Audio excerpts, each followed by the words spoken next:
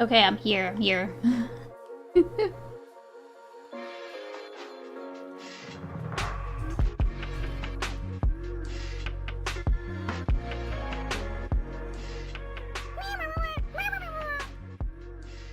Hello, good morning. Good morning, good morning. McFiston, thank you so much for the resub. Holy shit. I appreciate that, the bean stream. Let's see who's in here. We've got Noid Avoided. Deez, welcome in. Polar, this is the best night of the part of the stream. I hope she takes her time. Welcome in, Parse. Yes, I am late. Aeon, welcome in. Good morning. Yes, I have made my coffee. It is, let's see if I can show y'all.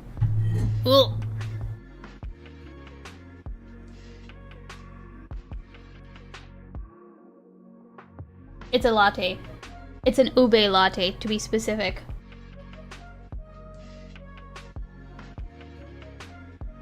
What Globby said was absolutely foul. He called me a slut.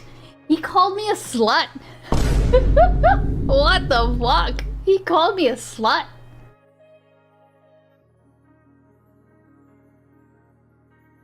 Ube back at Trader Joe's? I didn't know that they had ube at Trader Joe's. I usually get like, you mean, okay, hold on.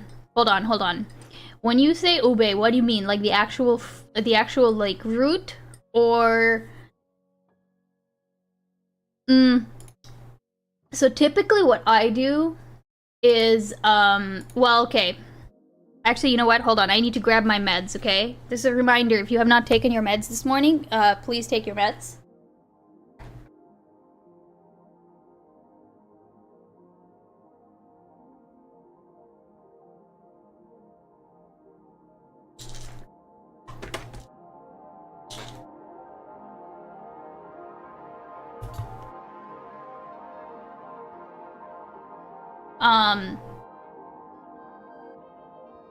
Okay, so normally what I do is I buy ube extract. Or that's what I've done in the past. I have since learned that the ube extract that I used is not actually like made from ube. It's like artificial ube.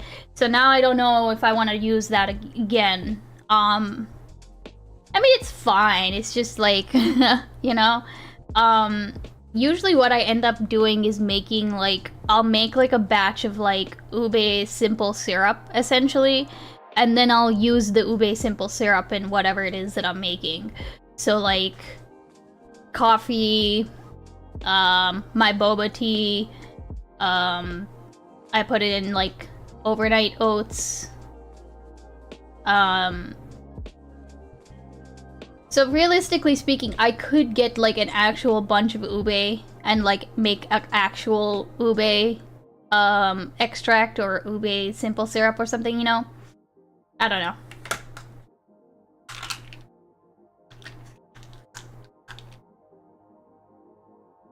I haven't decided. Hey, Kuya, my stupid, welcome in.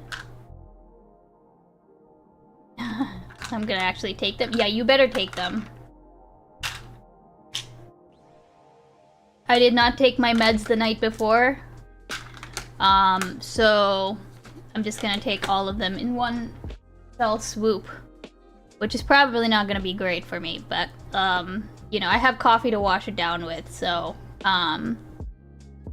well, let me actually drink this with water. Oops.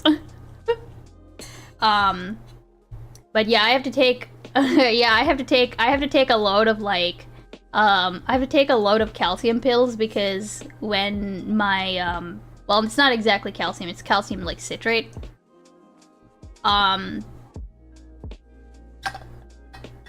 Beans speaks the language.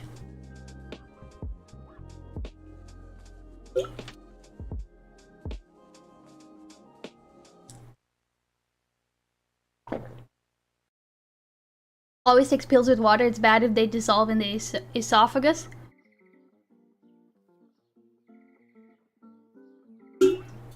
I usually do take it with water. What I mean by wash it down, Eon, is that, like, especially if I, okay. If I, okay. This really should be a punishment for me not taking my night meds in the night. But if I don't take my calcium pills in the night and I have to take it in the morning with the rest of them, I've tried different combinations of this and it always ends up being the same. I think it's like it's the calcium citrate pills. Basically, I'll get, like, the weirdest, like, not after burp, but, hold on. What's the word?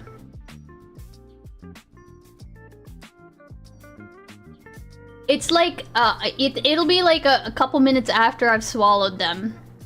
And you get, like, it's not a regurgitation at all. It's just more like the air reflux?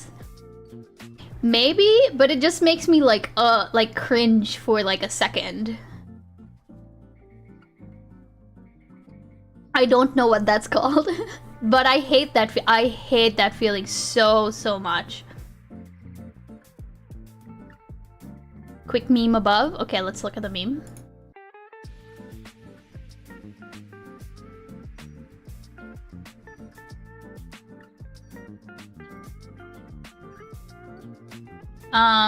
Oh wait, I thought this was the,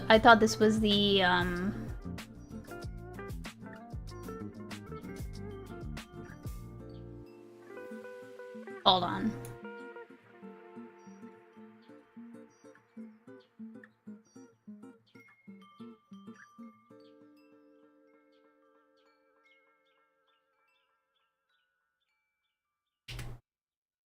Okay, what's this? Oh my god, stop. Blue-haired they-them vandalizing a Tesla.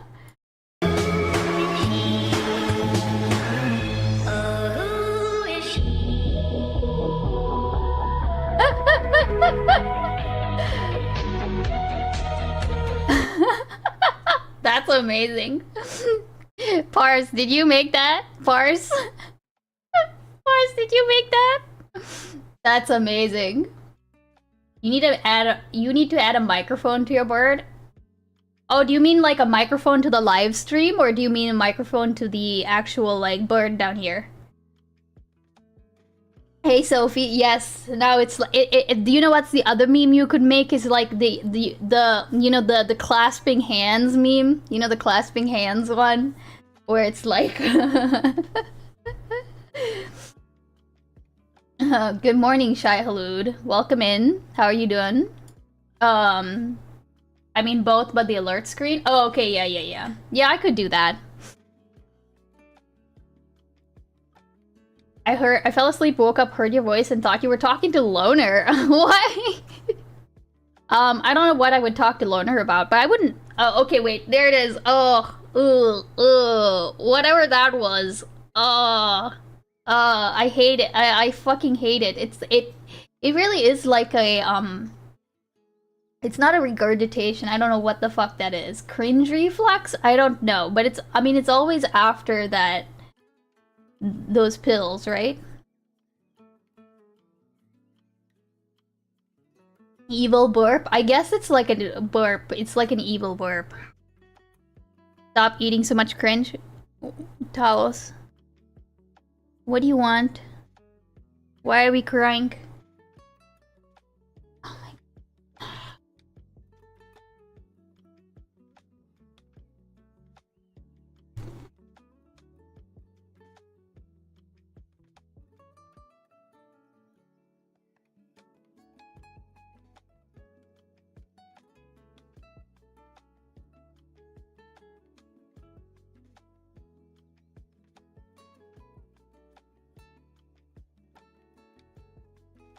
I was telling Mr. Beans actually that Talos is actually a very nice size. You know, he's not too big, he's not too small, he's like a very good, comfortable, like, arm baby size, you know? Like, Hermes is a massive motherfucker. Like, you can hold him comfortably, but he's so big, you know?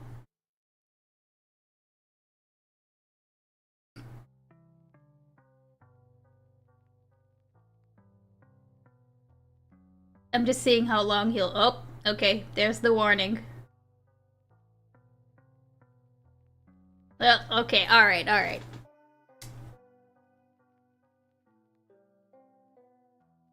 Yes, can you... What do you want to say? Yes? Do you have something you want to say? Okay. He's looking kind of evil. He is evil.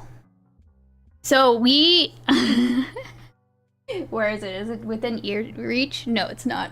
So we have realized that somewhere, somehow, one of these two have peed somewhere in the house. And it's essentially like one, we know of one spot where we cleaned it up.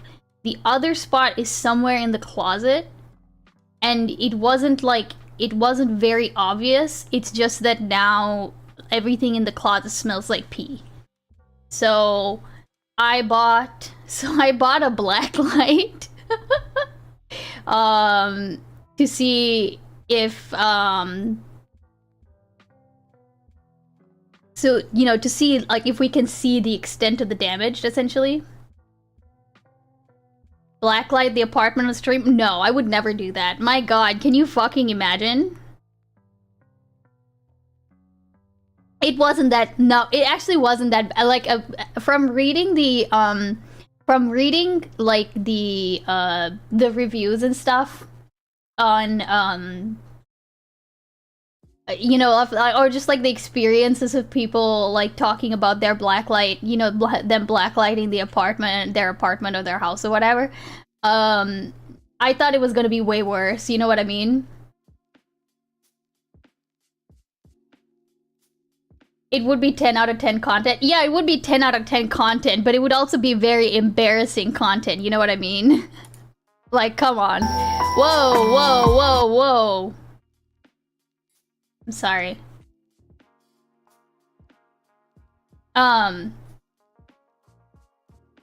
But also it would be, yeah, no. I think I'll leave that content to the likes of like Asmongold or Gappy or so on, you know what I mean?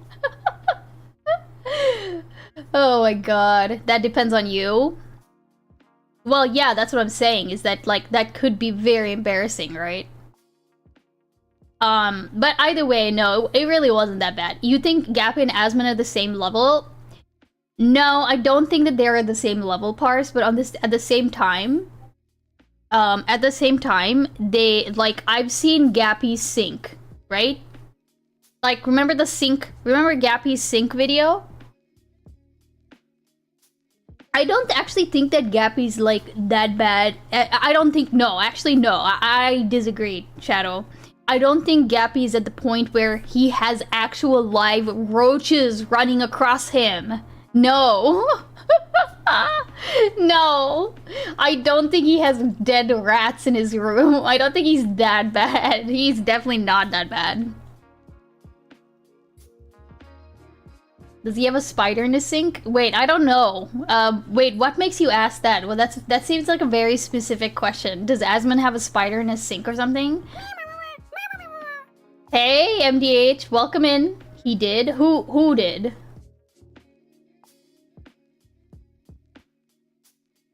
Thank you so much for the resub, too. There was a dead spider in his sink for years. Because he lives very frugally. Oh, Asmon. Wait, hold on. Are you... I'm not sure. Hold on a second. And he makes entertaining content. Oh, I mean, like, okay, I think... okay, to be clear, I think that both Gappy and Asmon would make that particular stream, like, 10 out of... It would be 10 out of 10 content. I just feel like if we're talking about which house would be worse, or at least, okay... It would depend. I think that Gappy would probably have like one disaster area, like the sink, for example, you know, or let's say the toilet, okay? But Asmon, I feel like Asmon would be overall the place would be horrifying, you know? Hey Mumbles, welcome in. Gappy would pay his mom to be his maid if he had Asmon money. Does he live near his parents? Why the toilet? Wait, Chodle, do you not know? Okay, so, essentially, if you pee standing up, you know, if you pee standing up, then you are splashing. There is a spray that's involved, and, most of those droplets are not like necessarily visible to the naked eye, but they will light the fuck up if you shine a black light on them.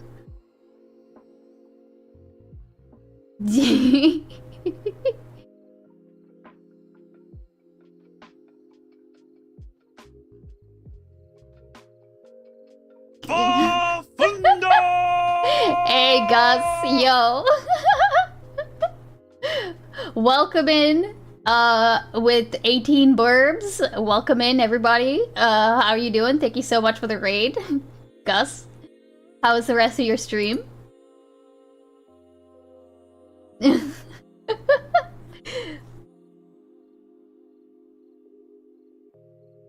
Everybody go follow Gust. He's a fellow content creator who doesn't talk about the degen topics that we talk about, but instead talks about does morning coverage of politics. We are talking about piss. Do I have a lurk? Yeah, wait, Para, can you try doing the lurk, because I've realized welcome in, by the way. Lurk. Wait, where are you? No, okay, wait. Can you unlurk real quick? I think I've identified the issue. Here, Para, can you type in this?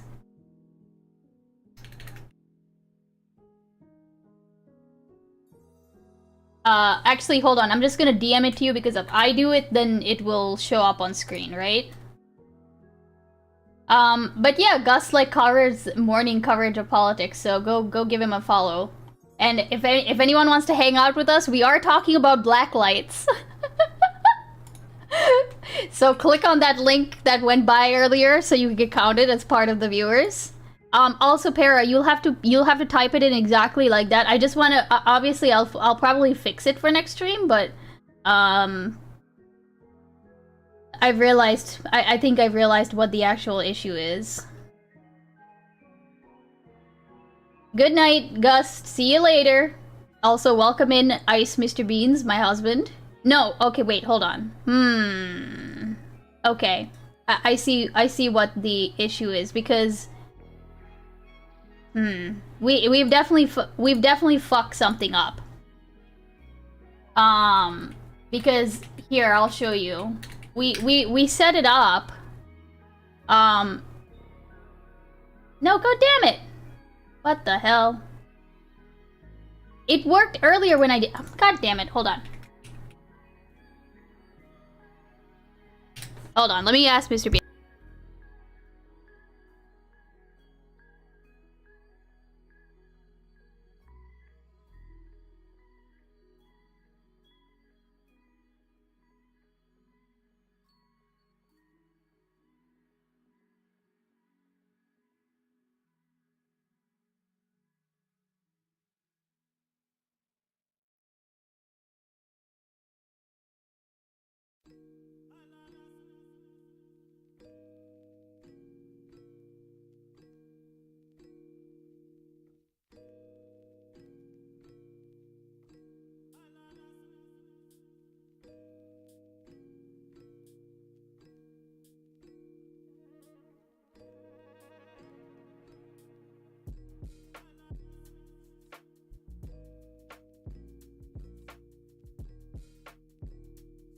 Alright, well, we're fixing it now. Whatever that issue is. But yeah. Okay, so yes, black light. Okay, and earlier, no, okay, so Cho, yeah, I know people, like, yeah, if you clean your toilet, then this is not an issue, right? I'm just saying that, like, I think that when most people,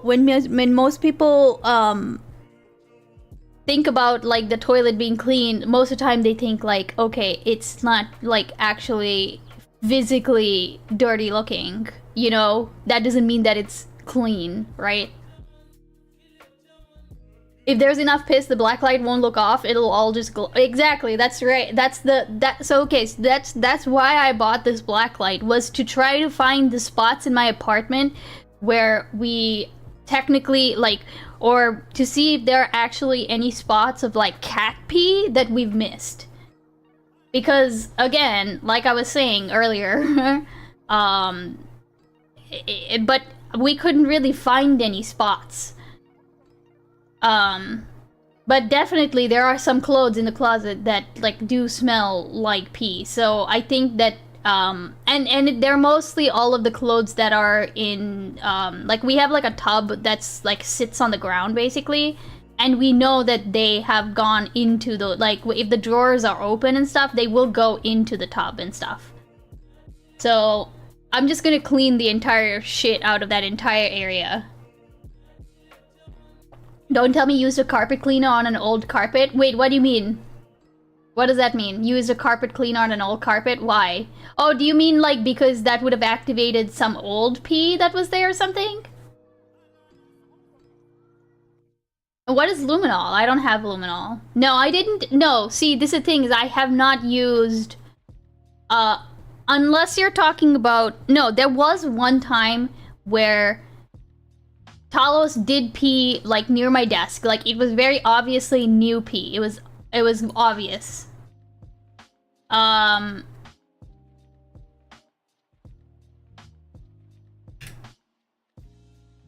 It can sometimes make the carpet smell like shit permanently. Luminol helps things glow under blacklight. Hey, Glitterbell! Yo, thank you so much for the raid. Welcome in, Bellas. How we doing? Beans, beans, beans, beans, beans, beans. Hey, little slippers.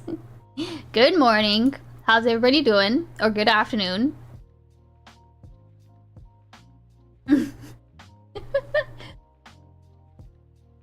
Here's the thing: is that at this point, like the black light is like, I mean, it's done its purpose. There's no like obvious identifiable spots of pee. You know what I mean? I'm fat and I can't breathe. What the hell was the first? But yeah, so I mean, I'm just going to like vinegar, like white vinegar mix, spray the entire area basically. Because I don't really, I mean, I have like actual carpet cleaner. I could rent one of those like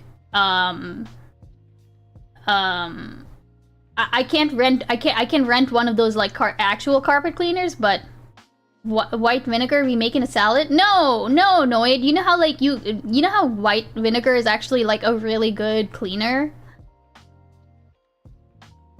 Like I'll make like glass cleaner mixes out of white vinegar. I don't know why I keep saying it with AV.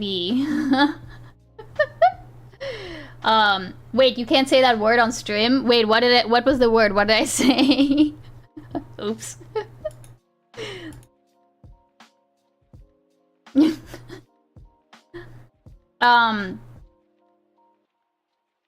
But yeah, so that's what I said. Oh no, what did I say?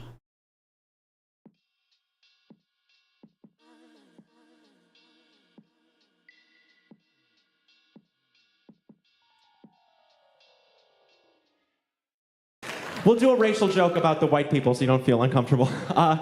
White people, we like the same foods. Favorite sandwich, peanut butter and jelly, macaroni and our favorite chips, salt and Wow. Who said it?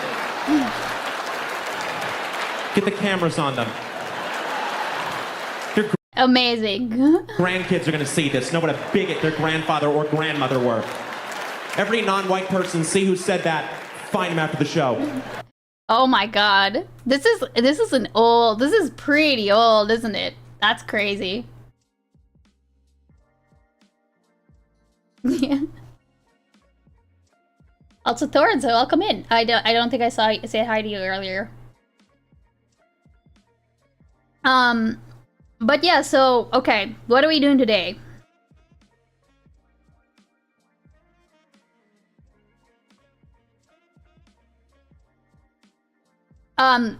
So today, I have a couple things that I want to watch.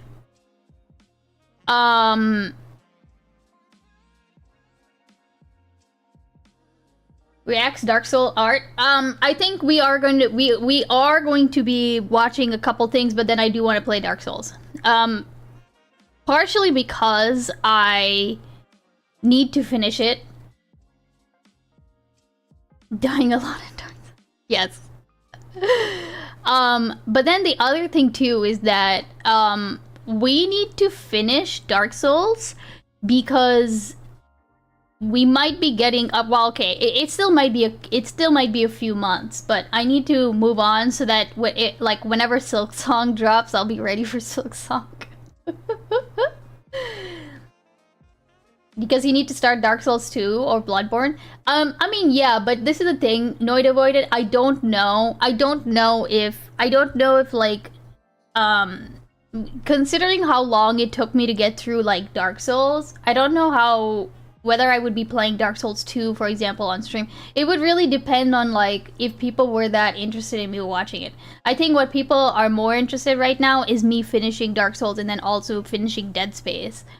So I might, do that, now that my computer can actually, like, handle Dead Space, right? They said 2025. I swear that game is gonna come out on 12/31/25. Well, see, here's the thing is, like, I would just be happy to get a date, right? Like, that's just it. So I'm doing scammed on my lurker? No, Parallax, shut the hell up.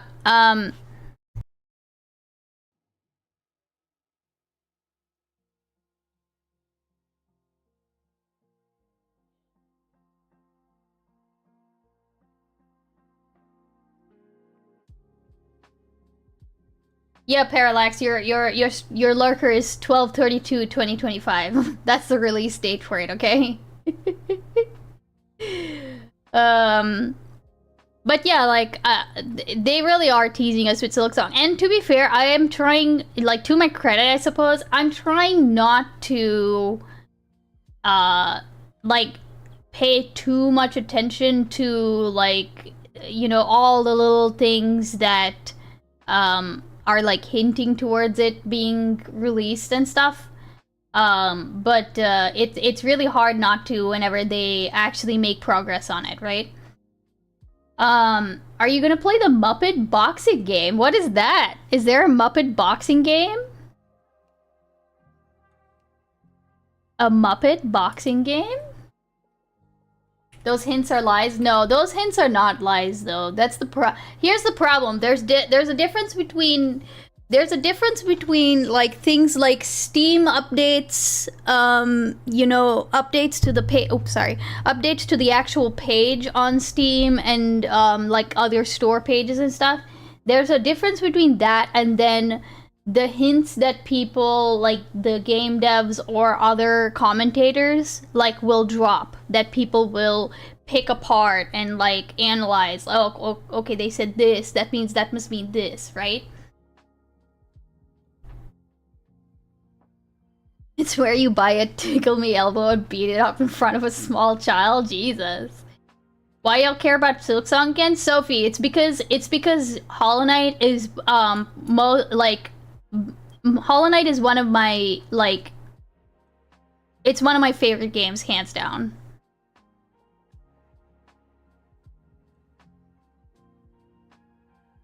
Like all of my like I have like it's like one of the few games that I have like plushies for. All like most of my stream alerts are sounds from Hollow Knight. Silksong has been shown on the Switch 2 in action already. It was part of it. Yeah, no, I know, Parallax, but here's the thing: is that like we still don't have like a release date, and that's what is. So that's why everyone's talking about it most recently, was because they made a couple of Steam updates like very like you know, in the last couple days essentially. And so people are anticipating, or they were anticipating, that either it would get announced at the Steam Fest, the Summer Fest thing from yesterday, or the Xbox game preview thing that's gonna happen tomorrow, right? So, like, that's why people, and then yesterday, basically, the announcer, and this is why people are talking about it, is because yesterday the announcer basically was like, oh, hey, before we show you that Silksong trailer, let's show you this one. And then they played like the Deadpool trailer. And then they never followed up with like the actual Silksong trailer or anything. So it was just like a really lame joke, basically.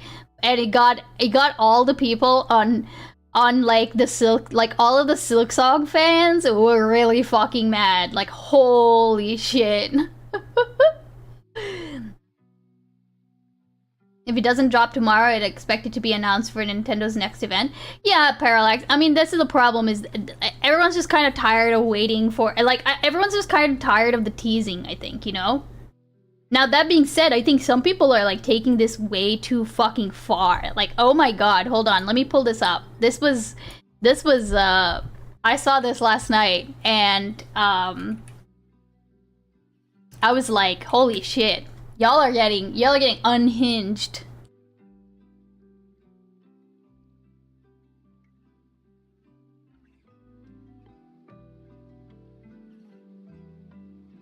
Look at this shit, dude.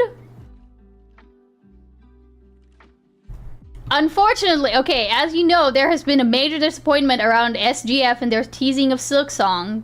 Unfortunately, some subreddit members have expressed death threats for Team Cherry, Leth, Jeff, and Ryan Reynolds. What the fuck? Don't go to a Deadpool subreddit with intent on spamming their community. My god. Fandoms are often the worst, yeah. Deadpool there's a Deadpool game? Yeah, apparently. That's fucking crazy.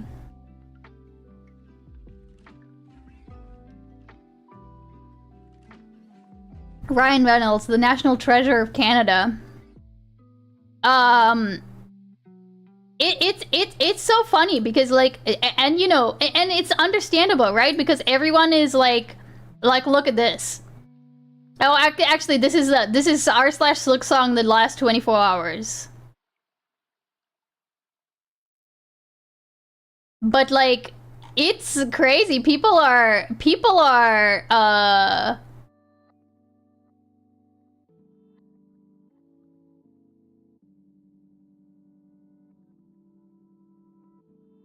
oh, interesting. Wait, really? Wait, hold on. Is this actually true? Personally, not a big fan of how this quote-unquote prank played out. We paid a hefty chunk of money to be featured in the Summer Game Fest, only for our spot to be taken by a different IP because their main character said so. Jeff, we would like to settle this privately, but you are ignoring our DMs. Please reach out to us as soon as possible. Wait, what the fuck? Oh my god. Wait, plot twist. Wait, plot twist. What is this? Oh, wait, is this real? Edit, wait, missed the silk post tag. See, this is, okay, this is the, oh my god, okay, see, this is the problem, okay? This is tagged with silk post, okay? And this is the issue with the Silksong subreddit. If there is a silk post tag, it means that it's a fucking satire. So what we just read was essentially fake news. Like, I mean, it's satire. It's to the point where I don't really like looking at this subreddit, right? Because I can't. I mean, even if they are tagged, I can't tell the difference between like the like real news and not real news. You know, especially when you see a headline like this. Hold on, I'll show you. Oh, here we go. Look, Hollow Knight Silksong has officially been announced at the Summer Game Fest 2025. You know, and it's like, I don't know. It's just really fucking annoying to look at, and like I hate doing it. I hate being, like, debated, right? Also, welcome in, Salty Squid. My teeth will fall out before we get Silksong. Toxic fanbase, or it really is. Harder Resi, welcome in. You read fake news, I just watched you do it, yep. I got sick of the Song of Ice and Fire subreddit during House of Dragons Season 2, so I get it. Wait, what? Why was that? I feel like that might have been for like a different was it just them shitting on like House of the Dragon or something? Alright, what is this link? Season 2 was bad. It was bad. For 12 years, we would get new announcement for Silent Hill, and then they'd announce a fucking skateboard collab. Oh no. Right, I see what you're saying. Yeah, the toxic fan bases can definitely ruin shows and movies and like games. Well, not so much movies, I guess, but games for sure. What kind of plant is that in the background? So here, I'll get it for you.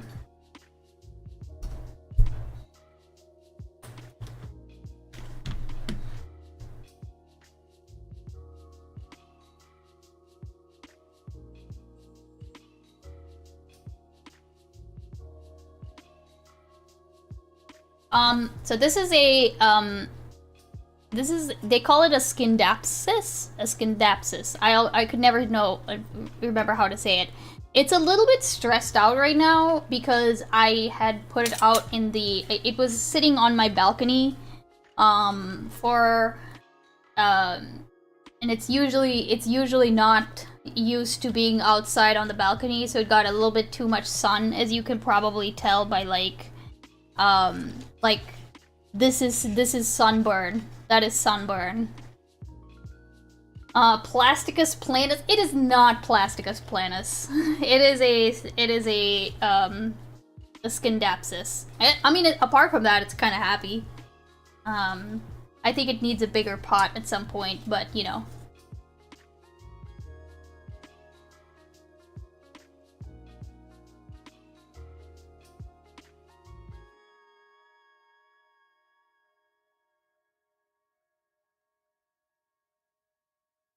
Plantus plantus.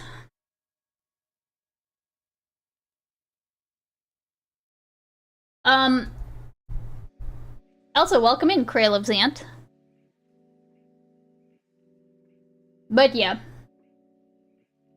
I mean, I guess like any kind of fan base would just by nature, I think also Silksong is also one of those fan bases that like they have become toxic because of their just the dearth of like information, you know, and just people cooking for years waiting for like an announcement or updates or anything. So I think that like Team Cherry had dropped the ball in terms of like not providing updates, you know what I mean? Not that it's Team Cherry's fault necessarily. It's just a combination of factors. Can you play the titty games? You know what I've actually been thinking of playing is like Hey Watsaku. Welcome in. Thank you so much for the resub. I appreciate it. Hold on.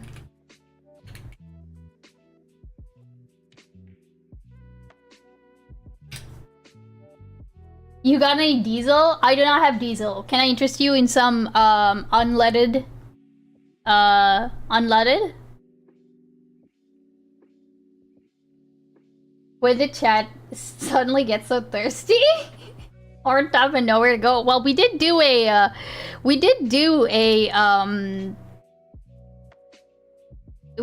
titty debate last week. Okay. I've actually seriously been considering playing this game on stream. It's called Hatoful Boyfriend. Okay. Congratulations! You've been accepted as the only human student at the prestigious St. Pigeonations Institute, a school for talented birds. Roam the halls and find love in between classes as a sophomore student at the world's greatest pigeon high school. Okay? Yes, do it. I just think it'll be very funny.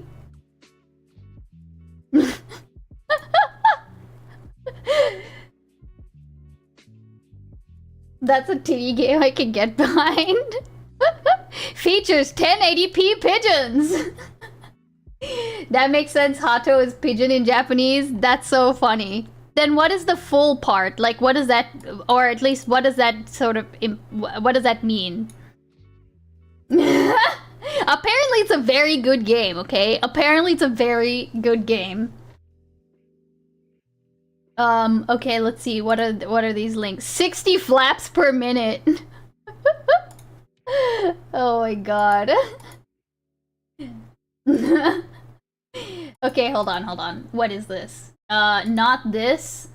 Oh no, I will never be playing this. My god, this is okay, I think this would actually be, like, I don't think we could play this on stream, I'm pretty sure. We cannot play this on stream. Not that I would want to. To be painfully clear, I would not want to play Nico Para on stream. This is in fact a very icebeans coded game. What is this? Oh, what is this? I'm assuming you were talking about the Hatoful Boyfriend. What is? Wait. Okay, hold on. What is this? This girl applied a drop of eye drops to her eye. She never expected that the moment she did, everyone would turn to look at her. At first, she thought there was something on her face. She quickly pulled out her phone and checked the camera. But then she noticed even the students sitting behind her were staring straight at her. Their expressions were blank, eerily still. They didn't even blink. The silence in the room grew heavier. An unsettling feeling crept over her. Panicked, she rushed out of the classroom. But the moment she stepped into the hallway, it happened again. Every student she passed turned their eyes to her, no matter where she went. People's eyes followed her, unblinking. She couldn't understand why. Freaked out, she ran home. But just as she turned on the TV, something even stranger happened. Even the actors on the screen seemed to be staring at her. That was the last straw. She shut the TV off immediately. The next day, she went back to school as usual. But while walking through the hallway, she accidentally bumped into a boy. Her bottle of eye drops slipped out of her bag. The boy, being kind, quickly picked it up and handed it back to her. As she walked away, something clicked in her mind. That boy, he hadn't looked at her like everyone else did. After school, she found him and asked, "Why aren't you staring at me like everyone else?" The boy pulled something out of his pocket. It was a bottle of eye drops identical to hers. Then, he explained, "This is a special kind of eye drop. Once you use it, it tricks your mind into thinking everyone is looking at you. But in reality, no one actually is. The only people who aren't affected are those who have also used it." He had used the same eye drops before. That's why he could look away. But the truth was, everyone had been looking in their usual directions all along. It was all just an illusion. The effect would eventually wear off. And when it did, everything would return to normal. Hearing this, the girl finally let out a sigh of relief. But then, curiosity got the best of her. Why would someone even invent something like this? She asked. The boy gave her a patient smile. Because some people have felt invisible.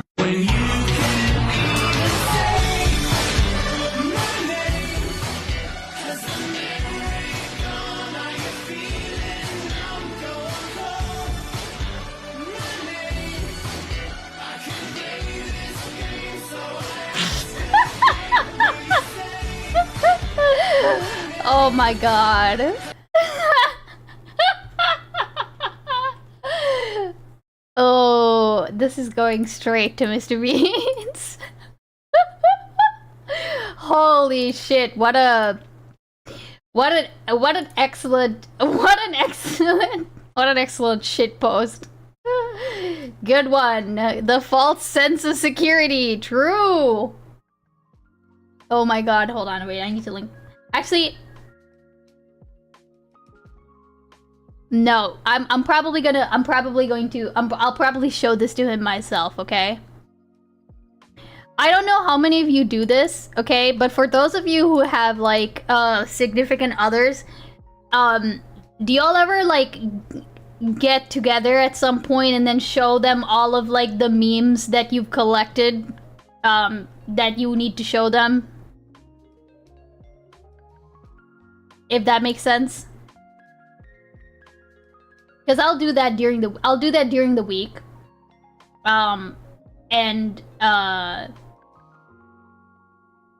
Then like whenever we do link up, I'll show them all. Like there'll be a point in time where we're just like chilling out, right? And then I just go through all of my like saved links and whatnot, and show him the stuff that I hadn't shown him since the last time. Isn't that the definition of a healthy relationship? Well, yeah. Not doing that is grounds for divorce? Oh my god. Okay, wait, hold on. What was I? Oh, right, okay, I'm supposed to pull and rebuild the, let me do that real quick, the bird box.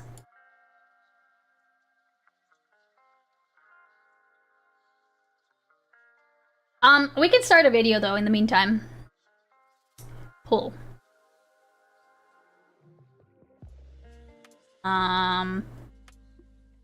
Then Needy.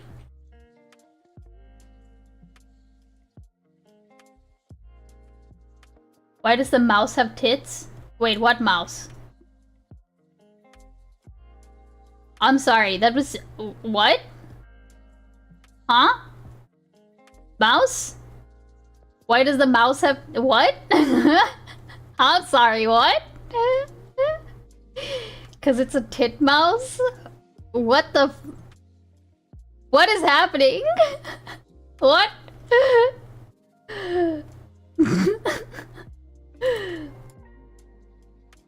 What is actually happening? Okay, bird box. Opening up the bird box.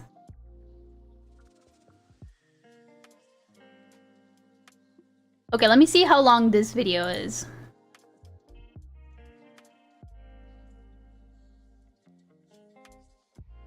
Do I look like a depressed? Oh my god, it's an hour long. Oh god damn it. It's an hour long. Oh, okay. Ooh. It's an hour long. Okay, so there's a new daily dose of Gappy, but it's an hour long. I think this is even with all the cutting and stuff, right? Oh, I'm gonna have to I'll probably save this for when we actually do have like an hour-long video slot, you know? I gotta go to bed. Have a good stream. Thank you. Thanks for stopping by, MDH. Have a good night.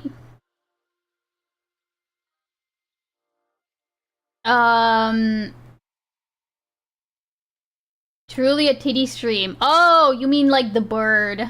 Wait.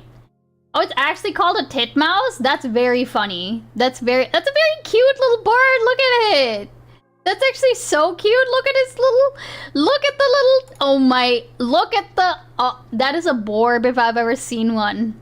Look at this fucking heckin' cute bird. Holy shit. That's so adorable. Like, I love that little color under the wing, you know? Like, just all of the colors are just great. Very, very cohesive colors, right? The little tuft is great. That's so cute. My daily dose limits of Gappy is only 2 minutes. How did I know this and I don't even have an affinity for birds? Well, I just didn't know that if this one was called the tufted titmouse. That's it. I can't figure out that meme is a final scene referencing something in particular, or is it a random zoomer humor? Cheeto, I think Watsaku might be able to explain that better. Gotta step your game up, Beans, you're getting rusty. I am getting rusty. I need to play more, Wingspan, I guess, you know? Has anyone here played Wingspan? It's a great game. It's about birds. It's a great game. Cheeto, I'll DM you. Yeah, DM me too. DM me the explanation too, so that I can explain it to other people, because I don't know if I can explain it to other people. Okay. Birds not real? No. Crail of Xanthu, that's not allowed on my stream, okay? That's not allowed. That kind of propaganda isn't allowed, okay? I have a bird mom friend and she just had an actual kid and she describes the kid this way she describes birds and it's amusing. That's very funny, actually. I played Project Wingman, but I think that's different. No. Wingspan is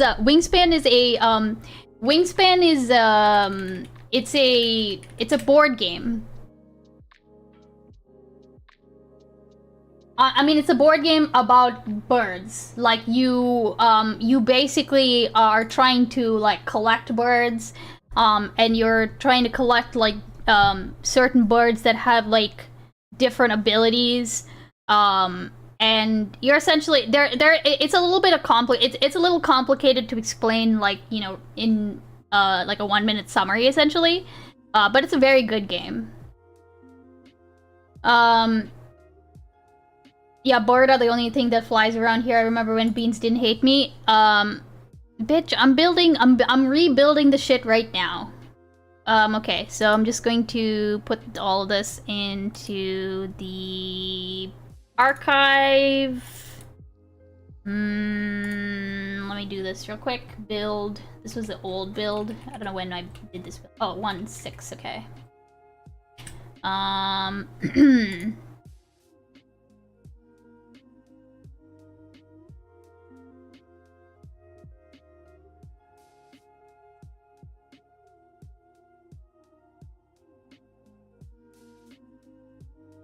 Cut. Post it in here, and then... Okay, I'm sorry, y'all. Everyone, I do have to kill the bird box for a second. Because I'm rebuilding it. Build, let's see.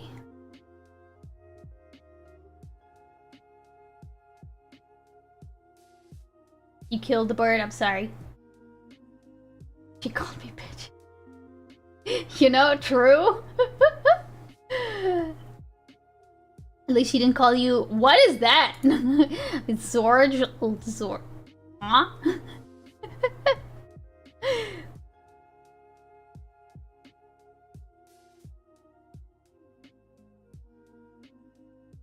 Sorry, I'm just rebuilding the box. I'll pull up an actual video in the meantime. Okay. Oh, my ice beans alert did go off as intended. A funny. Oh, what is this? Okay. Aliens. Okay. Okay. Let's see if this works.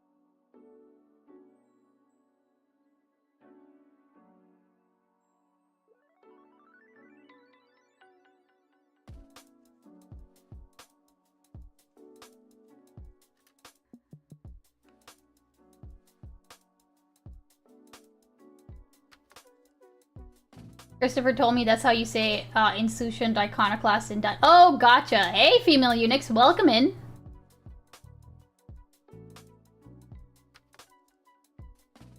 Ooh, okay. Actually, this might be a good one to start us off with. I don't know how long it will take. Let's see. Oh, that's not too long actually. Okay.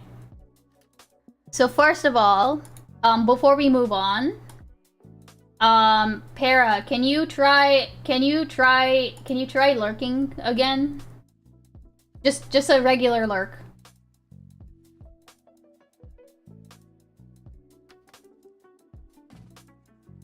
There you go. Oh my god, it's so small. Oh my god, oh, I have to fix that. Yeah, I love how he's going backwards. It's teeny. Yeah, no. We'll fix the size, and I guess the fucking direction is killing me, dude.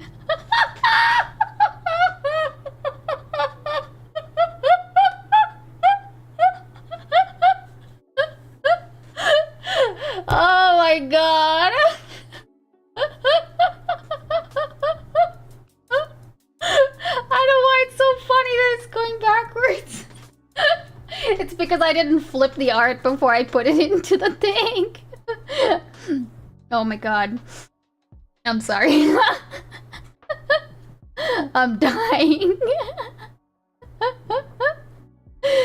Oh. Oh, I'll make it bigger, buddy.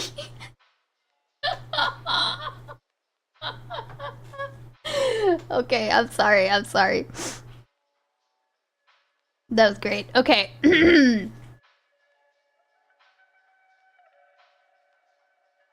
Okay.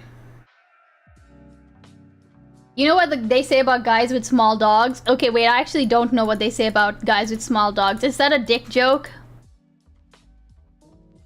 Because I don't actually know. Oh, but yeah, one more thing before we go.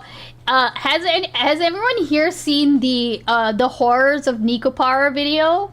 Has everyone here seen that? I feel like I don't remember if I watched that on stream or what. Or if I just showed that to other people who watched it on stream.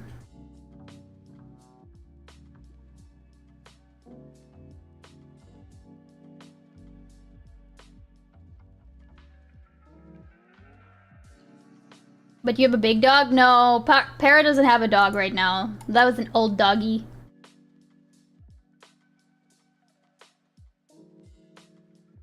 I know that's bullshit because I had a small dog. McFiston. Maybe revealing things that maybe you don't want revealed. My lurker looks like a tiny bulldog is wiping his ass on a carpet while flying.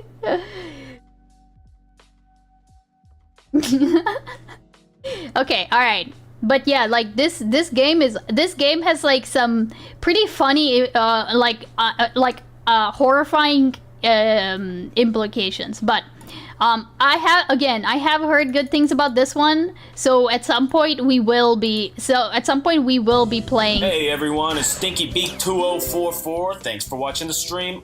Don't forget to subscribe and follow me on Twitter. This f***ing mic never works. Okay, just getting set up here to stream some Hatterful Boyfriend, a game where you find love at a school for birds.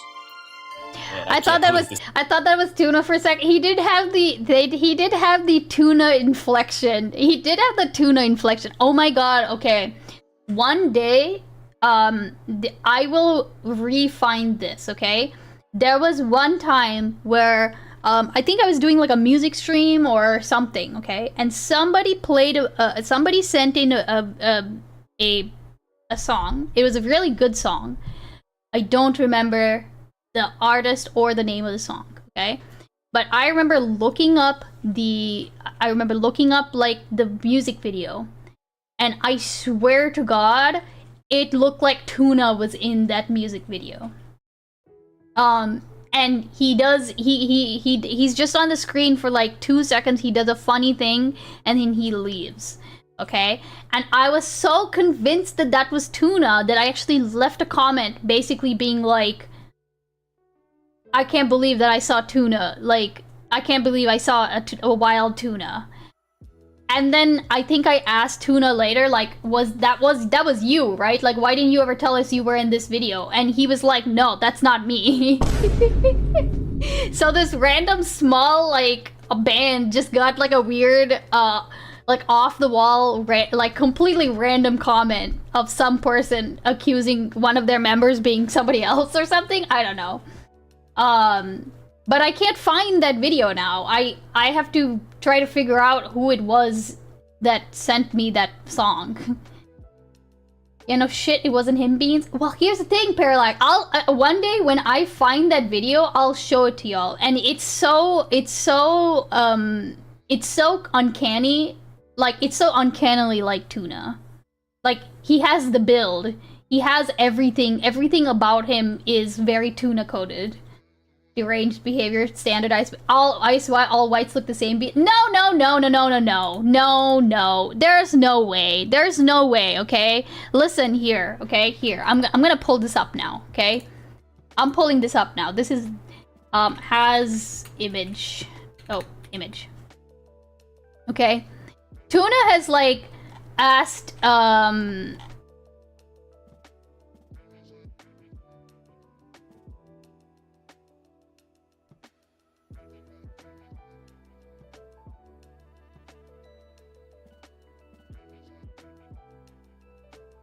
everybody knows a person who looks like this,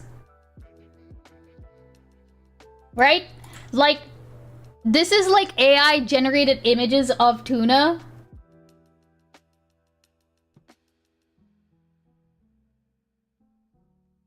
Like, people who just have like similar, like this general appearance is my point.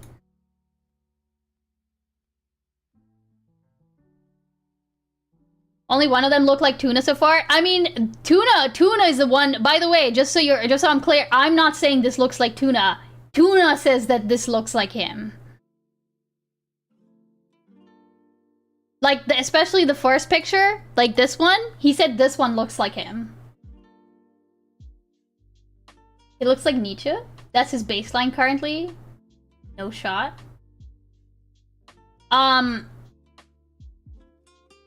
Okay, wait, what did... I'm sorry, I missed, Did I miss something? Wrong, I said it about the first. This one? Oh, this guy? Wait, you sent me a bunch of... Tuna, you sent me a bunch of pictures, and it was under the context of these vaguely look like me. I think like this one, I think I remember you saying, this one was the least... the one that least looked like you. Blatant lies? Oh my god, Tuna Chip. Holy shit. Betraying me in real time. I was saying AI is too good. Oh, okay. Was it that you had, was it that you had, like, just input a description of who you were, and that's what they generated?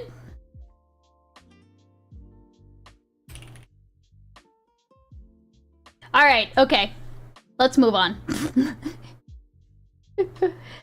Okay, so, we are gonna watch this. It's called The Nice Paradox. Seem immune to getting cancelled. Oh, okay, shh. You know how some people seem immune to getting cancelled while other people's careers never recover? Ellen DeGeneres. Hold on. Was that just glitching out for somebody? Okay, hold on. You know how some people seem immune to getting cancelled while other people's careers never recover? Ellen DeGeneres and James Corden, for years, these people were known as the nice guys of Hollywood. You know, they were the down-to-earth ones, the self-aware ones, self-effacing, the not like other celebrities. But all it took was a little push for their curated public images to come crashing down, and they fell off the map. Meanwhile, people like Trump and Kanye stay controversial but remain relevant. In fact, the problematic things that they do sometimes even only strengthens their brands. But why? What is the difference between people who get cancelled and never recover, and the people who just keep bouncing back up again, like one of those wavy car dealership guys? That is what we're going to explore in this video, and the answer is kind of surprising. But disclaimer before we get into it, I was a bit nervous about filming this video because cancellation is a red hot and complex web of a thing. I mean, there are millions of factors at play: social dynamics, racial dynamics, power dynamics, and I just can't cover them all in one video. So wait, even more? Okay, hold on. I need to go to the... Today, I just want to clarify that we're looking at this through a very specific lens, and that's through the lens of branding. Why some brands survive scandals and others don't. I'd really love to hear what you think in the comments, and if you're sitting there asking yourself, who is this random Australian to be answering this question anyway? I'm a former national radio host, and I've interviewed people like Billie Eilish, Youngblood, Grimes, Juice WRLD, Robert Pattinson. I've spent a lot of time up close with celebrities, studying what makes them iconic and what makes them controversial. And now I use this channel to break it all down to help you find your thing, so hit follow if you want to come along for the ride. Now that's out of the way, part one. The Gap. When I first watched the movie Get Out, I decided that it was one of the best movies of all time. If you haven't seen it, spoiler alert, but the story follows Chris, a black man. Beans, I'm trying to watch this video. Shut the fuck up. Okay, Parallax, I'm gonna tell you right now, if you're here to watch this video, you're gonna be in for a very bad time. Have you ever watched one of my streams? I derail so often that we have a focus redeem. My Vyvanse hasn't kicked in yet, Parallax. Chat, he doesn't know. Oh, guys. He doesn't know. Who goes home with his white girlfriend Rose to meet her parents for the weekend. In the beginning of the movie, Rose is sweet and kind and nice and pretty normal. But as the story goes on, we realize that Rose and her family are running an operation that traps black people in a hypnotic state so that white elites can take over their bodies. And Rose, who we thought was nice, is actually... What? Wait, is this the plot to the... What the what? Is this a plot to a fucking Tomorrow's Teachings video? You've never seen Get Out? No! What the hell? What? It's like an Ico stream, but less stoned. Oh my god, yes. Shahilud, sometimes I will put on Ico streams just so that I can fall asleep because... LMIO, the Gust X, O,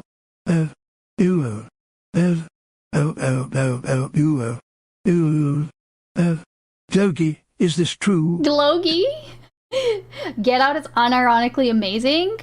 I'll add it to the list as a think piece and as a horror film. Okay, is it like a horror comedy? That's very fun. Okay, also the Lurker Zone 2. Sorry, I forgot. Okay, all right. A predator. She's been luring victims into this trap for years. It has some dark armor, but no. There's this one interesting scene where we realize just how evil she is. Her voice and her affect change, her eyes go cold and hard, and it's like in that moment her carefully curated image is ripped out from completely under straight. us. That's interesting. She drops the mask, and that's when we see it. We see her gap. Now, what do I mean by her gap? There's a sociologist named Irving Goffman, right? And he coined the concept of a front stage self and a backstage self. Your front stage self is the version of you that you present to the world, curated and polished for public perception. Your backstage self is who you are when no one's watching. You could say the real you. In Get Out, there's a massive gap between Rose's front stage self, who is caring and sweet and kind, and her backstage self, who is an evil monstrosity. And it's not until we see the real her that we realize what we thought was the real her was was all a performance. Jordan Peele, who's the director, understands that the gap between the front stage self and the backstage self is one of the most shocking horrors of all, because it taps into such a deep psychological fear, and that's deception. Humans rely on pattern recognition and social cues to assess who's safe in our environment and who isn't. And as long as we've been around, there have been warnings about these kinds of people. I mean, I'm not religious, but even I know that passage from the Bible where Jesus says, "Beware of false prophets who come to you in sheep's clothing, but inwardly are ravenous wolves." I mean, my dude kind of snapped with that. This idea of the wolf in sheep's clothing or being deceived by those who walk among us is an old and primal fear. And for this exact reason, you often see it used as a tool by screenwriters to write compelling villains. Like Oliver in Saltburn. His front stage self is a shy, socially awkward student. His backstage self, obsessive, manipulative sociopath. Amy Dunn in Gone Girl. Front stage self. Oh my god, Gone Girl. I remember Gone Girl. That was a fucking wild ass movie. We watched Gone Girl, and then we watched like I believe it was like Hector in the Search for Happiness. And I remember we started watching it, and immediately that actress appears on screen. Obsessive, manipulative sociopath. Amy Dunn. Right, her Amy Dunn. Like, she appears on screen, and I immediately go like, no, because of how, I mean, it's just too different. It was too soon, honestly. I was considering whether or not I was going to do movie night tonight. If you want to watch Get Out, I'm down. And that would not be a bad idea, actually, Parallax. That's a good idea. Especially if I'm not, depending on what time you start it, you know? Drop a line in, like, the general, in Discord, and we can, like, set it up, whoever wants to come, whatever, you know? But yeah, like, 8 p.m. EST is when start. Oh, okay, that's fine. Put that in the Discord anyway, or just, like, let people know, hey, we're watching this, you know? But a primordial fear. This gives a totally different meaning to the word backshots. In Gone Girl, front stage self, the perfect victim. Backstage self, the evil mastermind who orchestrated her own disappearance. Lotso from Toy Story 3, front stage self, a cuddly strawberry-scented teddy bear. Backstage self, a ruthless, manipulative dictator. What makes these characters so hateable isn't even necessarily their actions. It's their actions in the context of their gap, who we thought they were. What stings the most is the betrayal, the incongruence. And this is the first clue to why people like Kanye and Trump can't be cancelled. And I'm going to show you how in a second. But first, let's look at some people who can be cancelled. Part 2, the wolf in sheep's clothing. Ellen spent years carefully curating her niceness. She did all the things that nice people do. She danced, she talked to cute little kids, gave away giant checks. By 2010, Ellen's show motto was literally, "Be kind to one another." Ellen's frontstage self, her brand, was pure niceness. But then came the odd whisper from former employees about what it was like working for Ellen DeGeneres. Toxic, phony, hypocrite, liar. That's what she... Jesus, you know, I've been hearing nothing but, like, stuff about Ellen lately. Like, I even heard something, I didn't get a chance to look into this at all, but I've even heard something about, her, possibly getting, implicated in the whole Diddy stuff. I'll put something in general, I'll put a link. Yeah, that's fine, Parallax, that's perfect. That's amazing. She is. Also, as an aside, this is what I'm gonna be working on today, is this emote, okay? It's basically gonna be my like my emote, and obviously it's gonna be cropped, right? But let me see. Yes, that's it, female Unix. I wanted it to be it's really funny because I showed this to Cho, and he immediately asked me if it was inspired by Baldy Ree, and I don't know how he saw it, but he did. I don't know if we have Baldy Ree. Do we have Baldy Ree? I wanted it to be a mashup of like Baldy Ree and the Ellen was at the baby oil parties? Well, apparently that, okay, again, that is a rumor. We can look it up later. Oh yeah, we do have it. We do have it. We do have it. Okay. All right. Weird vibes that we could pick up between her and her guests on the show. Well, I didn't even know you liked me. Of course I like you. You knew I liked you. You've been on the show many times, and don't I show like? Yeah. But I did invite you and you didn't come. And in 2020, when a story broke on BuzzFeed, accusing Ellen of fostering a toxic environment on The Ellen Show, her former employees described incidents of bullying and sexual harassment and racial insensitivity. That's when Ellen's backstage self was fully revealed to us. And along with it, her gap. Ellen, who built her brand on niceness, it seemed, was actually the opposite. Now, I just want to say, the term cancelled itself is controversial. Does it even exist? Did it used to exist, but now we're kind of past that as a society? But for the sake of this video, let's say we're defining cancellation as the act of being publicly rejected, boycotted, or having support withdrawn due to a perceived wrongdoing or socially unacceptable action resulting in professional or personal consequences. Okay, wait, the allegations come up as fake, like when local live girls say they were abused through the computer screen because their pay pig didn't give them as much money for a feed pic as they wanted.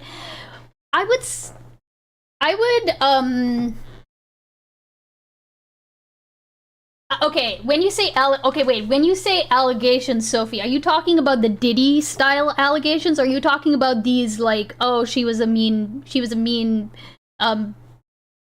like fugly slut type allegations?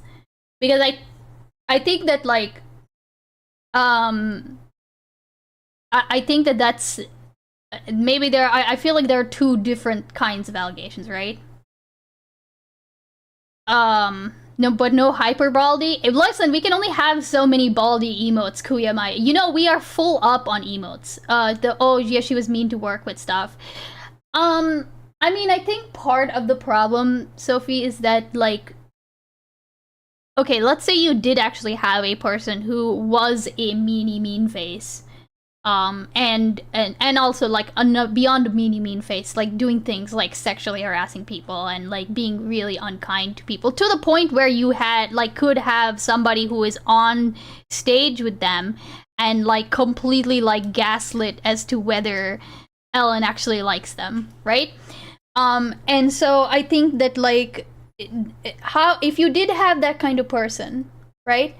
And you were either working with them, or like you were working for them, or you were collaborating with them and whatnot, and everybody around you is like, you know, nobody wants to like cancel her, even though what you're seeing is like some real like ugly shit, right?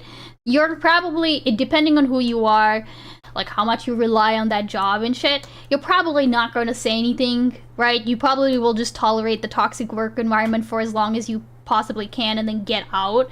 And then you might tell some people about it, but not enough people to where anybody could actually like push back on you, you know? Or say like, what do you mean? This is crazy.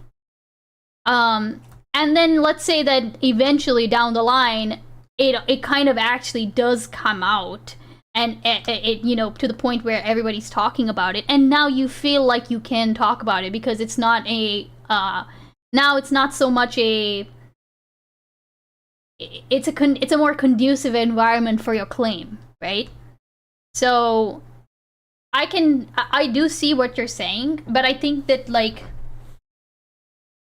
this is the tricky part, is when you actually have a situation like this. I can see how all of these claims coming out like in a sudden rush, kind of, as it were, like it could, that would be how it goes. Does that make sense? Didn't Lizzo do something way more fucked up, basically pressured staff to do sex acts publicly or some shit? I heard about, I like know that there are some Lizzo accusations, but I don't know too much about it, McFiston. Just saying. Hey, if you link me the hyperbaldy, we'll go to, I can go through and I'll add it to the border crisis, okay? I have a whole here, I'll show you.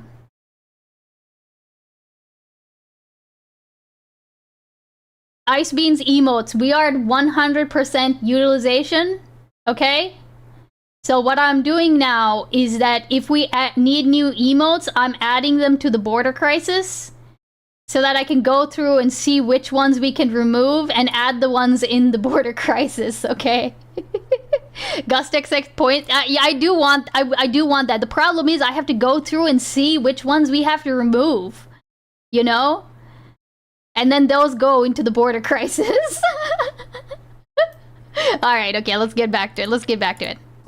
And let me add this. I see cancellation Lizzo's as just 10 ice beans in between a trench coat. temporary True. and a permanent fall from public favor. With all this in mind, I would say that Ellen is one of the few celebrities who has seemed to stay on the more permanent side of falling from public favor. It's a similar story with James Corden. His front stage self, an affable guy, relatable, easygoing, family friendly. That is how we all knew him in his heyday. Until again, trickles of stories began to reveal his backstage self. There were reports of him yelling at directors and humiliating writers. One restaurant owner called him out for allegedly abusing his staff. The gap between the kind of guy who sings along to karaoke in the car and the kind of guy who yells at waiters, it was too broad, too I don't know anything hypocritical, about this too guy, to be contradictory. clear. And he has fallen out of public favor more permanently. I can show you countless examples like this. Lizzo built her brand on body there we go. positivity. So when her backup dancers accused her of allegedly fat shaming them, the allegation alone created a huge gap in Lizzo's brand. Blake Lively, Ryan Reynolds, influencer Anna Paul, all brands that were built on niceness and being affable and relatable. All of them have gaps currently being revealed. My point is that the amount that these people fall out of public favor, or the permanency of their cancellation, is proportionate to the size and the flavor of their gap. When someone leads you to believe that they are one thing, and then they do something that implies that they're actually the opposite, our brains tell us that that's not just a scandal. That is a personal betrayal. Because we believed them. They were hiding in plain sight. Deception is unforgivable. So what about the people who thrive in controversy? That's where things get interesting. Part 3.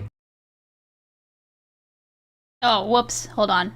Sorry, didn't The mean to do wolves that. in wolves' clothing. Have you seen a TV show called The Boys? I recommend if you haven't. But it's I've set not. in a universe where superheroes Wait, is this about to be a spoiler for The Boys? I hope she announces it at least.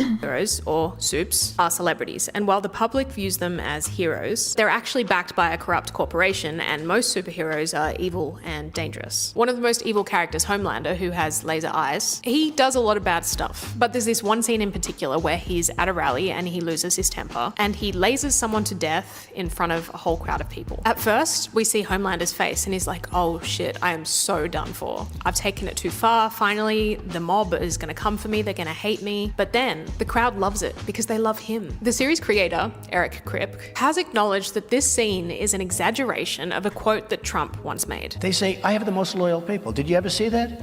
Where I could stand in the middle of Fifth Avenue and shoot somebody and I wouldn't lose any voters, okay? It's like incredible. And this scene in The Boys seems like a pretty ridiculous exaggeration. But is it? Depending on the circles that you operate in, you've probably heard this same thing said time and time again about Trump. How does he keep getting away with it? Back in 2016, people were sure that the Access Hollywood tape was going to be the end of him.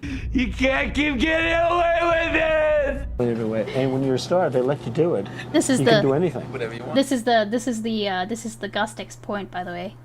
Yeah, Grab him by the pussy. But okay, he survived that. And then he was found liable for sexual abuse. But still, Smexual wavy car man, abuse. bouncing right back up again. These things would end the careers of most people, but they only seem to put wind up Trump's butt. Why? Because Donald Trump has no perceived gap. His frontstage self is pretty much his backstage self. He built his brand on being a womanizer, a rule breaker, anti-establishment. So these controversies and crimes only reaffirm to us exactly who he's told us that he is. They're congruent.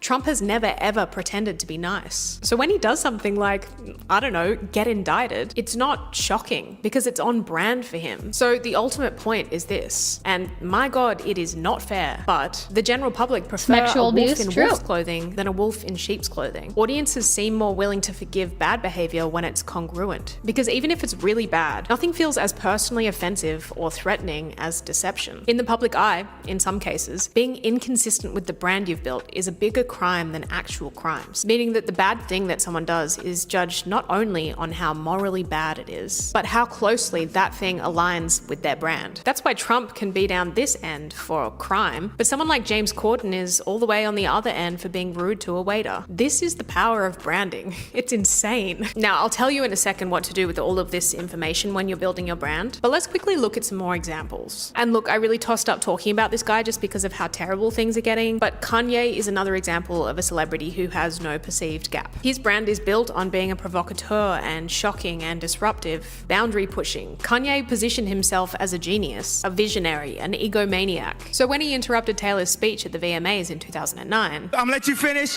but Beyonce had one of the best videos of all time. people were angry, but they weren't surprised because it fit into the character that he'd already established. Since then, he's continued to do things that spark massive backlash to the point where it's now devolved into hate speech, plain and simple. Most artists would never recover from one of the things that he has done, but Kanye still has supporters. Because of the way he's built his brand, no matter how terrible the things he say and does are, people will always just say, that's Kanye being Kanye. Yeah, sometimes his problematic actions will tank him a business deal or two, but they haven't erased his cultural impact. He's still discussed and relevant and listened to. Same with Elon, Azalea Banks, Gordon Ramsay. These people understand that building your brand on nice is one of the most dangerous things that you can do. Because unless you could be nice 1000% of the time, like Keanu Reeves, at some point, it's gonna bite you on the ass. So we get it. The smaller the gap, the less cancel. But what does this mean for your brand? Well, buckle up, because we're about to venture into your gap. Part 4.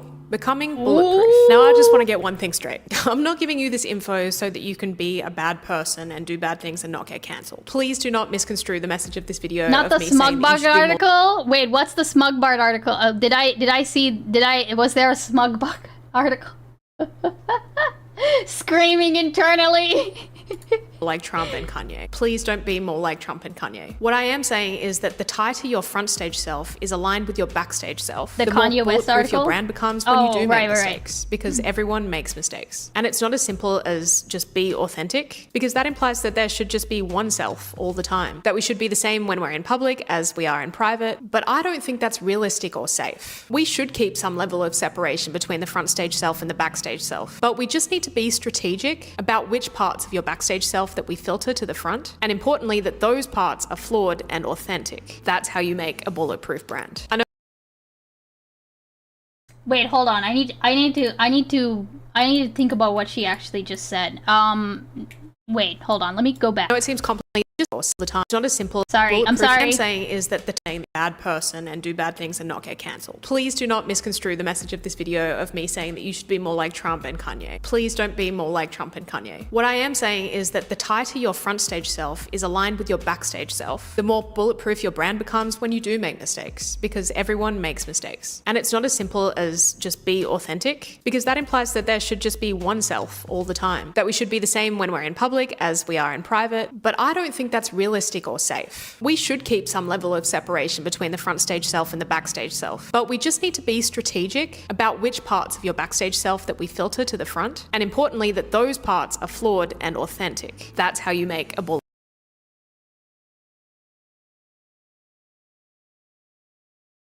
Okay. Be careful about what parts of your backstage self you let filter to the front, and those parts that do get filtered to the front have to be, did she say something inauthentic? Flawed and authentic? Filter to the front, and importantly that those parts are flawed and authentic. The tighter my what is? Also welcome in, Sen. Also, I'm sorry, Ali. You didn't say it like Gust. Ali Catel. I think he said it like the Latin pronunciation. Wait, what is that? Ali Catalis? Is it? Okay, wait. Ali, how's your name supposed to be said? I always say it, I think I say it the way that Rezi says it, maybe. The Ali Catales. Or, so somebody calls you Ali Catales and I've never been able to unhear that. Flaws make you authentic. Icebeans is an amazing person behind the scenes and a terrible person on camera. My fucking god, Sen. Not everyone allows a safe environment to be who you are.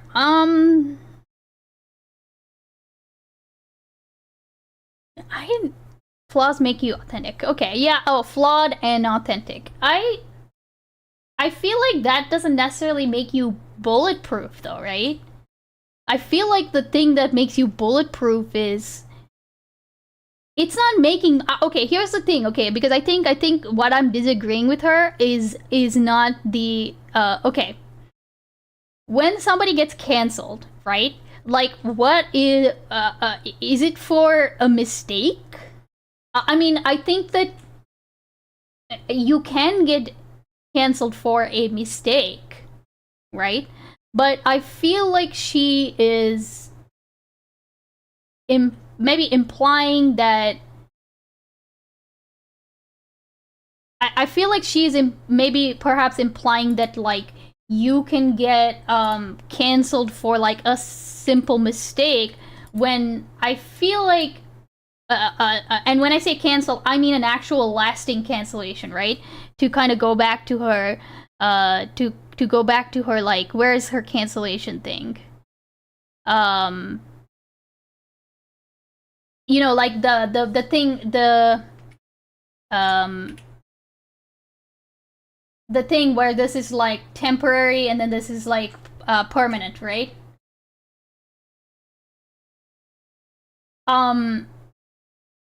I feel like a simple, like, one single mistake, one mistake, right, would put you, obviously depending on like the level of mistake that you do, but like that, I would say, falls more of like a temporary thing.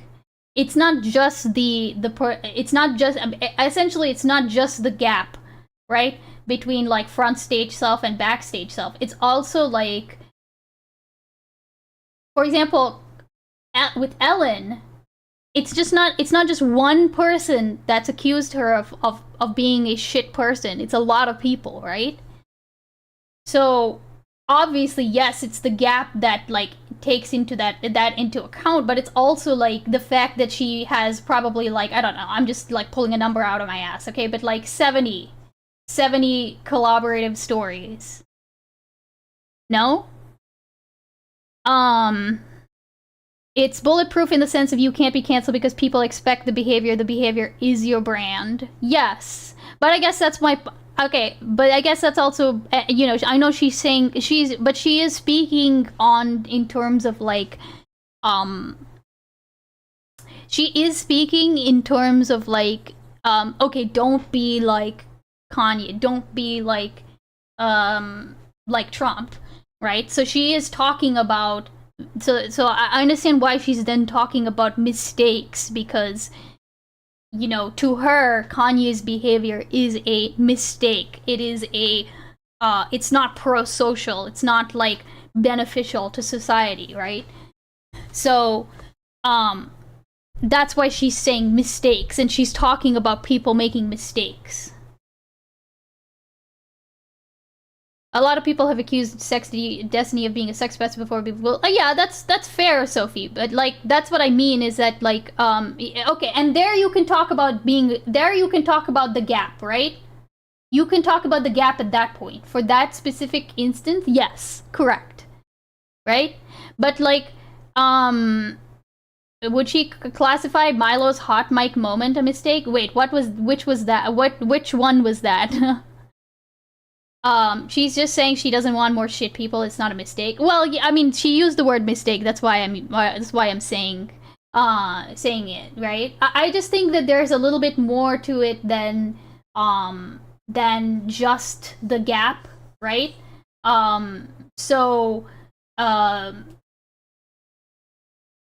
Reducing the gap, or I guess all I'm doing is like examining her claim that, like, in order to be more bulletproof, you just need to reduce the gap. You know? Wasn't she saying don't mistake her words saying be like Trump or Kanye, just be authentic in public? Wait, wasn't she saying don't mistake her words saying be like Trump or Kanye, meaning just be authentic in public and not act like them? Wait. Ooh, hold on. I think my brain is shorting out on that sentence. I'm sorry.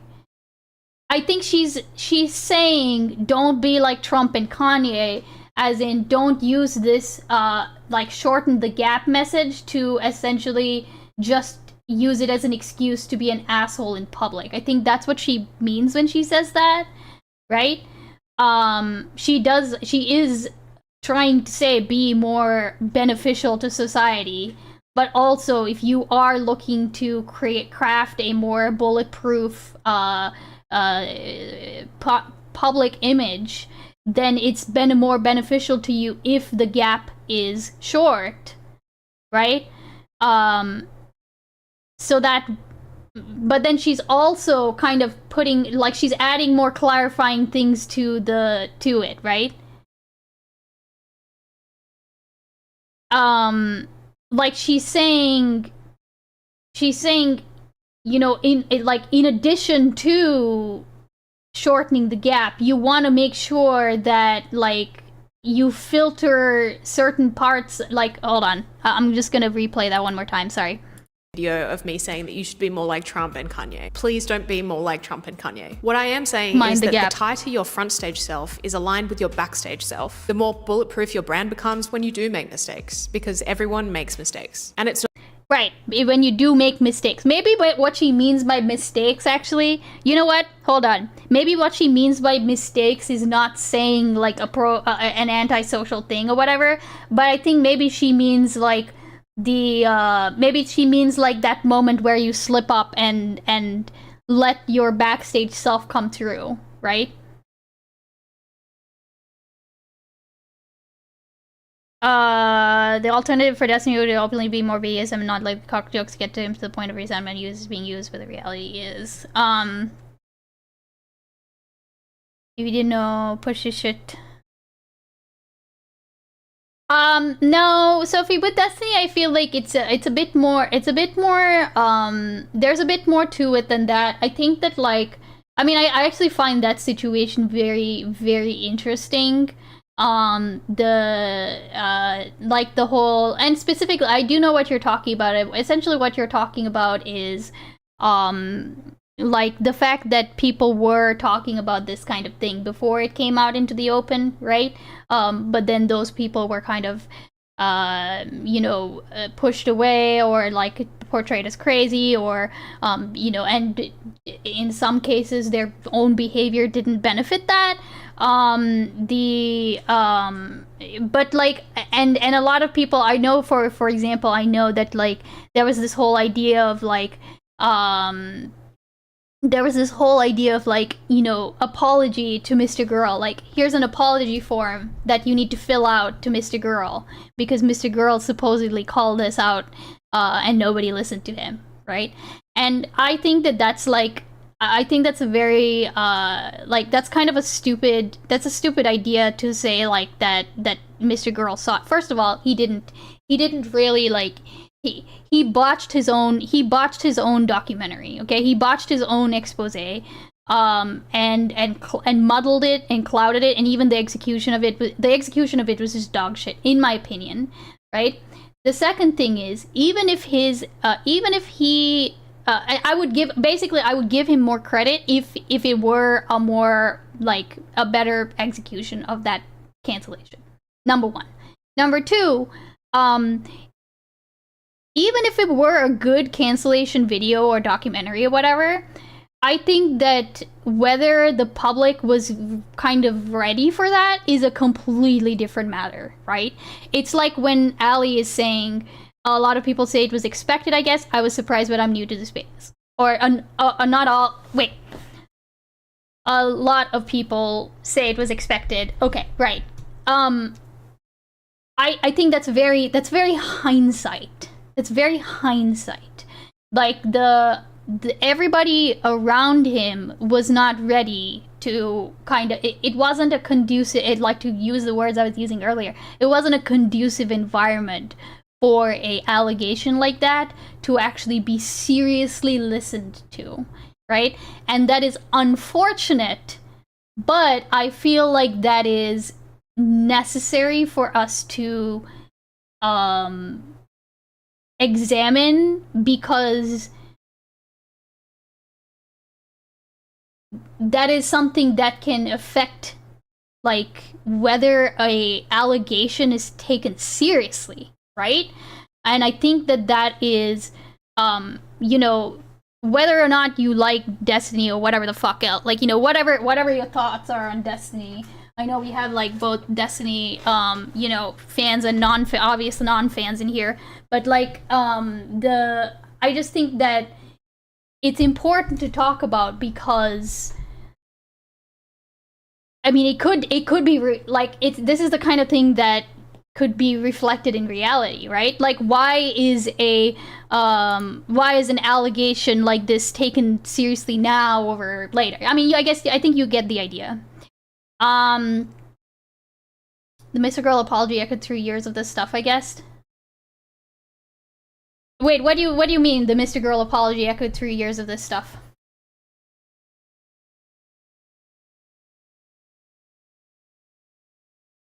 Okay, alright, hold on.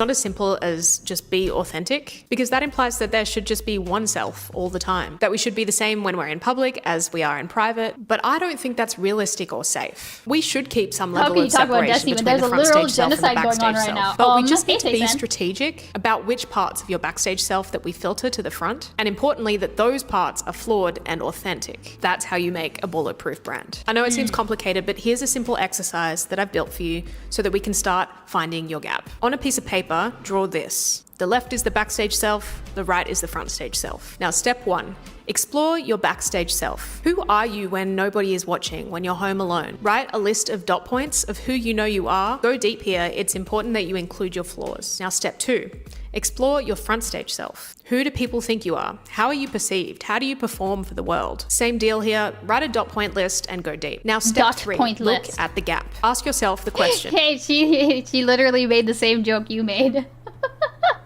Yeah, write a dot point list and go deep. Now, step 3, look at the gap. Ask yourself the question, how much of a gap is there between the front stage and backstage self in my life? Keep an eye out for any hypocrisies between the two. Maybe your front stage self is chill and your backstage self is jealous and paranoid. These hypocrisies are normal and they're fine. Right now, just circle them. All you have to do is be aware of them and pay attention to them. Step number 4, now filter your flaws. A lot of people's branding problems begin when they try to hide their flaws in the back. Flaws should not be hidden in the back, and they should definitely not accidentally come to the front. What you want to do is be strategic about how you introduce your flaws in a controlled but honest way. Like, are you bitchy, insecure, impulsive, lazy? Good, tell us. Now that you're aware of your gap, you can start filtering out hypocrisies and filtering in flaws. This is not— Wait, what? What? Okay, hold on. I'm sorry. I need to, I think there is something that I'm not. Something that aware of your gap. Are you be strategic, not be hidden? A lot of people's brain is be sorry, aware. I'm paranoid. sorry. I need to go back. Front stage and backstage self in my life. Keep an eye out for any hypocrisies between the two. Maybe your front stage self is chill and your backstage self is jealous and paranoid. These hypocrisies are normal and they're fine. Right now, just circle them. All you have to do is be aware of them and pay attention to them. Step number 4, now filter your flaws. A lot of— So the first step was to make the thing. Okay, cool. Explore your front stage self. Okay. I'm not doing this for me. I'm just like, this is not for me. I just want to use an example that I will not name right now. Okay, but I want to see. Okay, so your front stage self. Okay, I'm imagining a person who is like lefty.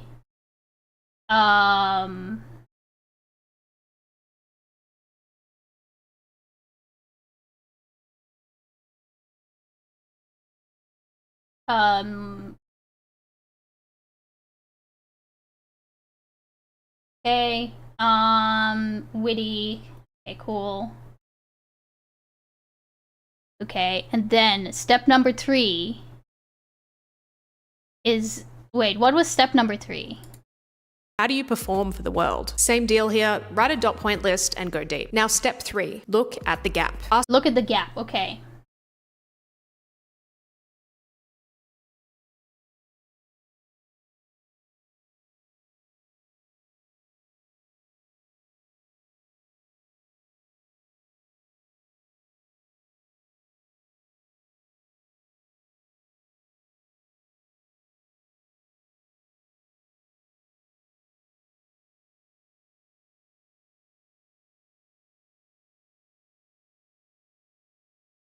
Ask yourself the question, how much of a gap is there between the front stage and backstage self in my life? Hey, Keep an Anna, eye out life, for any welcome in. hypocrisies between the two. Maybe your front stage self is chill and your backstage self is jealous and paranoid. These hypocrisies are normal and they're fine. Right now, just circle them. All you have to do is be aware of them and pay attention to them. Okay, so then like essentially circle the hypocrisies. Okay? Step number 4. Now filter your flaws. A lot of people's branding problems begin when they try to hide their flaws in the back. Flaws should not be hidden in the back, and they should definitely not accidentally come to the front. So you're saying these things should come more to the front and be allowed to somewhat tarnish the... What does your whiteboard say? Okay, here, I'll make it large for a second, okay? Sorry, I didn't... So, assuming... okay, hold on. Let's just say you have a person... Let's say you have a person who is, like, presumably a lefty. They are, like, confrontational. I'm thinking of, like a streamer type, okay? Witty... you know, sharp, etc., etc., etc. Okay, cool. These are things they are kind of known for, and these are the things they're kind of liked for, and blah blah blah blah blah, right? And then they secretly have like racist or transphobic views in the background, right? And why is lefty on the right? Oh, say sand. Okay, wait. To put it, wait. I don't know if that's a meme or not.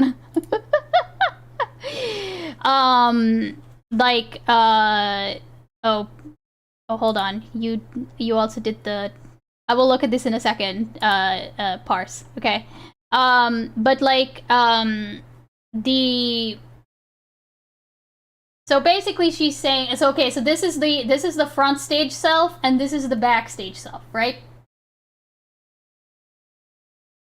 So she's basically saying, let your flaws come through to the front stage self, so that the gap is like reduced, right? So that instead of it being like this, it's more like this, and you know, so basically let the more racist parts of you, the more transphobic parts of you, kind of slowly migrate to the, like, carefully be filtered through to the front, possibly marring this, like, you know, this perception of you, the lefty perception, right? Depending on how you do it, right? But the problem is that I don't see a way for you to I don't know that I see a way for you to implement that kind of strategy, but then also not be an asshole, right? I think that's my problem. I don't know if I would say it's like a sound strategy. I don't understand, but I trust you, Guh. It wouldn't be shocking. No, it's not shocking. It's just like, I feel like healthy or bipolar people just do this anyway. No. Don't get me wrong. I'm not saying that it's not like something that people do. I think that people do, like, okay, people do this, right?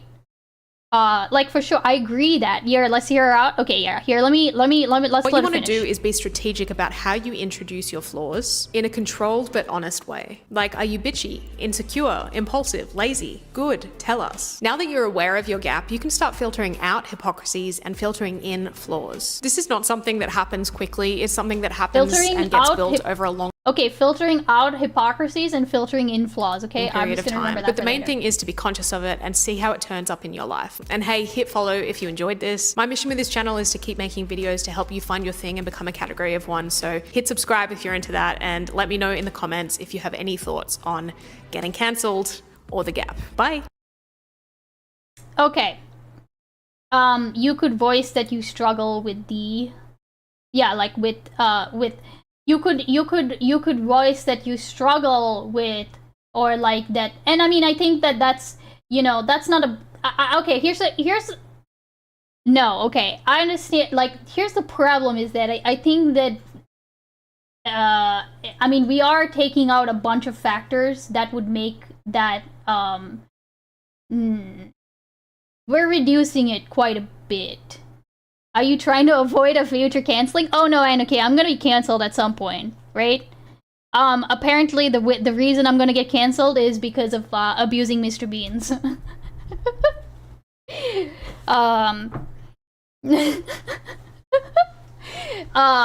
I mean, I don't think that, like, okay, I think to go, okay, for one thing, I know that this looks like a bunch of fucking schizo, like, scribbles, but, like, I think that, for me, I do disagree with her in that, like, you know, if it's a mistake in the sense of, like, okay, let's say that if we're gonna be making this about me, right? I have a particular perception of, like, you know, we always joke about, like, you know, you know, the whole racist jokes stuff that I make, but, like, I feel like I'm like most other people in the sense that, like, I have racial biases, but, like, ultimately I try not to let those affect how I actually treat people. You know what I mean? But if I were to, let's say I were to say I am, like, anti-racist, or that's what I'm trying to portray, right? But I am secretly racist in the back, right? Yeah, one way to like make it a more bulletproof, persona would be to do things like say what I just said, right? Where I say, yeah, I have racial biases. Here are my racial biases, right? And so then, like, you know, and I'm working on them, or I'm just like everyone else, or like most lefties who try not to let that blah blah blah. I would just, like, literally, I would do what I just did, which is to say, you know, I have racial biases. I am letting that filter in a way that still, like reinforces that anti-racist perception of me, right? But it kind of depends on what the racism looks like behind the scenes, right? Because if I'm actually discriminating people, right, then there's no way that can be filtered through in a way that doesn't, like, cancel me. Does that make sense? icebeans 2025, unlike most people in that I have racial biases, right? This is AA for racists now. Oh no. Oh my god. But does that make sense? Like, I don't think that like, I mean, okay, for one thing, I don't disagree with that strategy per se. It's just that, like, especially if you're talking about an actual asshole, if you're talking about an actual Kanye, there's really no way for you to do both bulletproof your persona and not be an asshole, like she was saying, right? As soon as the stream goes off, the KKK hood comes on again. Okay, wait, what is this? Say sand. This is literally beans. Oh no, what is this? You're not allowed to use... Oh, wait. Oh, wait, hold on. Okay. Wait, I think we've watched this, but I will watch it again. You're not allowed to use that word. Why would you say that? You can't say that. I'm racist. Okay? I'm a racist. Hey, Dr. Man. And did you really serve 4 years, JROTC? I did 5. Could have done 6. They wouldn't let me. Oh my god. Football game. Okay? Amazing. He took a knee during the national anthem. Tackled him. Okay? Not on my watch. You're not allowed... Wait, hold on.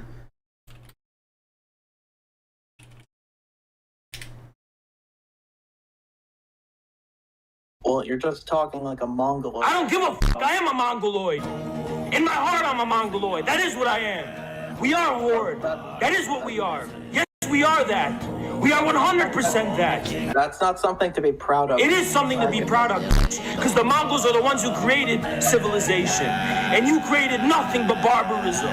You're the fucking barbarians. You destroyed the treasures of mankind. The Mongols only united it. What the fuck do you know about civilization? What the fuck do you know about pride? What the fuck do you have to be proud of? Except looting, genociding, and destroying the cultures and peoples and wealth of this world. What the fuck do you know, Cans Cuck? Well, you're the one here chimping out, so... I am chipping out, bitch, because I'm a fucking human being, and you're a little soy boy cuck, little bitch. You don't know who the fuck I am. No, I see you. I think you're a Mongoloid. That's what you... I am a Mongoloid. You're right. It is what I am, and I'm proud of being that. Well, it's an anthropological term. It doesn't actually mean Mongol. Oh, so what's your fucking point? You ugly, disgusting, fucking ugly, disgusting, fucking barbarian, smelly piece of shit.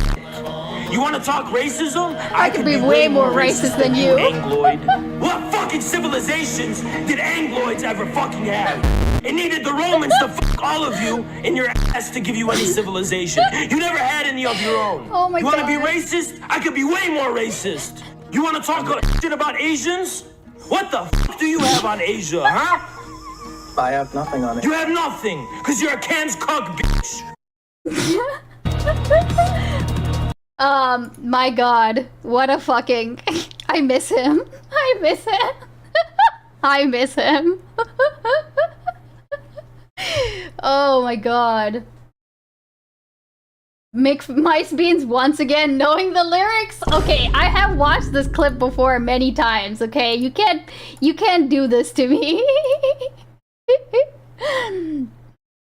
Smelly piece of shit. I know, right? Amongst all of the amongst the various the various insults, he throws that one in there.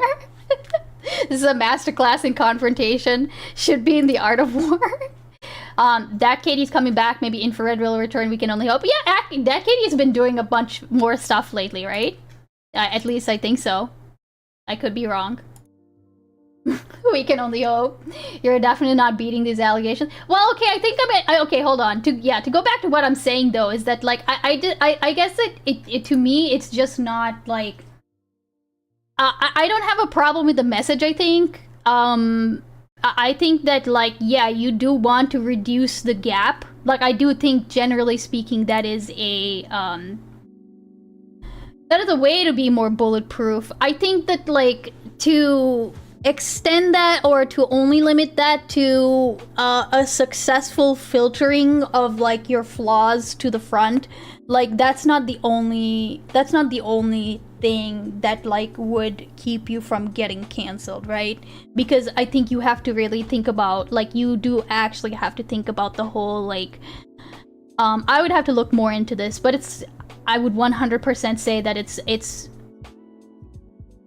there's more of the populism to it, right? Also, Testy, thank you so much for the resub. I'm so sorry I missed it. Welcome in. How are you doing? 100 years, Testy. 100 years of Dat Katie. She was arguing with Lonerbox on Wick. Oh, did she really? Wait, is that worth a watch? Oh no. Oh no. And yelling at Prime for being a lib? Do we need to watch that? I hate her so fucking much. She's such a bad person. You know what? Okay, listen, okay? She shows up sometimes in my chat, okay? I don't know if y'all know that. I think Katie is an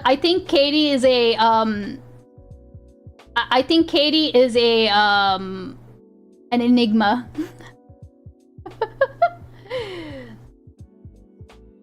She tells Wick he's not worth her time 12 times. I can keep a lid on it to be respectful, but I think she's a bad person. Well, I think that I think Katie is a very interesting person. You tell oh, also welcome in Chip, which is ironic because it's his show. Oh no. Is that the brain rot we need today?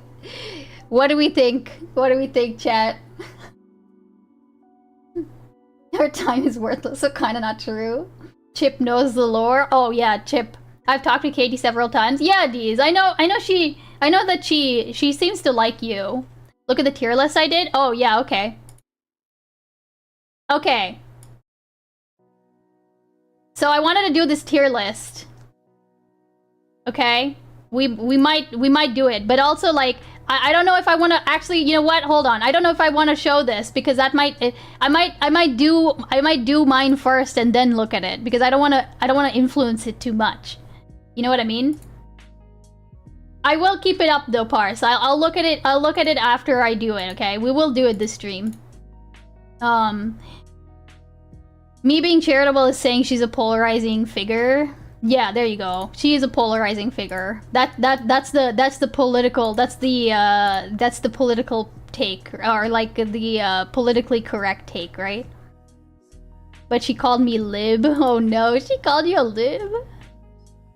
She got a lot done in the first 100 days.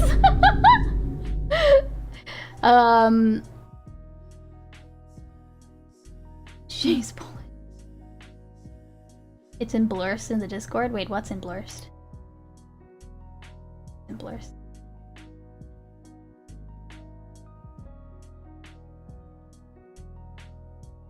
Oh, that's the tier list. Okay, yeah, no, that's fine.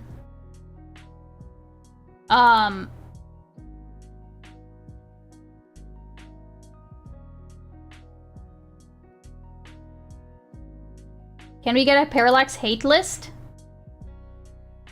We doing the Arab tier list? Oh my god, what is the Arab tier list? Jesus. I don't know enough different kinds of Arabs, to be honest. Who is Katie? Oh, that's a question. That is a gold star question right there. Wait, how do you not know? Do you not know that Katie McFiston? Oh no. They're all the same. I thought like Irish and Scottish. I just don't know. Do the K-tent? Oh no. Okay, alright. We will do the K-tent. What is this K-tent? I do need to work on my art, okay? Bonus content. Prime versus the world on Israel-Palestine. That might be the good... That might be... oh, it actually does look like it's Is she the one with dreads complaining about racist white people while being white? Isn't she Israeli? I could be wrong. She's Israeli, right? Yes? Okay. Okay. Nodders? What is this? Oh no. An Ethan Klein link. Also, why I could have sworn that I fit. Hello everybody, it's Which has a major... Well, isn't this like an old video? I feel like I've seen this before.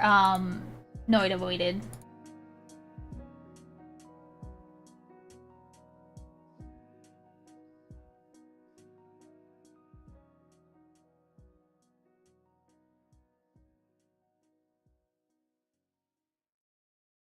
I don't know. Okay, I don't actually know, but I mean, I don't know, like, white. I mean, I guess you could say white passing, but either way, though, she doesn't seem to use the best. Okay, wait, hold on. She doesn't seem to use the best, like, arguments, right? Okay, all right. Let me look for this. It is bonus content. It's 3 hours long. What it says on the tin. Guess tally. Is this the one with Lorna Box though? Oh, I see Lorna Box. Oh my god, okay. Alright. Please speak into the mic. Wait. Oh, okay. We should make it interesting. Do you want me to explain the lore? What lore? Which lore though? If you're talking about Ethan Klein's lore, I know. Of the Arab tier list? Oh, you meant that tier list. No, hold on a second. No, I know the lore of the Arab tier list. Wait, no, it avoided. I know that, I think you're talking about the Habibi tier list. I thought that y'all were when y'all said Arab tier list, I thought you were talking about a different tier list. Like, an actual, like, take all the Arab countries and like put them on a tier list type of thing. Beans is on the Arab tier list. Oh yeah, no, I 100% have the Habibi. I have the Habibi. If you're talking about me, I have the Habibi pass. Okay, I lived in Saudi Arabia for 18 years. If I don't get the Arab pass at that point, then nobody gets the Arab pass. Or the Habibi pass, rather. Arab coded. Beans is definitely Sabra pilled. Oh no. Alright. Okay, so Wick TV. Bonus content. Let's see if Wick actually knows how to balance his audio in this one, okay? Okay, wait, let me skip through the... Oh, this is actually... Oh, well, what do you know? Okay, cool. I watched this live. Huh? Oh, he's muted. Oh, good job, Wick. You can ask questions there if you... Oh my god. Wick. How long is he muted for? Oh, he was probably just muted. Okay, alright, I see. Oh! Can you guys hear me now? On stream, can you guys hear me out? Good job. Good job, brother.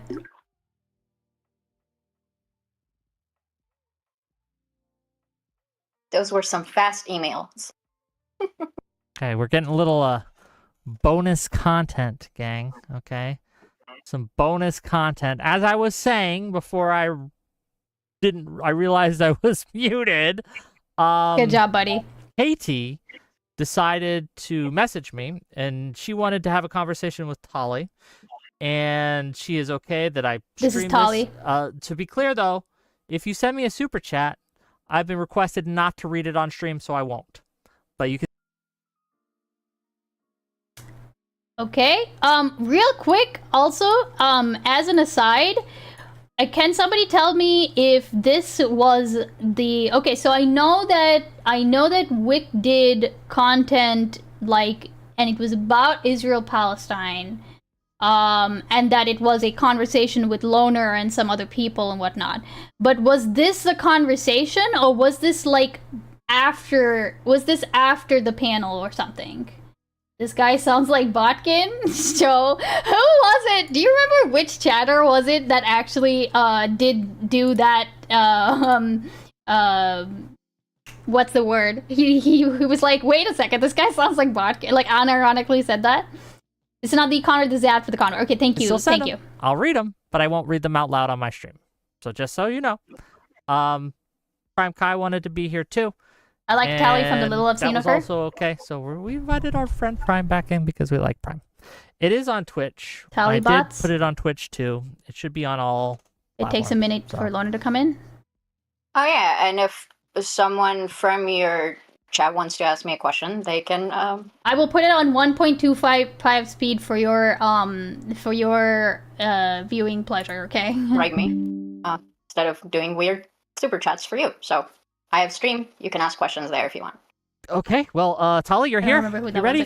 Prime. I don't know if you're ready or not, but when you get ready, just jump on in. Katie, you wanted to start the conversation? Go ahead. Yeah, I guess, full disclosure, right? So I didn't watch the whole thing. I only caught the end part, the part where you were talking, because, like, I don't know. So you were on Prime? I'm just trying to get to know you a bit, if that's okay first. I was told that you're, like, do you stream? I don't, okay, so can you guys see Wick? Because I think my Discord might be glitching again, but I don't know if it's Wick Can I see Wick? glitching. I can't see him. Can you guys? I have an overlay over him. I can see him, unfortunately. It's hurting my eyes. Bro. All right, so Top rate basically, is fair cool? warning, when Okay. my thing did this before, that's when I got kicked out during the super chat. So I'll come right back. I think this is an issue on my end, but I would like to stream. I do like some podcasting, but I've been doing like some Wick panels and debates. So that's really just in the last like couple weeks, a month. So pretty recent. Oh, I It's thought so it was scuffed. Prime. I guess Doobie lied to me. That I mean, I think that I think unfortunately Wick. Okay, so this is the thing. It's whatever goes in front, right? Like if something goes in front. Okay, here I'm just gonna go back to like 10 seconds and play it. If something goes in front of the screen, it freezes it for everything. So you don't stream, but you'd like to, You know? and you're. Is it okay? I'm trying to replicate it and it won't replicate. But like essentially I know exactly the issue that Wick keeps having with his Discord thing. Even I experience it, but like my way of getting around it is just not fucking with it at all. You know, because I'm not usually doing something else while I'm like on a debate panel like this, right? If I ask if you're Israel, I was told that you're from Israel, so I was just. I'm not from Israel. I'm an American Jew. I have like friends and family and people I care about. I lived there during like a study abroad program in college. Yeah. Oh, okay. So I don't know OnlyFans chick? who. I guess that was Doobie that told me that you're Israeli. So first of all, I guess I will be way less mean now that I know that you're not. Way less mean now that I know that you're not from Israel? I will be way less mean now that I know that you're not. Okay. Okay. So and you described That's yourself weird. as like right center wing. Is that what you said? Yeah, I Great used start. to be I know, pretty right? far left. Okay. Had an ideological shift over the last like 4 years. Yeah, I was really far left. I like considered Well, you myself a can't help radical. where you are from. I've moved to the center, which means moving to the right. People on the left insist that I'm right wing, and that's fair enough. I hold lots of more right wing views, but people on the right see me as a shit lib. So Yeah, like a regular lib. Yeah, if you're a radical, I'm a if you're a liberal. radical leftist, I'm a everything liberal. is right wing. Yes, that's true. And especially because leftists, He's those trying types to of trigger leftists me? don't necessarily have a distinction between right wings and like shit libs. So for them, it's like all the same. Absolutely. Schrodinger's so liberal. I guess to like maybe I'll use this angle to go into it. So when you say you were what you would call like radical left, how does that come about in terms of like your Zionism? Were you an anti-Zionist? Were you less pro-Israel? Do you consider yourself pro-Israel? Because again, I didn't watch the whole thing, so I'm just trying to get a general vibe. Oh yeah, I'm a Zionist. I'm definitely pro-Israel. Okay. Yeah. I'm pro-Palestine too, if that means the liberation and self-determination and sovereignty of Palestinian people. Ooh, what's But Katie yes, gonna I do support with the state that? of Israel, all of those things. So I had my Also, start at the okay, beginning of my I do want to. Okay, hold on, real quick before we start this. Before we actually start this content, I do want to say I don't want people actually like getting in fucking fights and saying TOS things about either side or whatever. Okay, we're not turning this into an actual spirited discussion. Okay, if it turns out that we can't keep it civil and shit, I will like move on to something else. Okay, and also just be warned. Okay, that's really all I have to say about it. And I don't care how much of y'all hate Katie or whoever else. We're not calling for certain things to happen to anybody mentioned again. I don't need to. God damn it, fine. But yeah. Yeah, let's just have a chill Israel-Palestine watch. Exactly, Testy. Exactly. Yeah, warning, times out, bans, your chai gets that spicy beans? It can. If she's just saying she's an Zionist in the ADL definition, I don't disagree. I'm just gonna call shit on Katie with no call to action. Yeah, okay, yeah, definitely no call to action. Wait, real quick, what is the hold on, I'm actually curious now. I'm just curious.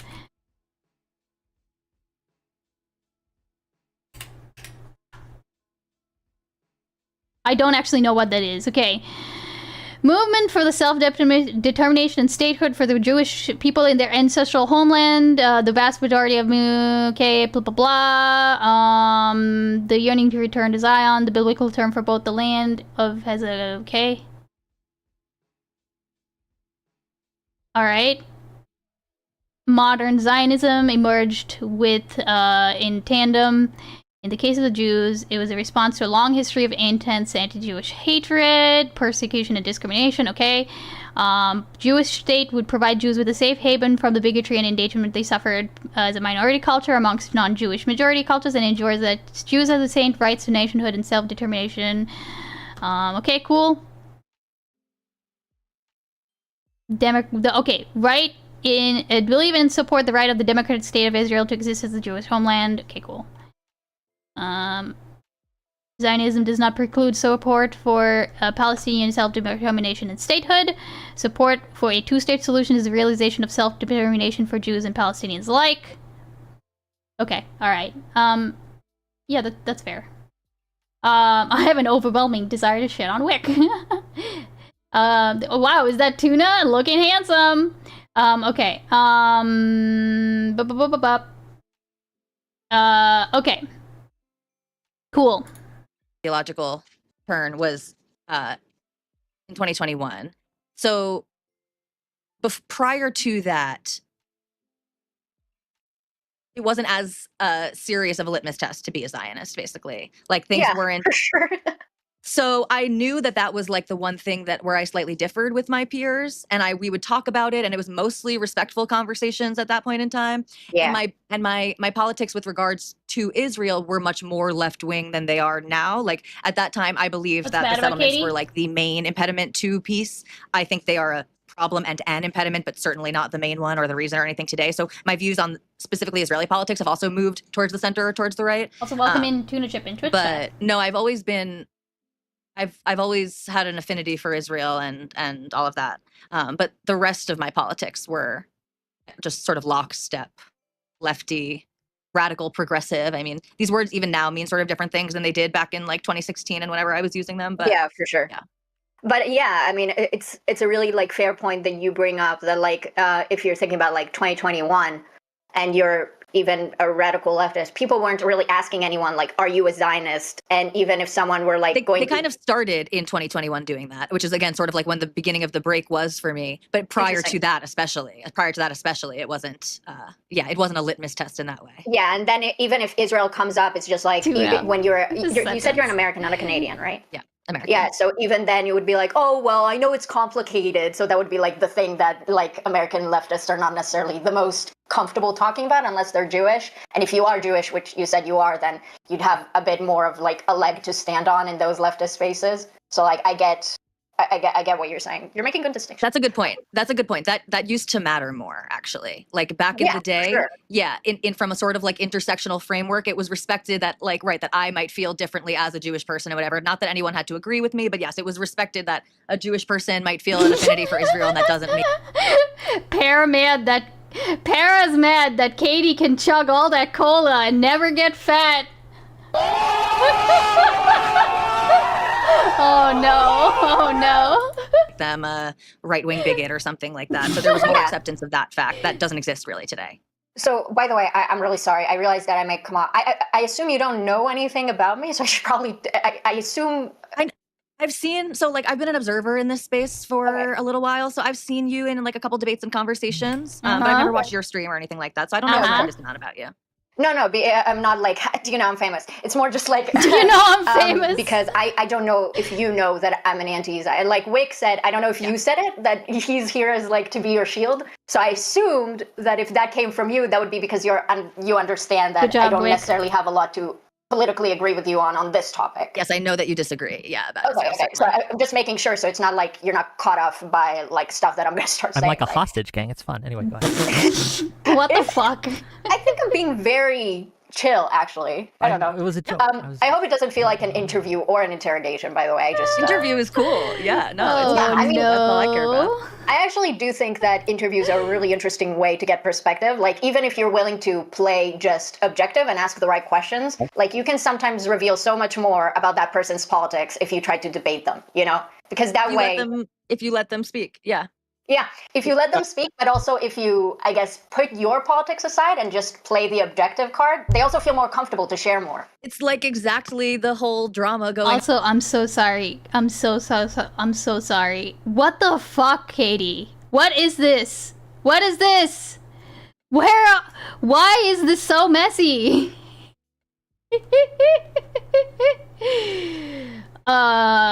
If you want some education on Zionism, Israel, I can provide. Noid avoided. I appreciate the offer. I will say that my education on this front has been very like I don't cover this topic on stream typically for a particular reason. Well, for more than one reason. But I have been learning stuff about it on the side. Depending on what the education is, I'm totally happy to, especially when we like chat up in voice chats and stuff. Yeah, that's totally fine. Just so you know, like in the sense that like it might seem like I am ignorant on some points, and I am, but a lot of my learning on this stuff has happened like off screen for a specific reason. No, that's fine. That's fine. I know you're not. I just mean that, like, yeah, okay, all right. On with Loner Box and people accusing him of like not of going on being a propagandist because he interviewed people and asked them to express their beliefs without coming back and fighting every single point that they had. So yeah, no, I'm glad that we all agree that that is a totally valid way of getting people to express what they believe, and maybe even a more powerful way to counter it because you allow them to, get their perspective all the way out. You know, I'm glad you said that because Lonerbox had very similar complaints about when Hassan interviewed someone. So it's interesting that he would complain about something like that when Hassan was doing interviewing as well. But so it's good that you brought that up. Well, to be fair, Hassan interviewing the Houthi terrorist, he wasn't allowing his views to just come up. He was like talking to him about anime and stuff, right? So Lonerbox, when he was talking to Yishai Fleischer, wasn't saying like, what's your favorite food and like, what are the games that you like to play, right? They were having a substantive conversation about his ideological and political beliefs, which was not something that Hassan probed at all. But yeah, I agree that there would be nothing wrong with Hassan talking to someone that I might consider a terrorist. There are people that Lonerbox and Destiny spoke to that I might consider a terrorist, and I think that it was valid journalistic work to speak to them. Yeah. Hey, before you of course the man has to interrupt the women talking. Sorry, I do apologize. I just a quick question, Natali. You said how in I guess leftist spaces there was an understanding at some point that Jews might have different feelings on this, and there was more of an allowance for that. Do you understand, even if you don't agree with it, which you probably don't, but do you understand why that's changed and people feel that they kind of demand basically that Jews kind of pick a side here? Oh, I think that's like a totally crazy thing to say. I think that's crazy, and just like a demand that we don't put on any other ethnic group where the country maybe that they come from or that their people descend from is involved in like war crimes and atrocities all over the world. We don't hold other people to the standard. No Jew should be forced to pick a side. In fact, that's not really true. We hold Muslims to that standard all the time. Americans at least do. But sure. Yes, so I don't really agree that we do that, but we shouldn't. No one should. Yeah. Yeah, I mean, well, you go. I don't boycott Chinese restaurants or like Russian spas or anything like that. Yeah, but you would agree that while you might not do that and think that's reprehensible, there are definitely people who have some questions if someone is from China or from Russia or from Iran, for example. Like, I know Iranian people that are constantly asked, like, hey, how do you feel about the Iranian government? Because, and again, like, nationality is not the same as an ethnic group, and Muslims... As an American, I propose a 50-state solution. Not an ethnic group either, but I think you would agree that does happen, even if you don't do it. Sure, but of course there's like, you would agree that there's a substantive difference between saying like, hey, what do you think about all that drama going on in your home country or where your parents are from, and saying, you better pick a side right now. Those are obviously different things. So it's totally fair. I think it's natural that people get curious, especially people who don't know a lot of Jews or Palestinians. They meet one and they're like, well, wow, okay, you're an expert suddenly. They assume the person is an expert or expect them to have an opinion. And that's fair and fine. And I don't believe in like, I no longer believe in microaggressions and things of these nature. So I don't think there's anything inherently wrong with asking these questions. But I think that's different from demanding people take a side and purity testing people in that way. Yeah, I guess I do want to let Prime finish what he said, but just to respond to that point that you made, I think the difference for me is that I don't think people go, you have to pick a side. What they will do is that they'll ask a Jewish person their opinion, and if the Jewish person happens to be a Zionist, then they will react to them differently. And that is like, I guess what we mean with like pick the wrong side. Sorry? Sure, or if the person is not a Zionist, doesn't call themselves a Zionist, but just is not sufficiently critical or condemnatory. I agree with that. That will also land you in hot water. I agree with that. There's an issue, and maybe we will get into it. You said you were a leftist, so I know that you would be aware of it, that there are a lot of American Jews that they might be Zionists. They don't know that they're Zionists. They're like very like not politically involved. They might think they're apolitical. And so for them, being encountered, like being ambushed by a leftist, being asked all these questions and expect them to hit all the talking points, that might be a bit, I do agree that there's, and I assume you would agree too, that there's a large swath of Jewish Americans who are just not as well versed in this topic to be able to make the right talking points that leftists would want them as Jewish people to make. 100%. Most Jews in America fall into that category.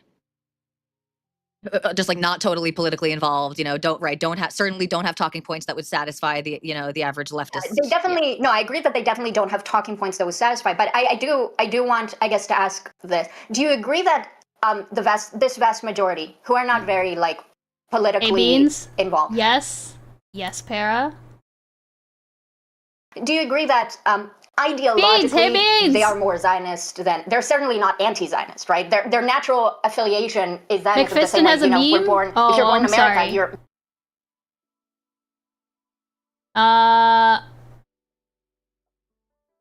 Jeez, I get called out if I'm locked in, and I get called out if I'm not locked in. My God. Oh no. Oh no.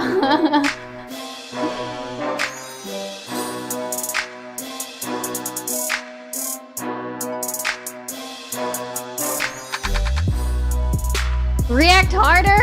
Okay, how about this, okay? Wait. Read my damn question. This stream brought to you by Pepsi. I only have Coke in my fridge, though. What is this? What is this? Gaza. Oh my God.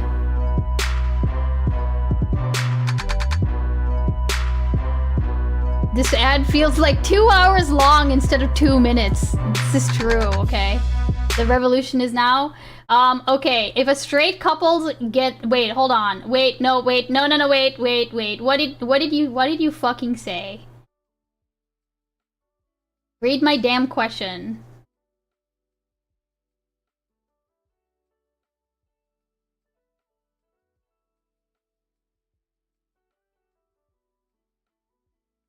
If a straight couple gets married, they need a marriage license. If a lesbian couple gets married, what do they need? I am straight up blanking on this right now, okay? Wouldn't they also need a marriage license? Is this a joke that I'm not getting? Okay. I'm very dumb, okay? A liquor license? Oh, okay, that's like... Okay, alright. You know what? That's a good one, Para. Have you ever considered that your ADHD issues stem from being the center of attention? Step down for the next 30 minutes and let Parallax take the wheel. Fuck. Okay, also, regarding the cock chair, okay, how about this, okay? If you send me $2, I will put a GIF of your choice on screen. A GIF or an image. On screen, okay? $2. I will put for $2. The next image that will go on screen is a image of a cock chair for Prime, okay? Can I donate a sub for that? That's fine, okay? But again, $2 is the threshold, okay? You'll put a GIF on screen? Yes, for you ADHD motherfuckers. So that I can lock on to my fucking work! Okay? You're probably capitalist, right? Like, that makes sense. Can Loaderbox come in? Can Loaderbox come back? Change your aspect ratio. The Parallax segment is coming up. If I kick Prime, can I be with Tali? Also, yes, GIF subs do work for this. Okay, a GIF or image of your choice. As long as it's TOS friendly, it will go on screen. Come on. Bring him in. I don't want to slow down your conversation. So, like, if that's the case, I mean, I can leave. I didn't know this was going to be streamed in the first I didn't know it was going to be streamed either. Like I said, this is just all thing. Yeah, I don't want to interfere. So if that, keeps also, hey, Yamato, welcome in. If wants to bring in Lana Box, I'm not going to. The box. Okay, so we're good? Bringing the sock dem Lebanese representative. Okay. Yes. Like I said, I didn't know this was happening until just now, and we're just kind of winging it, bros. So here we are. Anyway, continue, please. Just to clarify, guys. Okay, Katie, it sounds like you're saying when Westoids challenge and purity test Muslims over their feelings about some like the recent Al Qaeda or ISIS attack or whatever. That's bad, right? They shouldn't do that. We shouldn't harass Muslims and expect them to like give us a strong statement on terrorist attacks that have nothing to do with them.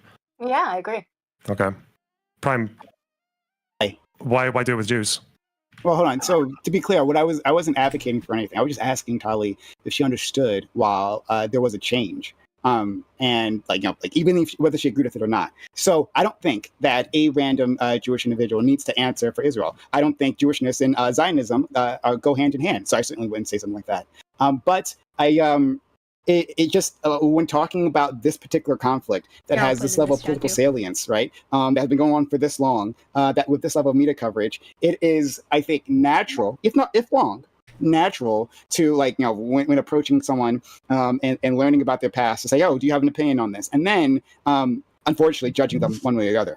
So we're saying it's understandable, by the same token, it's understandable why right-wingers start asking like Muslims to pick a side when there's something happening newsworthy in the Middle East. Did my kid not go through? When Wait, hold 9/11 on. happened, Muslims were.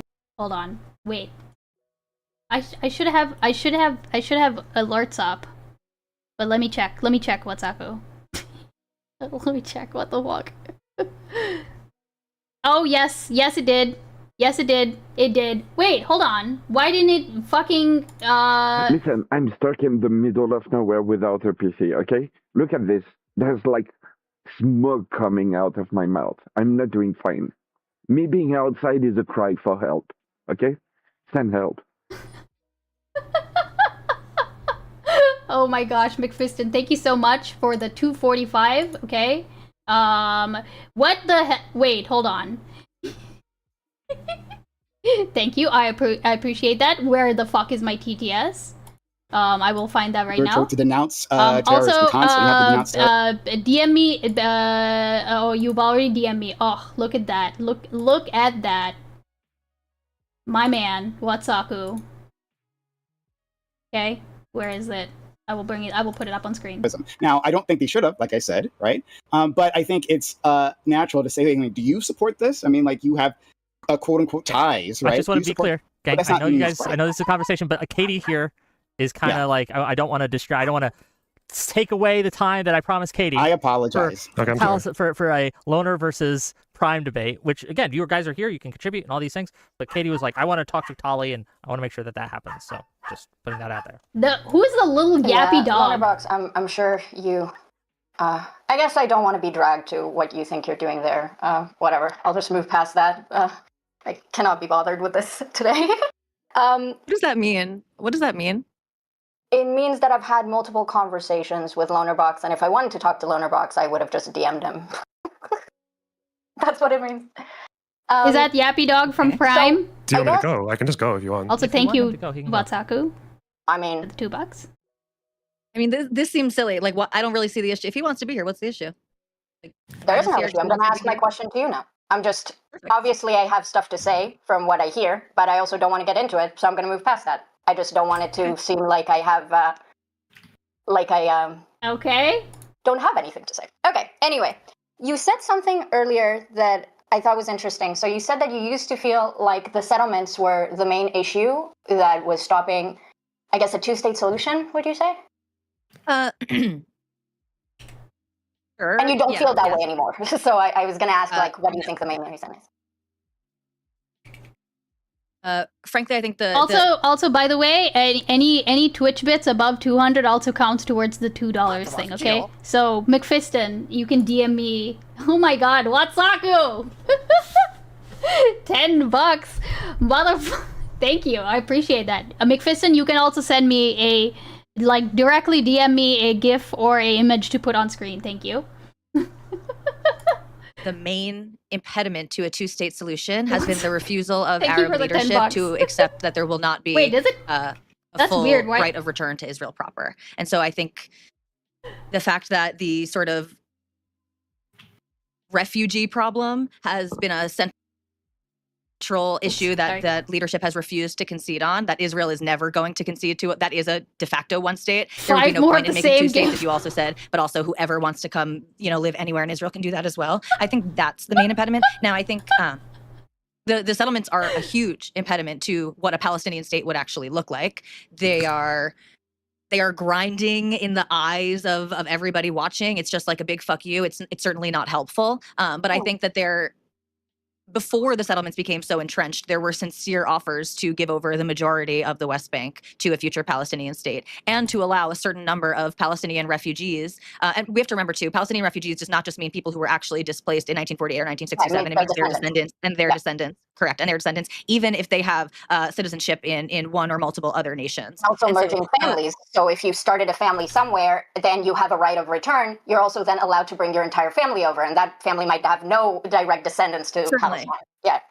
Sure. And I think, listen, the way that Israel has a right of return for Jews, I think a Palestinian state should have a right of return for Palestinians and their descendants and any, like you're saying, mixed families that have come about. And I think a certain amount of Palestinian refugees, whatever definition we're using for that, should be allowed in a two-state solution. A certain number should be allowed to move to Israel proper. And that was always on the table.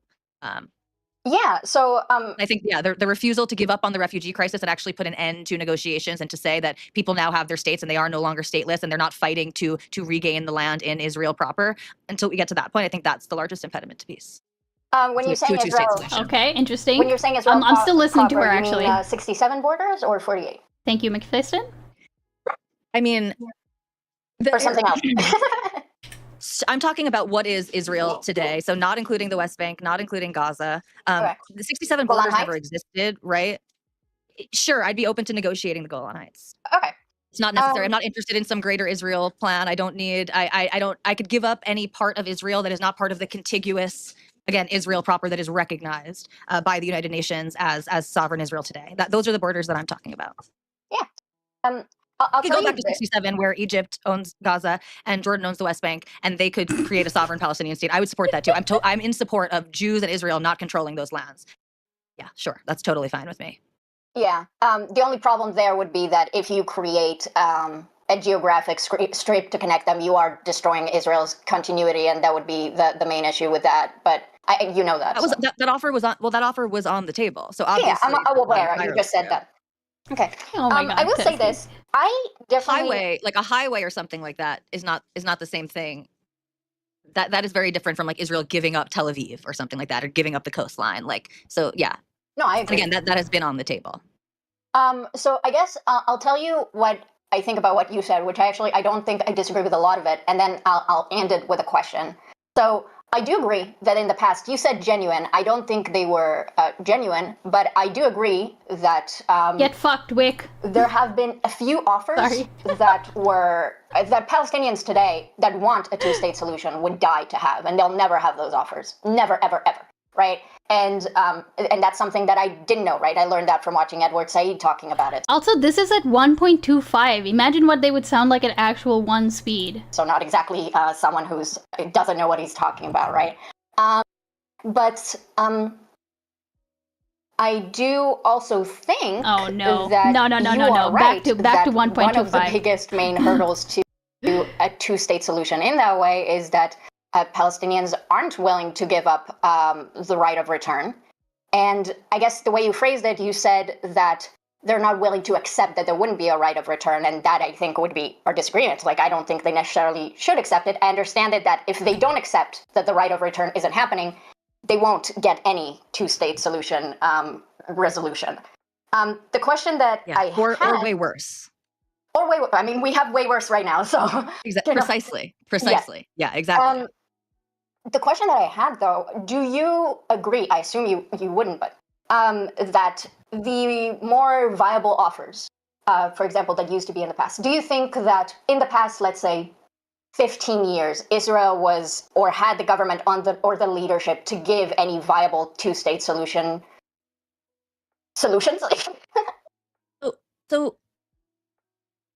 Okay, also... Did Lonabox just come in here because Katie had called him out a bit, or had thrown that jab against him? I'm waiting. Perhaps. perhaps, because just within the last 15 years, there have been several different configurations of the government. So Bibi has been a huge presence in Israeli politics, but not one consistent thread.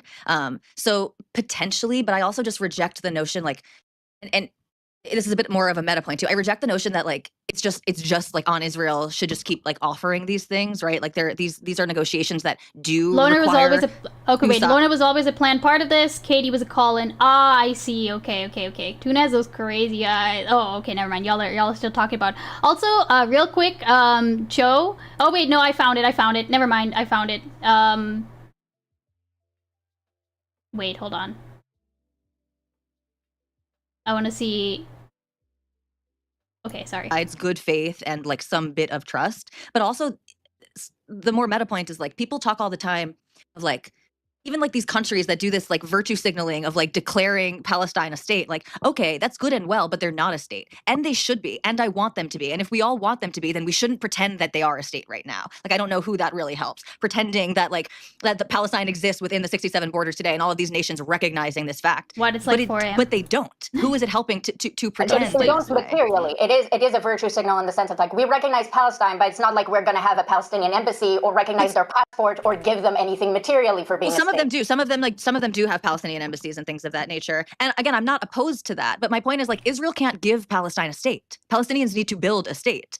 Israel can't declare, Israel can't even just pull out. And even if Israel just pulled out entirely of Gaza and the West Bank, and I mean entirely every single last Jew, that still would not a Palestinian state make. No, I agree that. Also, I'm very much realizing that Katie's hair color was almost exactly like my hair color whenever it was that I tried dyeing it a year ago. I'm painfully aware of that fact right now. Israel can't give Palestinians a state, but I think the disagreement would be that I think, something like the disengagement when Ariel Sharon just pulled out unilaterally, and that didn't work out well because you can't just pull out and expect that to, as you said, be a Palestinian state make.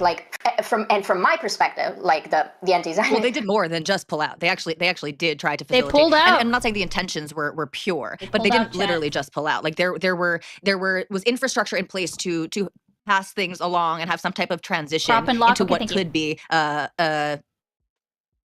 go at a Palestinian state. Test run. Regardless for what Sharon's intentions might have been. I'd be interested in hearing exactly what that infrastructure would look like, because that is not my understanding of what happened there. But there was infrastructure existing, all of the Jewish settlements in Gaza. They didn't tear down in fact, it was Hamas who tore down and bombed all of the infrastructure there. That.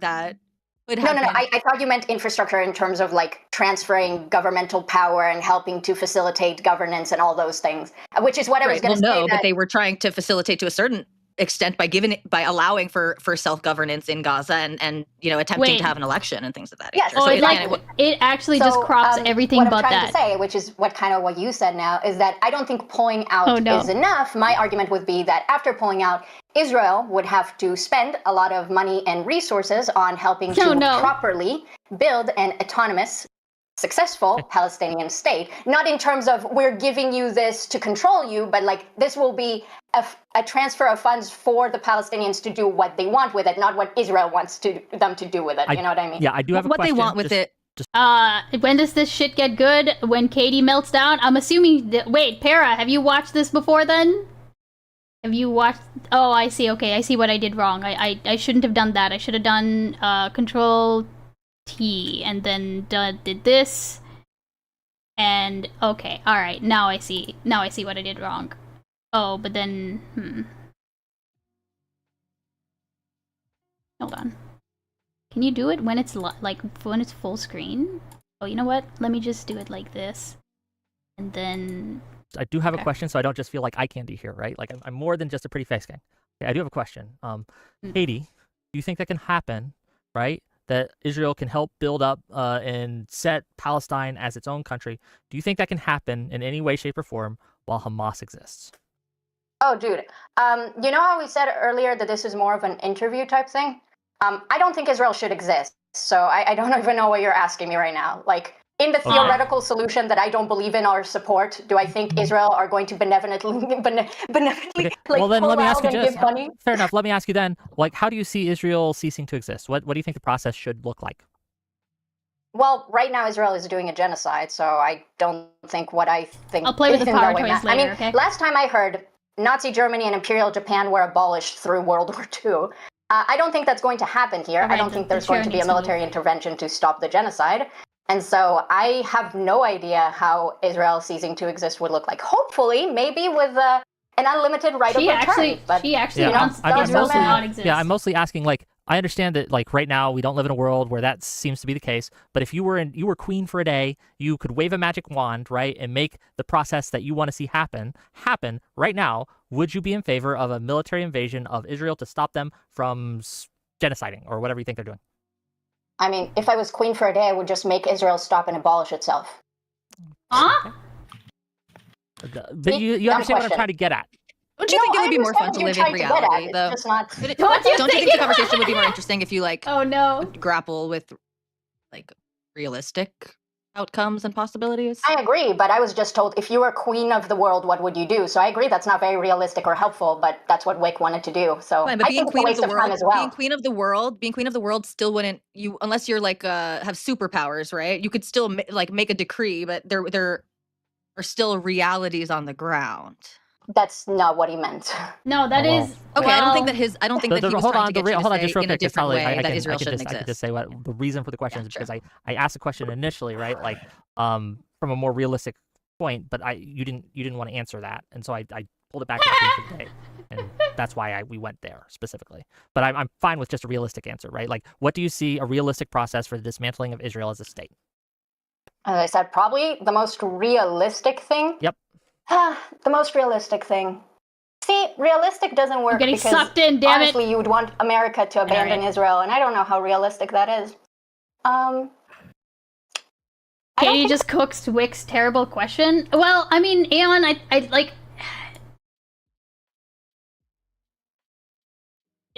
She didn't. Okay, wait, hold on. I'm just gonna keep going. I don't know that it was terrible though. Way to make that happen right now. I don't think there's enough political international interest in that. Okay. I do want to make sure let's see. Thank you for the tip, Watsaku. What is that? What is that? I appreciate the dono. Thank you. It was horribly phrased. Well, but didn't he? I missed it earlier. Didn't he ask her like the realistic question? Check DMs. Thank you, Watsaku. I appreciate the dono, my man. My God, what the? Wait, okay, there are two. The way. Oh, I see. Thank you, Cheeto. This gif over. Okay, all right. I will enact those promptly. It's Katie and Tali here, but I do want to get Prime and Wonderbox in on this just a little. So they are also not just eye candy, even though neither of them has a camera on. So I think it'll be eye candy. But I want to give them each a chance. So go ahead. I just wanted to interject on something that was said earlier about the Gaza withdrawal from Tali. Maybe I'm wrong, but my understanding is that not only did they not cooperate with the PA for any kind of like establishment of self-governance, but didn't they also, when they withdrew, didn't a bunch of settlers like burn down their greenhouses so that Gazans couldn't use them?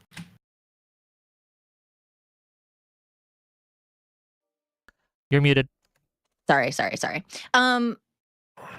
If that happened, it's not my understanding that was anywhere near the majority of the infrastructure, and it's also my understanding that Hamas tore down the greenhouses. So that's like directly conflicting to my recollection. I'm not saying you're wrong, but I remember it like completely the inverse, that it was Hamas who tore down the greenhouses and things like that, not former Israeli settlers. But I'm open to being wrong. Might have to check, because my recollection, again, it's been a while, I thought they were looted by Palestinian locals, and I think houses, like settler houses, were burned down and things like that, but I don't know if the I'm just curious about that aside. I'm mostly just curious about the like what infrastructure Israel was like trying to help Gaza with after the pullout in 2005, because my understanding is that they just left without telling the PA anything or like coordinating with them or anything of that sorts. Okay, so I'm not saying that I'm not trying to. The reason that I said, even like regardless of Aris Sharon's intentions of pulling out, I'm not saying that they were trying to facilitate a Palestinian state or that they created infrastructure and they had any intention. What I was saying is that they didn't tear it down. So it was like, if again, this idea that like Israel just stepping away, just completely withdrawing would create a Palestinian state. Like there were institutions, and I'm talking like physical institutions, not like governing institutions, right? Like physical, like we're talking about the greenhouses and things like that, that could have just like literally be stepped into and inhabited already. So again, my understanding is not that it was burnt down by the settlers who were leaving. If that happened, then I'm just wrong here. But I'm not at all trying to pretend that Israel was trying to create a Palestinian state by. Also, real quick, Watsaku, would it be possible for you to send me the WIC one as a GIF by chance? It's saving it as an MP. Actually, hold on, I might be wrong. In 2005, I'm just saying that they weren't trying to. I don't believe they were trying to torch it either. Yeah, okay, I got you. Torch it. Oh, it's an MP4. I'll DM it to you. It's in Hebrew, but just click translate to English. Oh no. Okay, let's see. I condemn it if it's on the Israeli side, either way. But what you were saying, Katie, about now maybe this is like sort of a moot point because you don't think that Israel should exist. But what you were saying is that Israel shouldn't just withdraw; they have an affirmative responsibility and financial responsibility to invest in a Palestinian state. I don't inherently disagree with that. I maintain that it should not be the sole responsibility of Israel, and I don't really think that. I agree. Yeah, it shouldn't be the sole responsibility of Israel to create a Palestinian state and to make all of these investments. But yeah, there are plenty of Israelis who would agree with that too, that Israel should be financially responsible for repatriation of Palestinians potentially back to a Palestinian state. I mean, many is I might differ with that word, but yeah, some Israelis might think that. I mean, the Israeli left is not insignificant. I heavily disagree with that, but yeah, that's. Wait, what? Okay. I sent you that link too. So basically, the burning down thing is a little bit more complicated. It's a known Israeli talking point that the greenhouses were left for them to use, and then they were destroyed by Hamas. The truth is that they were kind of bought from the Israeli settlers, but not really, and then it didn't really work out, and so they didn't end up using a lot of the greenhouses. So, sure. Remove the GIF. It's $5 if you want to remove a GIF. Again, I didn't mean to insinuate that they left them there for their use, but more so that they were there at least. So yeah. Prime, anything before we keep going? Well, okay. And again, I don't want to derail this. But Tali, I like that you think that it should be an international effort to make a Palestinian state. I would agree too. I mean, Israel has a small GDP. I wouldn't put it all in their hands. Well, the Egyptian recovery plan that I was talking about previously talks about, hey, international community coming together, investing in rebuilding Gaza. I think that's a fine first step. The international community is currently actively Anonymous invested tipped 420. Anonymous will have to DM me. Or let me know in the DMs that this is anonymous, okay? Also, I already did. Oh, it went on. It was me. I already did. Okay, thank you. All right, thank you. I see it. Thank you. I will put it on. Palestine in Palestinian aid. So that wouldn't be a very hard. Also, I like how I did this. Listen, I'm stuck in the middle of nowhere without a PC, okay? Look at this. There's like smoke coming out of my mouth. I'm not doing fine. Me being outside is a cry for help, okay? Send help. Okay, hold on. This does need to get moved down to the so that the alerts appear over it. Hold on. I'm just going to do this real quick. Where it needs to be just under the overlay. Where is the overlay? Sorry. Where are my overlays? Oh, I'm dumb. It's all the way up there. Whoops. Give me a second, chat. Just some quick housekeeping. Okay.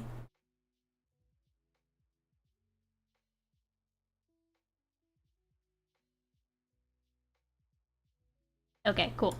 Lift. I think what we need is leadership to get them to stop funding the bombing first. Yes, correct. That's not corrupt. Not just right. Not just funding bombing, but also lining their pockets. Right. I mean, living like kings in other countries while their people are suffering on the ground. So yeah, I mean, I think that those other Arab states they have their own interests, and it's all rife with corruption once money is flowing. But I think the first step would be, hey, understanding there is a need, allowing the money to come in, allowing work to be done, and then that could be a model for further investments in that direction. I sent you my bits. Please respond. Sure, right? that just can't happen until Hamas is gone. But yeah, absolutely, I totally support that effort. Absolutely. Okay, thanks. It won't be safe to do. Like again, it just here's I guess the point that I'm trying to make, and that I feel like is the frustration that Lonerbox and I share. That just won't happen. Like if you leave Hamas in control, then the international aid is not going to be able to come in and overpower them. But I keep saying not in control. You keep saying in control. Okay, we have they a fundamental maintain disagreement. their arms. But yeah, it's Tali, not Hamas. It's maintain their arms. Notice, Prime. Yeah, Tali. Like, and I'm not trying to be like Sorry, Katie, you missed the debate. Prime is specifically talking about a proposal that would allow the Qasem Brigades Hold on, Para, I'm working to through maintain it. their arms in Gaza Jesus. as part of a ceasefire plan where then international aid comes in and international peacekeeping comes in to rebuild Gaza. That's the specific option on the table. I'm not being pedantic. This is his. Oh, I'm sorry. Example. I just a quick question. Would the IDF be allowed to maintain their arms during the ceasefire? Yes. What do you mean maintain? Then Yes, I don't of course. have a Yes, problem the with that. IDF. Okay. Then you don't really want the conditions to change because they won't change. Tali, I'm not trying to be obtuse. I swear I'm not trying to do that, right? I'm just pointing, just like my friend Judy previously pointed to how like the IRA at first did completely demilitarize the moment they made a peace deal, right? It was a multi-phase process. That is the realistic goal. Is that you say, hey, like for instance, the ceasefire that was just implemented, right? In that ceasefire. Ceasefire. Why don't we allow the Palestinian Authority to put in police forces, and so that it is Palestinian. 1 second, hold on. They're able to maintain. Hold on, one second. I would love that, hold on. But that first of all, the Egypt plan does talk about putting the Palestinian Authority in charge. The Egypt plan does talk about putting the Palestinian Authority in charge. But beyond that, right? Do that look, with Hamas the ceasefire. 1 second. The ceasefire that was previously announced, right, that Israel unilaterally broke, that didn't have Hamas immediately put down their weapons, because of course that wasn't going to happen, right? It was a multi-phase process in which both sides would have to accomplish certain concrete goals and then take a step forward. Yeah, if you continue doing that, yes. The ceasefire wasn't a peace plan. It's an attempt. These are attempts to barter back for hostages. Hold on, but I'm talking, and the Gaza recovery plan isn't a peace plan either. It's a ceasefire, right? It's a ceasefire that goes into rebuilding. That's not a ceasefire. That's I'm sorry. I'm a little confused. Could you explain, please? Okay, sure. Well, we need a resolution to this war. Sure. Mm-hmm. Okay. So the Gaza. The Egypt plan does call for a resolution, right? Like a resolution to the immediate conflict, not like the overall resolution to the Israeli-Palestine problem. The conflict doesn't end if the Qasem Brigades are armed on the southern border of Israel. Sure. Well, the conflict doesn't end. I mean, the conflict existed before Hamas existed. I'm pretty sure the conflict will exist without Hamas. So. Yeah, like you're saying that there is right now in Gaza won't be happening. You're saying that there's a bad Palestinians in Gaza wouldn't be happening without Hamas right now. I'll let Katie handle it, so I'll just leave. Yeah, let Katie go. I'm enjoying this, Prime. Go ahead. This is fun. I'm sorry. Again, Talia, sorry, I didn't mean to take anything over.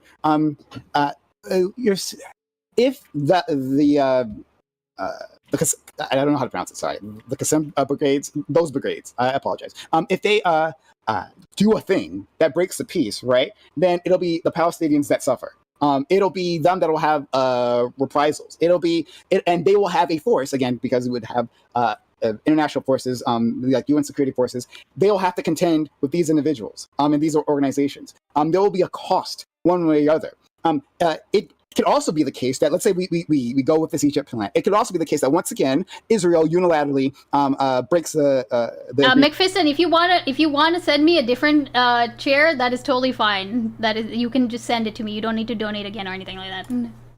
Right? It could also be like that could be a thing that happens, right? But we understand this, but we go into these things extending a tiny level of good faith to begin the process. When people show that they aren't capable, good faith with Hamas. Okay, if you keep saying that, then there is no resolution ever. Period. Because Hamas is made up of these individuals who have who are now militarily aggressive against Israel after all of this October 7th. Right? It's refilled its ranks with all these members who have a grudge. If there's no chance for peace, right, then that means that the only option is slaughter. I don't believe that.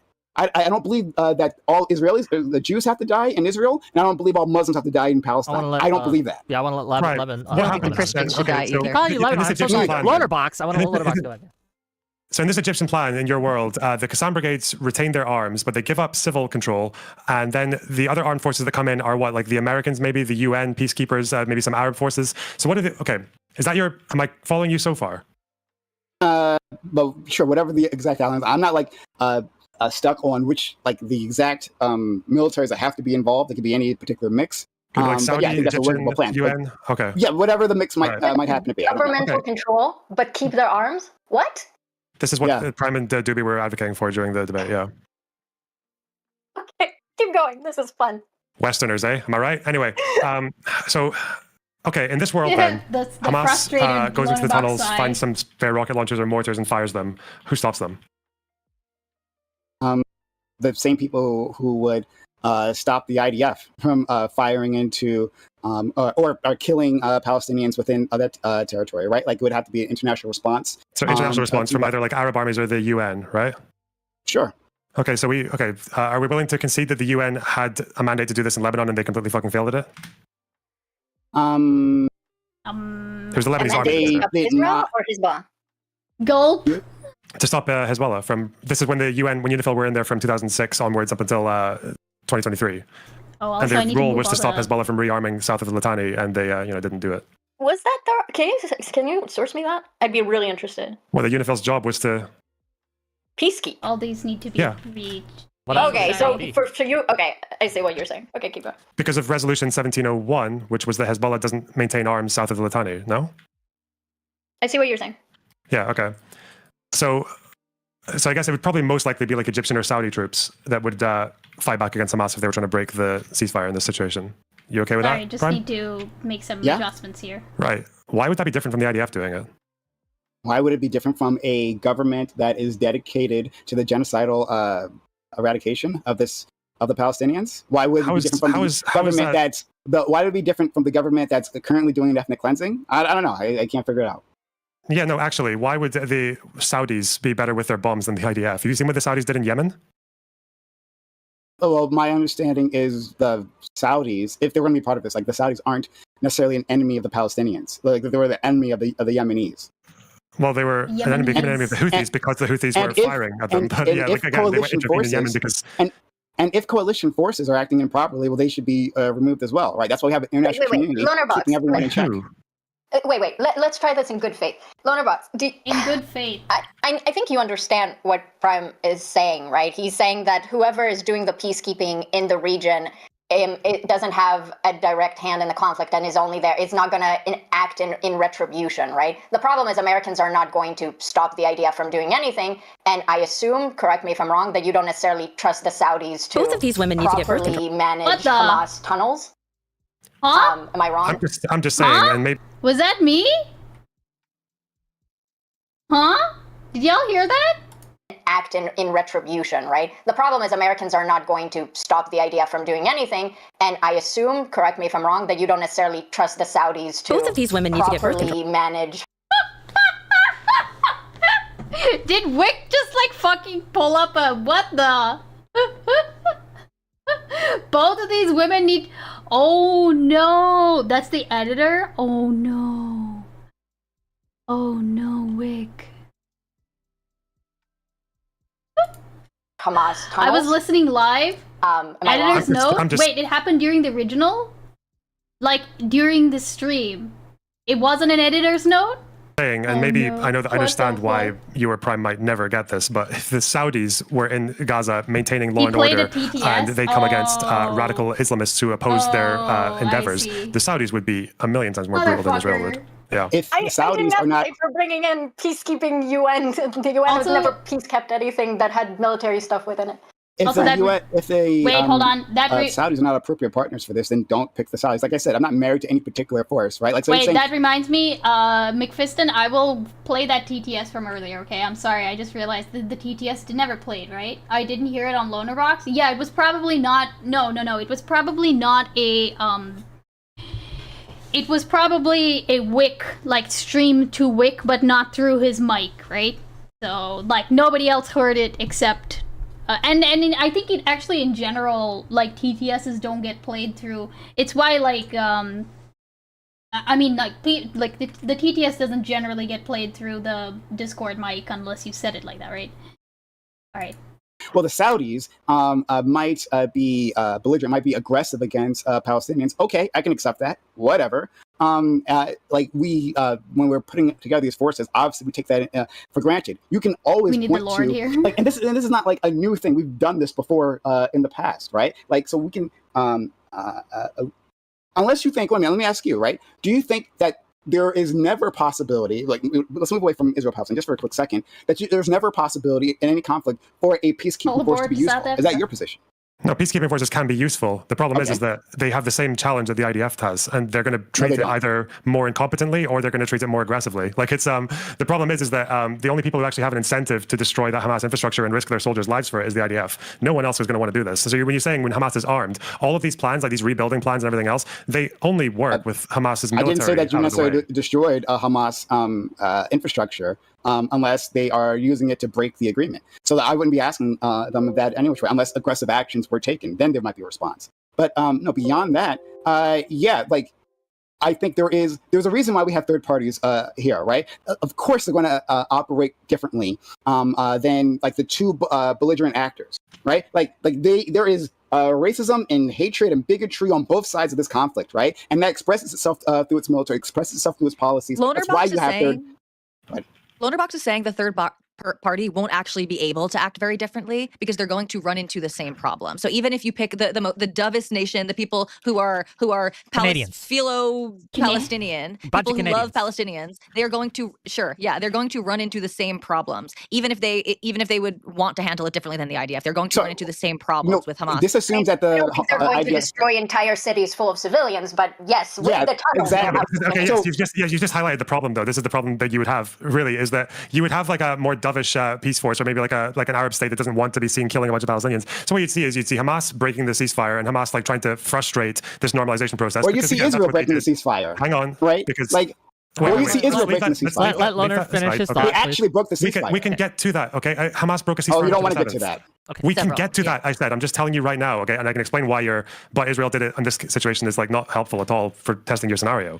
With your scenario, you've got Hamas still have their arms, okay? And then there's another force that's trying to rebuild, to actually build Gaza in an image that's not the same way that Hamas built it. And it's not in a way that the Israeli occupation built it, because it's preparing them for statehood so that Gaza can exist as part of a Palestinian state alongside Israel. Like that would be the point of doing that. Yeah, buddy. The problem is that if Hamas who has every incentive to frustrate that process, because that's the opposite of what they want, they will fire, they will try to break that, they will try to frustrate that process. Yeah, and what would happen is Hamas would be in the tunnels, okay? Because that's where they are. And some other army that's more dovish would look at that and think, okay, fuck, there's no way we can get to this tunnel. We're not sending our soldiers in to fucking booby traps and tunnel warfare.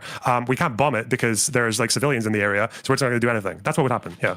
So you just keep stating that. Both you and Tali, I'm going to say one last thing, and I'll be done. You and Tali simply keep stating this as facts, right? Oh, I can look into the future, and of course the peace process wouldn't work, right? The peace process that have been repeated. You guys are just naive. No, hold on.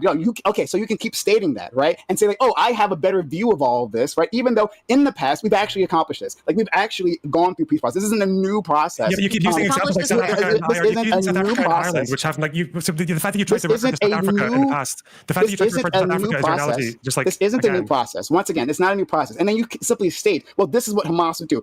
We know exactly what Hamas actions would take, right? What the international community would take, right? You just keep stating this and hoping to make it reality within the confines of this conversation. I reject it. I refuse it. I say the opposite.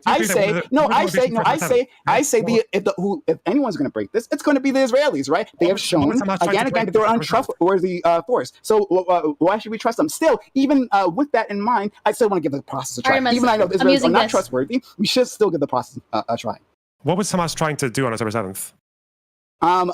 Interrupt the Abrams Accords, right? Like they felt that the Arabic world was abandoning them, right? Ignoring the Palestinian question. And one of the things they wanted to do was to interrupt that. And it's another serious thing that you're missing out, that your plan would entail, your Egyptian plan would entail, and it's normalization with Israel. There'll be a process of normalization, which is the worst thing for Hamas. I'm not saying Hamas would do this because I'm just guessing, okay? I'm doing it because normalization is Hamas's biggest fucking enemy. They've been a rejectionist party from the cradle to the grave, okay? I'm not basing this on nothing. So the Israelis say the same thing. Hold on. No. Give it to Katie. Go ahead, Katie.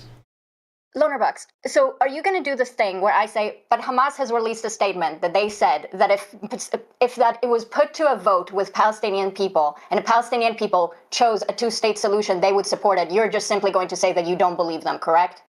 Well, that would be them changing their messaging from the last 15, 20 years. Okay, But acknowledge that? they have That'll be a released that change. statement. So do you believe it or not?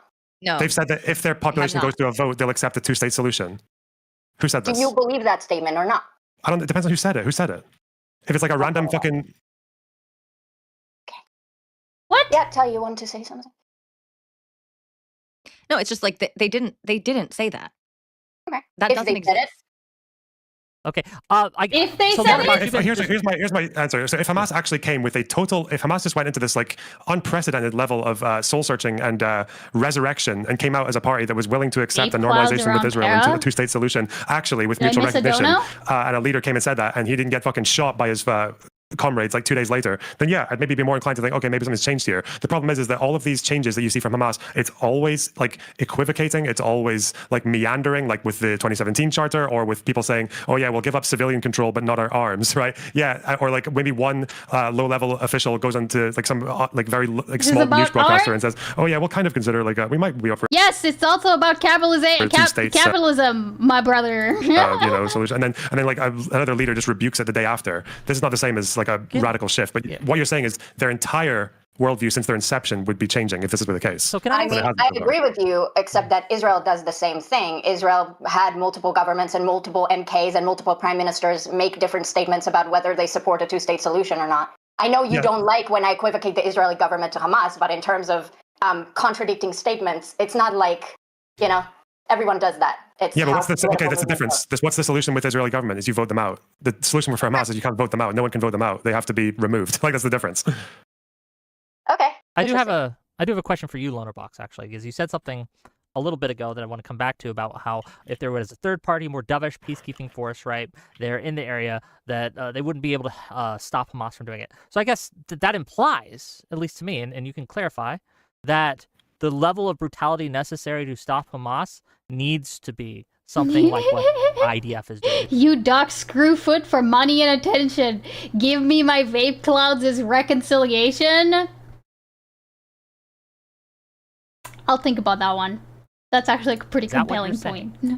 Not exactly what the IDF is doing, but I think the problem that people run into is that in order to target anything that Hamas uses or infrastructure or personnel, it involves a level of collateral that most, I think, Western countries and democracies and all that would just be very uncomfortable with. Like they wouldn't want to do it because this happened in Mosul as well, right? And ISIS were a lot smaller and a lot less dug in than Hamas are. So. Okay. I don't buy that at all. I don't think things would look. I think if Israel was acting within international law completely in all of their airstrikes and campaigns, I don't think it would be like it would be different from what we're seeing now. But I don't think it would be like world-changingly different. No. Okay. Sorry, I just have to keep going back to this point because you guys keep ignoring this and moving past it very quickly. So, and Tali is away. Lunarbox, I sent you a link for the statement. So I'll direct this at you, Lunarbox, and hopefully Tali can answer this later on, right? So there, she's back. So there was a peace agreement between a ceasefire. Ceasefire. Okay, wait. I'm so sorry. I'm just looking at the first paragraph of this article. The Palestinian militant group Hamas has said for more than 15 years that it could accept a two-state compromise with Israel, at least a temporary one. But Hamas has also refused to say that it would recognize Israel or renounce its armed fight against it. Does it change here? Do they say that they're reneging now on this? Read the second paragraph. Okay. For Israel and many others, especially in the wake of Hamas' October 7th attack that spurred the latest war in Gaza, that's proof that Hamas is still irrevocably bent on destroying Israel. The United States and European countries have joined Israel in shunning the militant group they've labeled a terrorist organization. Is there more? I'll just read the whole thing. Hang on. Can I get a link to this document? Yeah. Please. I don't know what we're reading. I don't know what we're looking at. So. Para tip 690. 690. What the heck? That's a very specific number.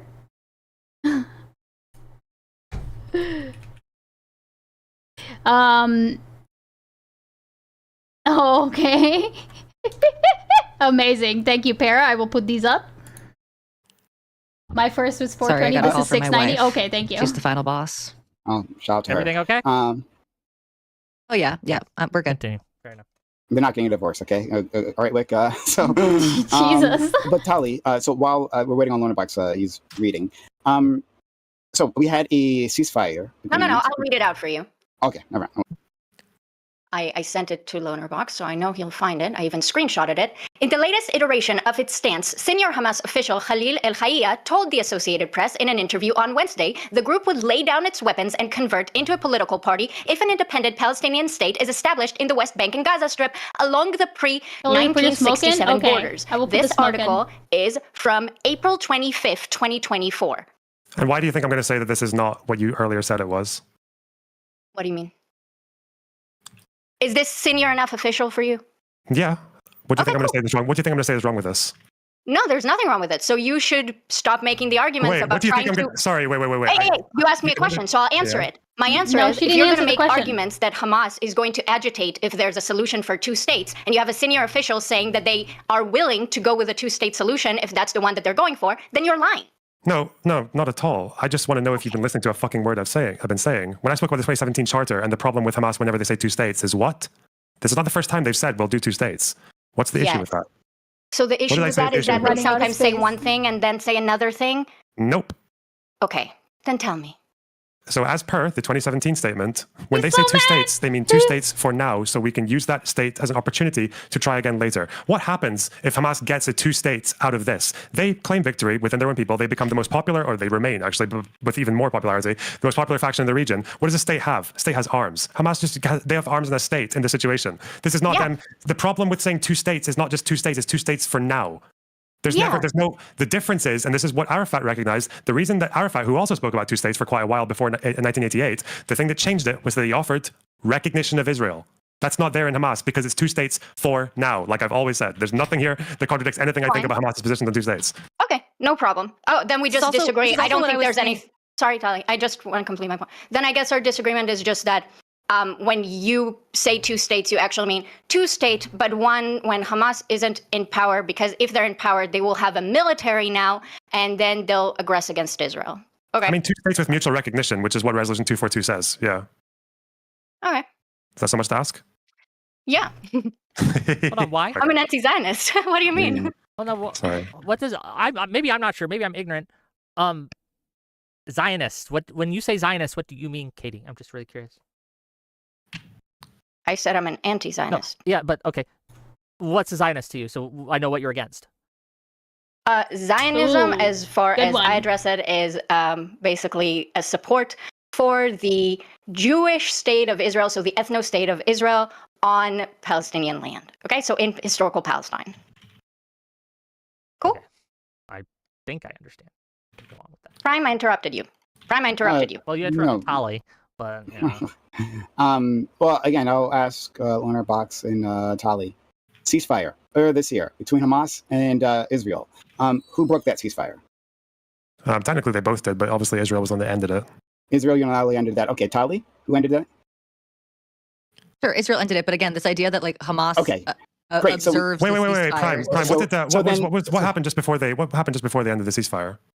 I don't know what you're going to be referring to, so you don't just tell me. Israel also, there have been ceasefires in this war that Israel maintained the ceasefire even when Hamas started shooting rockets into Israel during the ceasefire. So this idea that Israel is the one that we can't trust to maintain the I'm saying that both agreement here is just, to be clear. I don't like how it what I clips out actually believe is that both sides in a war, right, have reasons to break those agreements, right? I expect that of both sides. Why hasn't Elon fixed this? What's the reason for Hamas to launch? What's the reason for Hamas to launch? Before we get to that, right? So there was another agreement between Israel and Hezbollah, right? Okay. After that conflict ended, right? That ceasefire agreement. Who was violating that ceasefire? Was Israel not bombing Lebanon after the ceasefire went into effect? Wait, do you think Israel bombing Lebanon is automatically a violation of that ceasefire?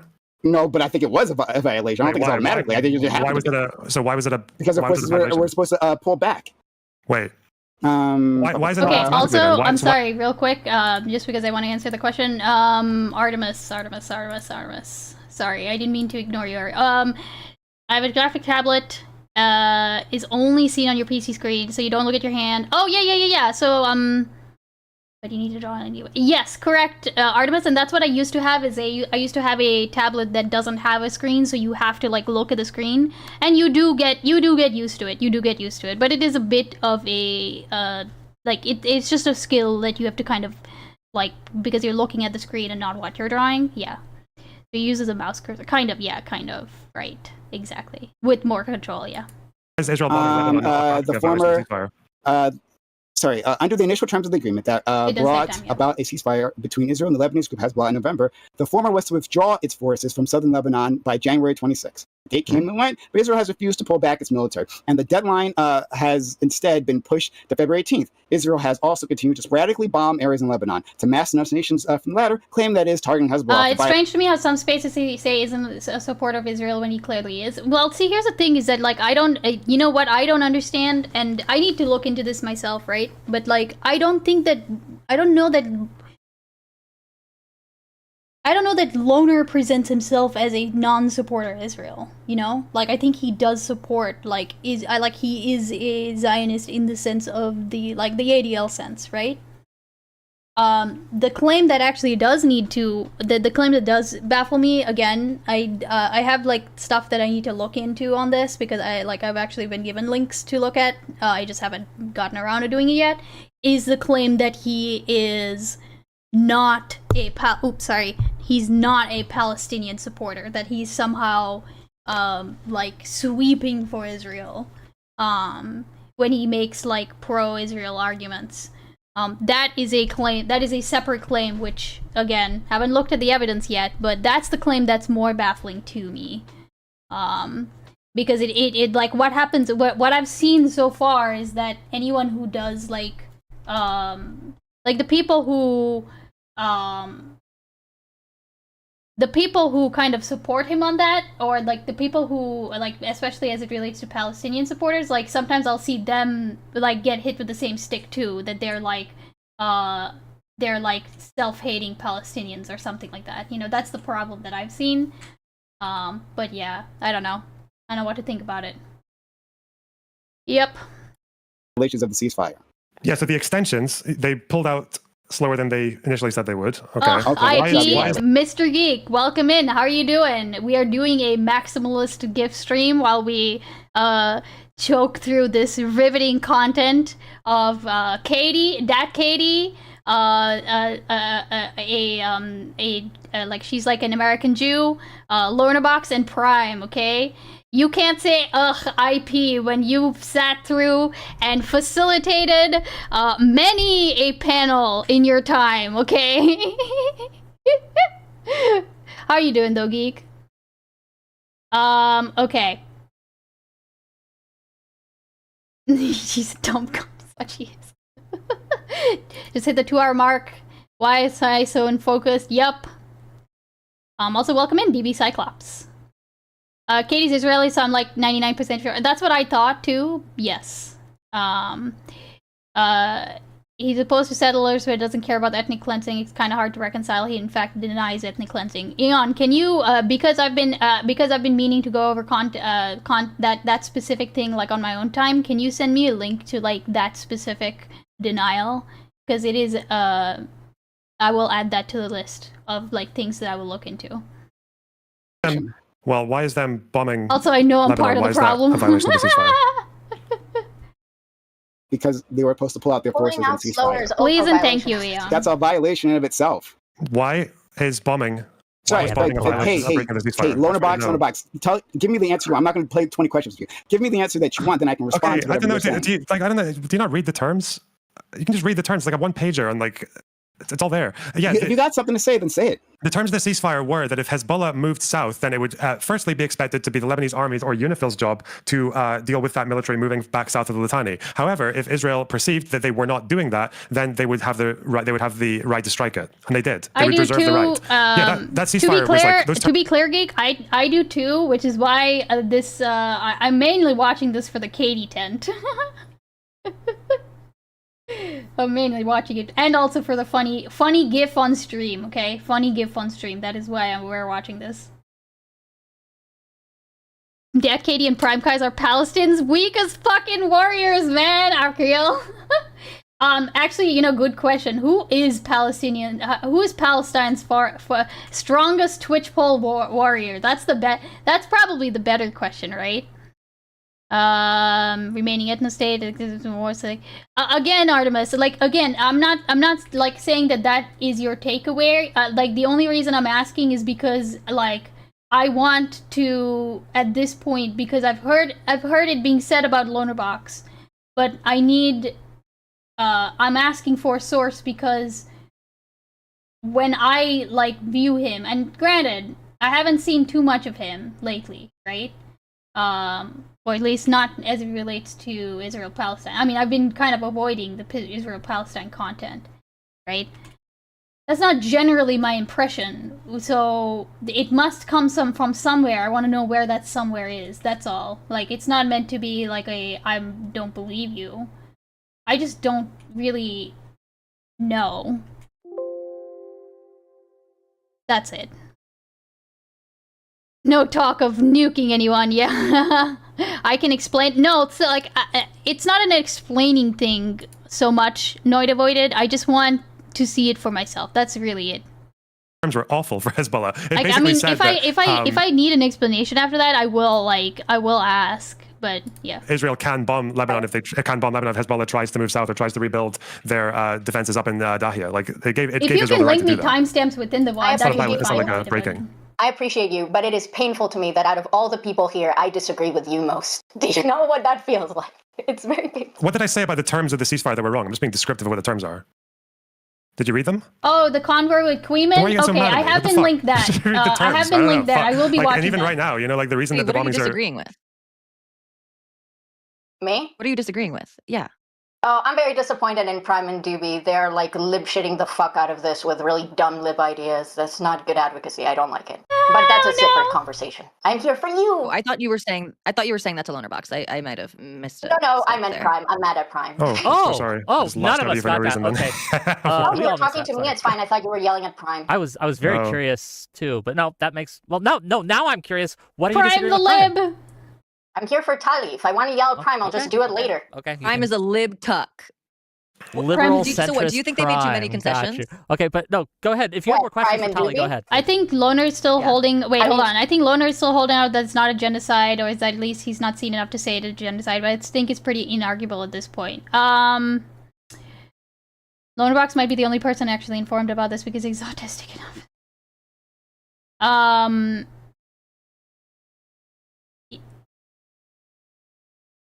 I can probably find the source, but I know that in this debate we're watching, he's not really asked long enough to speak about why Israel... Oh, no. I understand that, Artemis, but I don't think that those claims about Lonerbox are made from this debate, right? They're made from other things, for example, like the conversation with Queeman.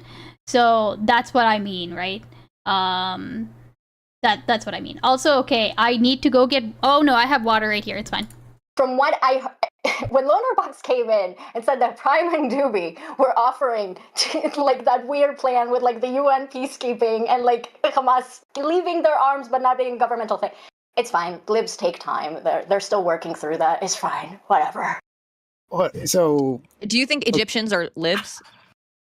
I think Egyptians are collaborators and they're not my allies. That's right. Those dirty Checkmate, Arabs. that's true. working They with are the libs. Jews. I think Al-Sisi is a that- massive shit lib. What are you talking about? He's an American fucking product. I think for the purposes of this conversation, I have refrained from take. Well, first of all, I hadn't gotten to take things where I wanted to go. But if we are talking in terms of the immediate response, right, as to what should be done, right? What is your plan to respond to this immediate crisis? No, I'm fine with what I've said so far, right? Do I think Israel has some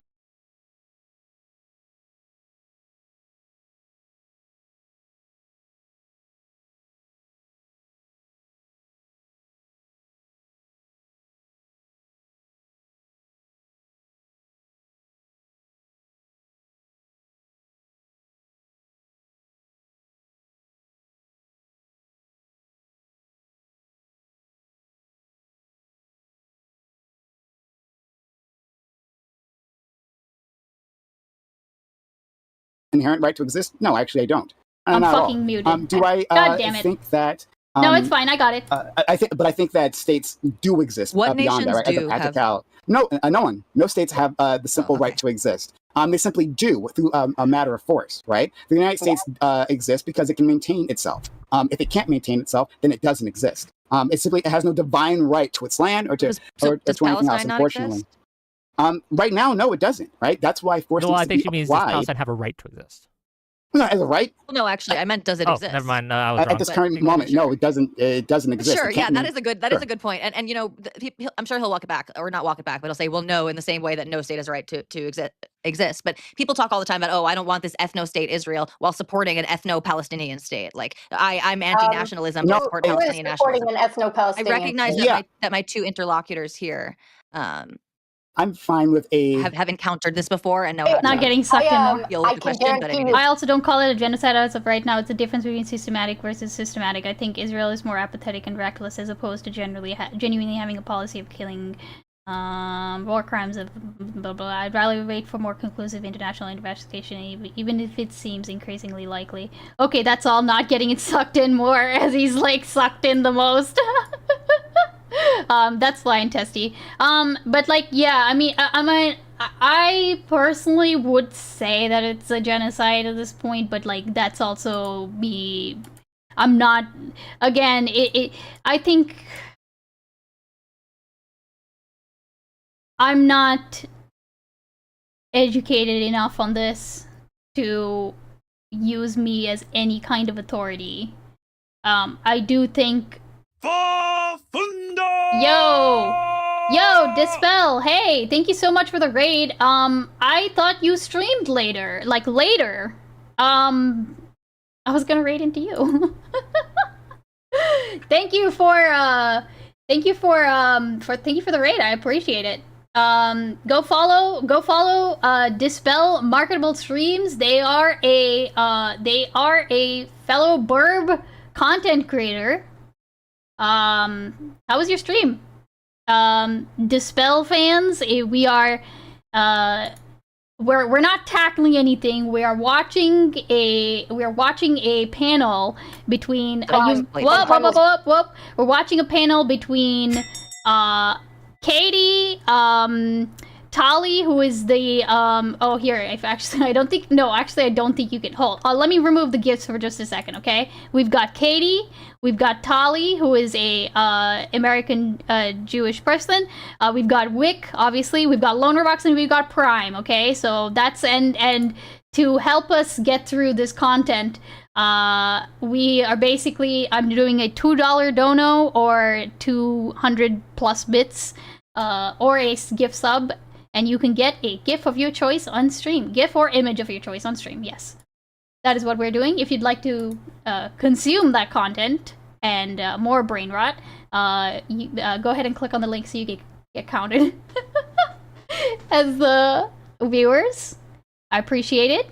The TTS, I need to fix Israel-Palestine. Ethan Hassan Destiny. The voices Israel-Palestine. Ethan Hassan Destiny. Israel-Palestine. Ethan Hassan Destiny. The voices. The voices. Thank you. Thank you for the TTS, the give me beans and I give you TTS. And thank you for the follow, Violent Smoker. Speak to himself, for himself, but Prime does not support an ethno-state of Palestinians. Like, I'm sorry, one more thing. I realized that even me, by the way, this is the thing I was going to say earlier. I realized that even me saying, oh, I think that it's a genocide, like, I realized very much so that it is, like, at least when I say it, I feel like it's a virtue signal, you know? I don't think that, like, especially because I don't have like the knowledge and or comfortableness to like back it up with like, okay, this is why I actually think this way. Like, it feels very much like a virtue signal. So I'm not saying that like other people are virtue signaling when they say that. I just, you know, I don't know, like, I don't even know where to go from there, you know what I mean? Saturdays are midday streams, Wednesdays are evening streams. We went over the Nucleus Genomics Bull on stream. Oh, interesting. What is Nucleus Genomics? Yeah. You're saying it to fit in more because you understand the context? No, I mean, it's how I feel, but I realize that, like, how I feel about a situation and what is, like, more aligned with the reality is they're just two very different things, right? Any response to that is an agreement is, oh, you support genocide? I mean, no, it's I mean, okay, to be fair, I think it is sometimes a bit more nuanced than, oh, you support genocide, but it is like, I understand what you're trying to say, though, right? Nucleus Genomics offers a product to screen your kid's IQ and eye color. Aww.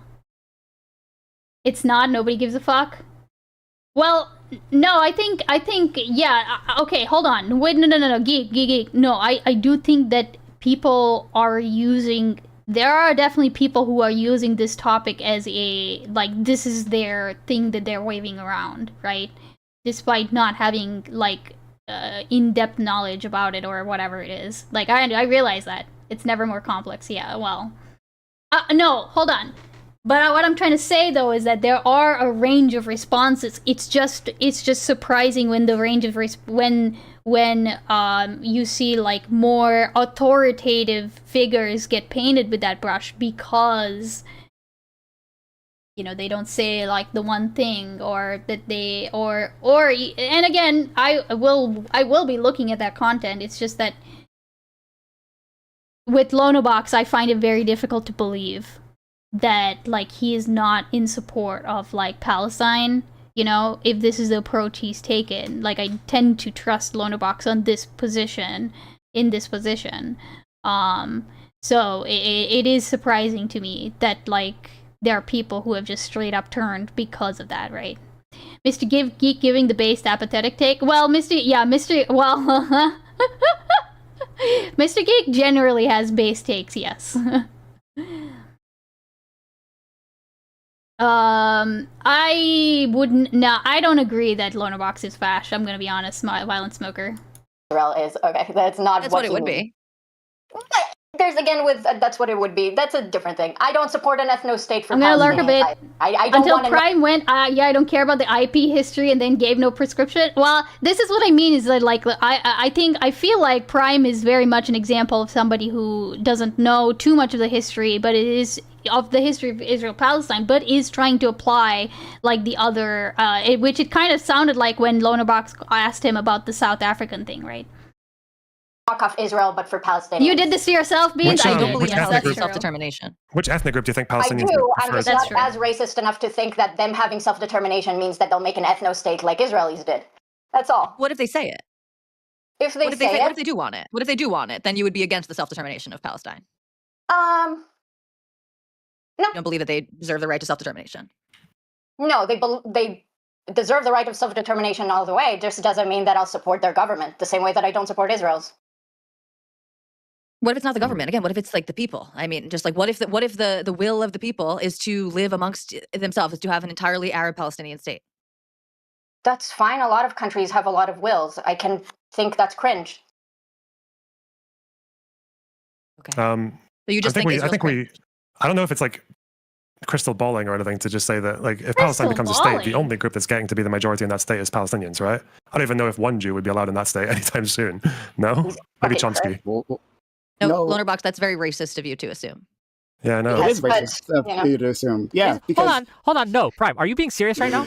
Yeah, I'm being fucking serious. You're being serious that it's racist to assume that if Palestine were to take over, they achieve their statehood, Israel lays down its arms and disbands, and Palestinians get their statehood, that it's racist to assume that Jews wouldn't be allowed to live there.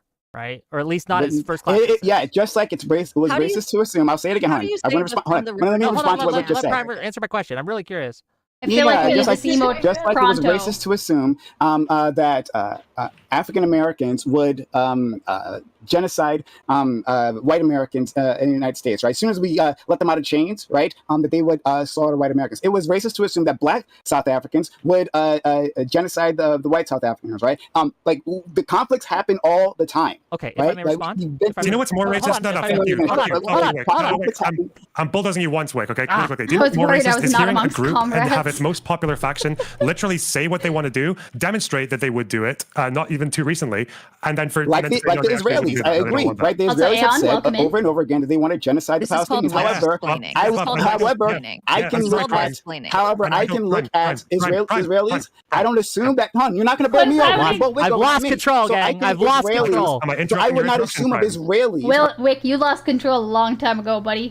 Right, that they are incapable of peace, right? So it's not going to happen, right? So I'm not going to do the racist thing. I'm not going to say that Israeli Jews are incapable of listening to their better angels, right? I'm not going to say that Palestinians are some brutal group who just can't understand peace and must genocide these individuals. There are going to be factions within these groups that will have those intentions, and that will never change. Absolutely. The problem right? here, But that doesn't mean that. Hold on. The other incidences that you have mentioned, such as with Black African Americans were enslaved, when you had the South African, you had a majority of the people in these cases asking to live in peace with the native population, live in peace with the other people in the population, whether it be American citizens. They just wanted to be seen as people.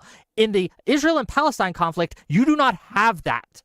Palestinians and Hamas specifically, I'll let you respond in a second. Let me finish. Palestinian leadership in Hamas specifically has said, that's not our goal. We don't want that. We want to expel them. So Wick, I had a response, and I said it multiple times during debate, but Zionists, of course, want to ignore these things. When we were talking about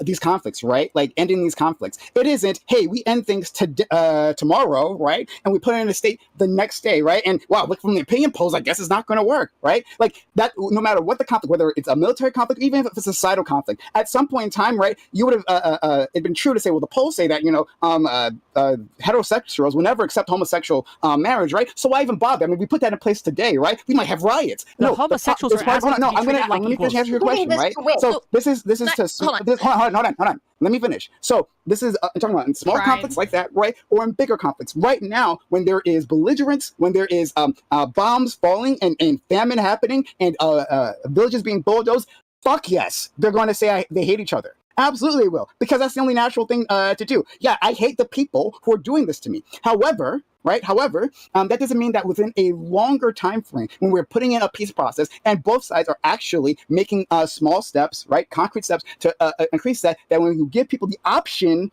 for peace, they don't take that peace, right? There isn't nothing inherent in Palestinians that say that they hate Jews, that they want to exterminate Jews. And the same way from Jews to Palestinians, right? These people aren't inherent. I don't essentialize them because I'm not a fucking racist. So okay, no one has essentialized. I don't think it's in Palestinian DNA to not want to share power with it. That you're just but pretty much. But there's no other choice. But in the end, it would just be inevitable.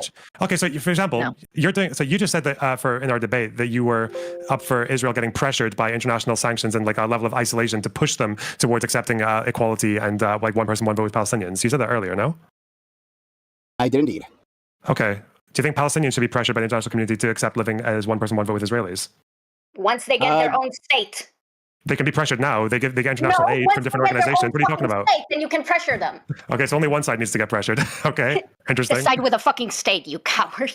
Come on. Why is that cowardly? What are you talking about? Like, what? So you are so we should pressure Israel to one person, one vote, and the Palestinians can reject it, and then we just like we're smart enough to understand the difference between having a state on an international stage and not having a state.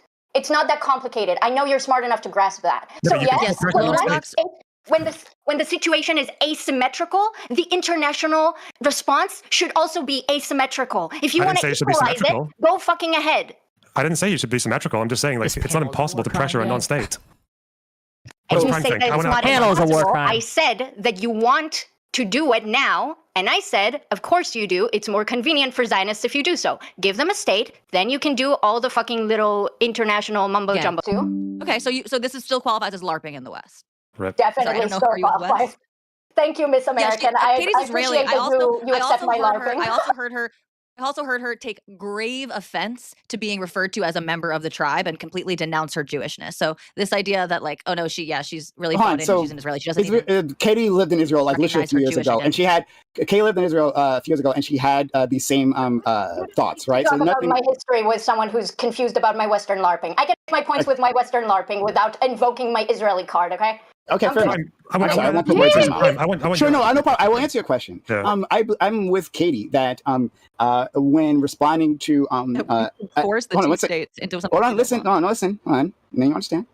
So I'm with Katie when on the terms of when facing a conflict with asymmetrical warfare, right? When one party is so much stronger than the other, that our response is to be asymmetrical. But that being said, right? Maybe even before, like as a condition of further of a peace treaty, right? We can impose that hey, like there should be one person, one vote. I believe that's what you asked. So yes. Prime, that's colonizer behavior, wanting equality in a state, okay? That's colonizer shit. Hold on. I'm just gonna put the kettle on because Mr. Beans asked me to make him coffee. Hold on, I will be right back. I'm just gonna put the kettle on.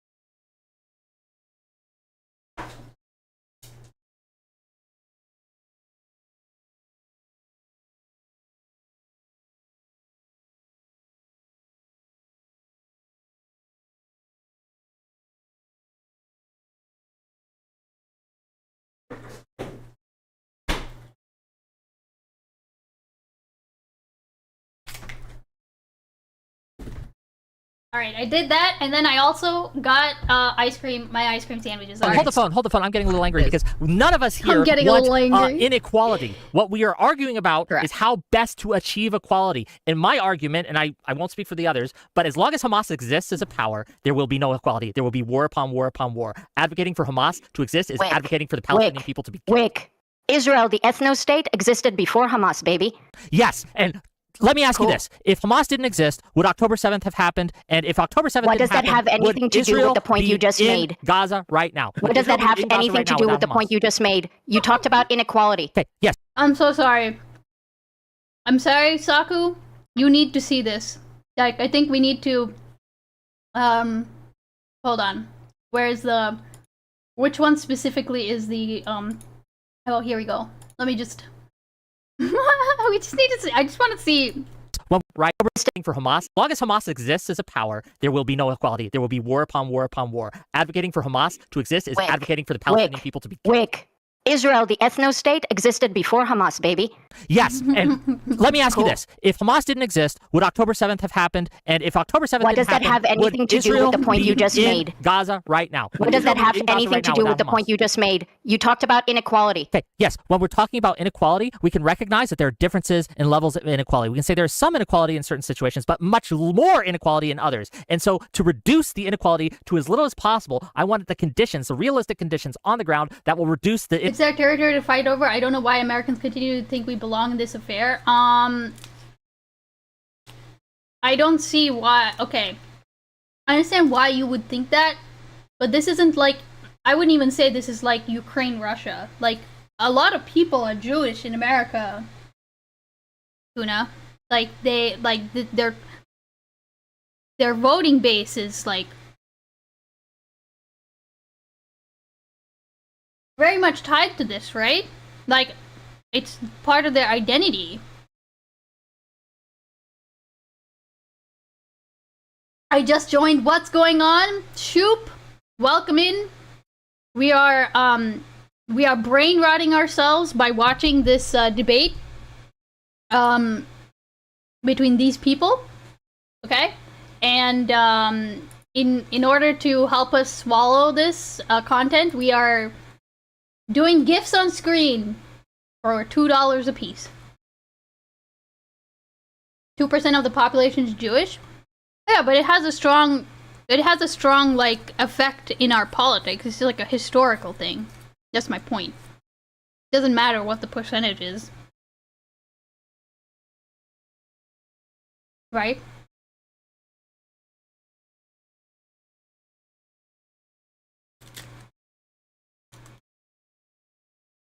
Am I going to say we need to forcibly return Northern Ireland to the native Irish?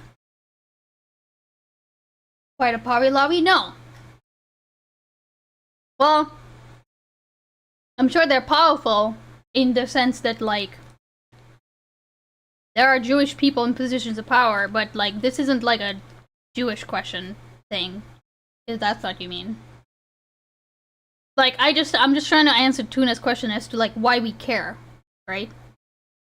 I could be ignorant on that point.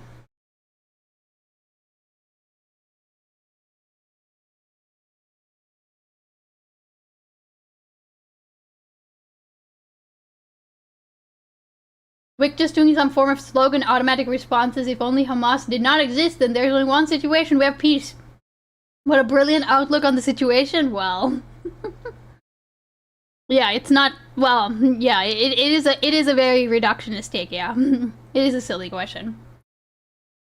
Equality to You as think little it's as actually possible. realistic to be against ethno-states? I know it hurts you as a Zionist. Hold Sorry. on, I am not. It's but like, colonizer this idea behavior. That because I don't want to kill all the Jews in Israel, that I'm a Zionist is crazy. You're right, Wick. It's This is me, why the the term Israeli Zionist- Jewish lady that all of their family is in Israel that wants you to are kill all the advocating Jews in would Israel. You got naturally me. You result got me. in It's that. me. You got me. I may not Wick, want yeah. to die when I jump out of the plane without a parachute. Yeah, but yeah, that's yeah. gonna It's happen if natural I that the do. Palestinians will slaughter them all, right? Yeah, and we're the racists. Nice try. So again, Nice try, Wick. Lonerbox never even made this claim. This is again why you're trying to claim that it's somehow racist, the position that we're taking, because we believe that Palestinians do not want to live in a state with Jews. We are not saying that they are bloodthirsty, that they are born-hating Jews, that it is some unchanging, immutable fact of Arabs or Palestinians. No. The only justification for Ukraine is that Russia is an international threat. Israel, Palestine alike are not like that. Okay. Okay. Sure, Tuna. Well, okay, actually, hold on a second. We should have no involvement in this or in Russia, Ukraine. I just don't think that that's true. I mean, we were literally involved in the Budapest memorandum. So, like, so yes, we have more of an obligation there because we said we would do something there. Like, we committed to a thing there. Now, if you don't think that we should have committed, then maybe like that's a different argument. But like, if I understand correctly, there's a reason we were involved in that, right?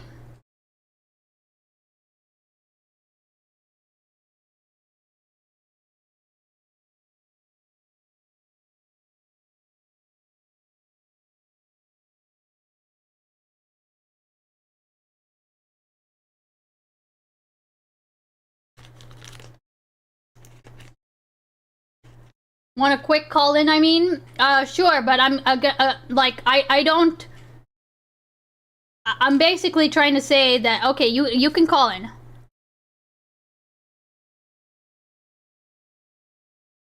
But 5 minutes. I don't want it to go too crazy. Oh wait, hold on.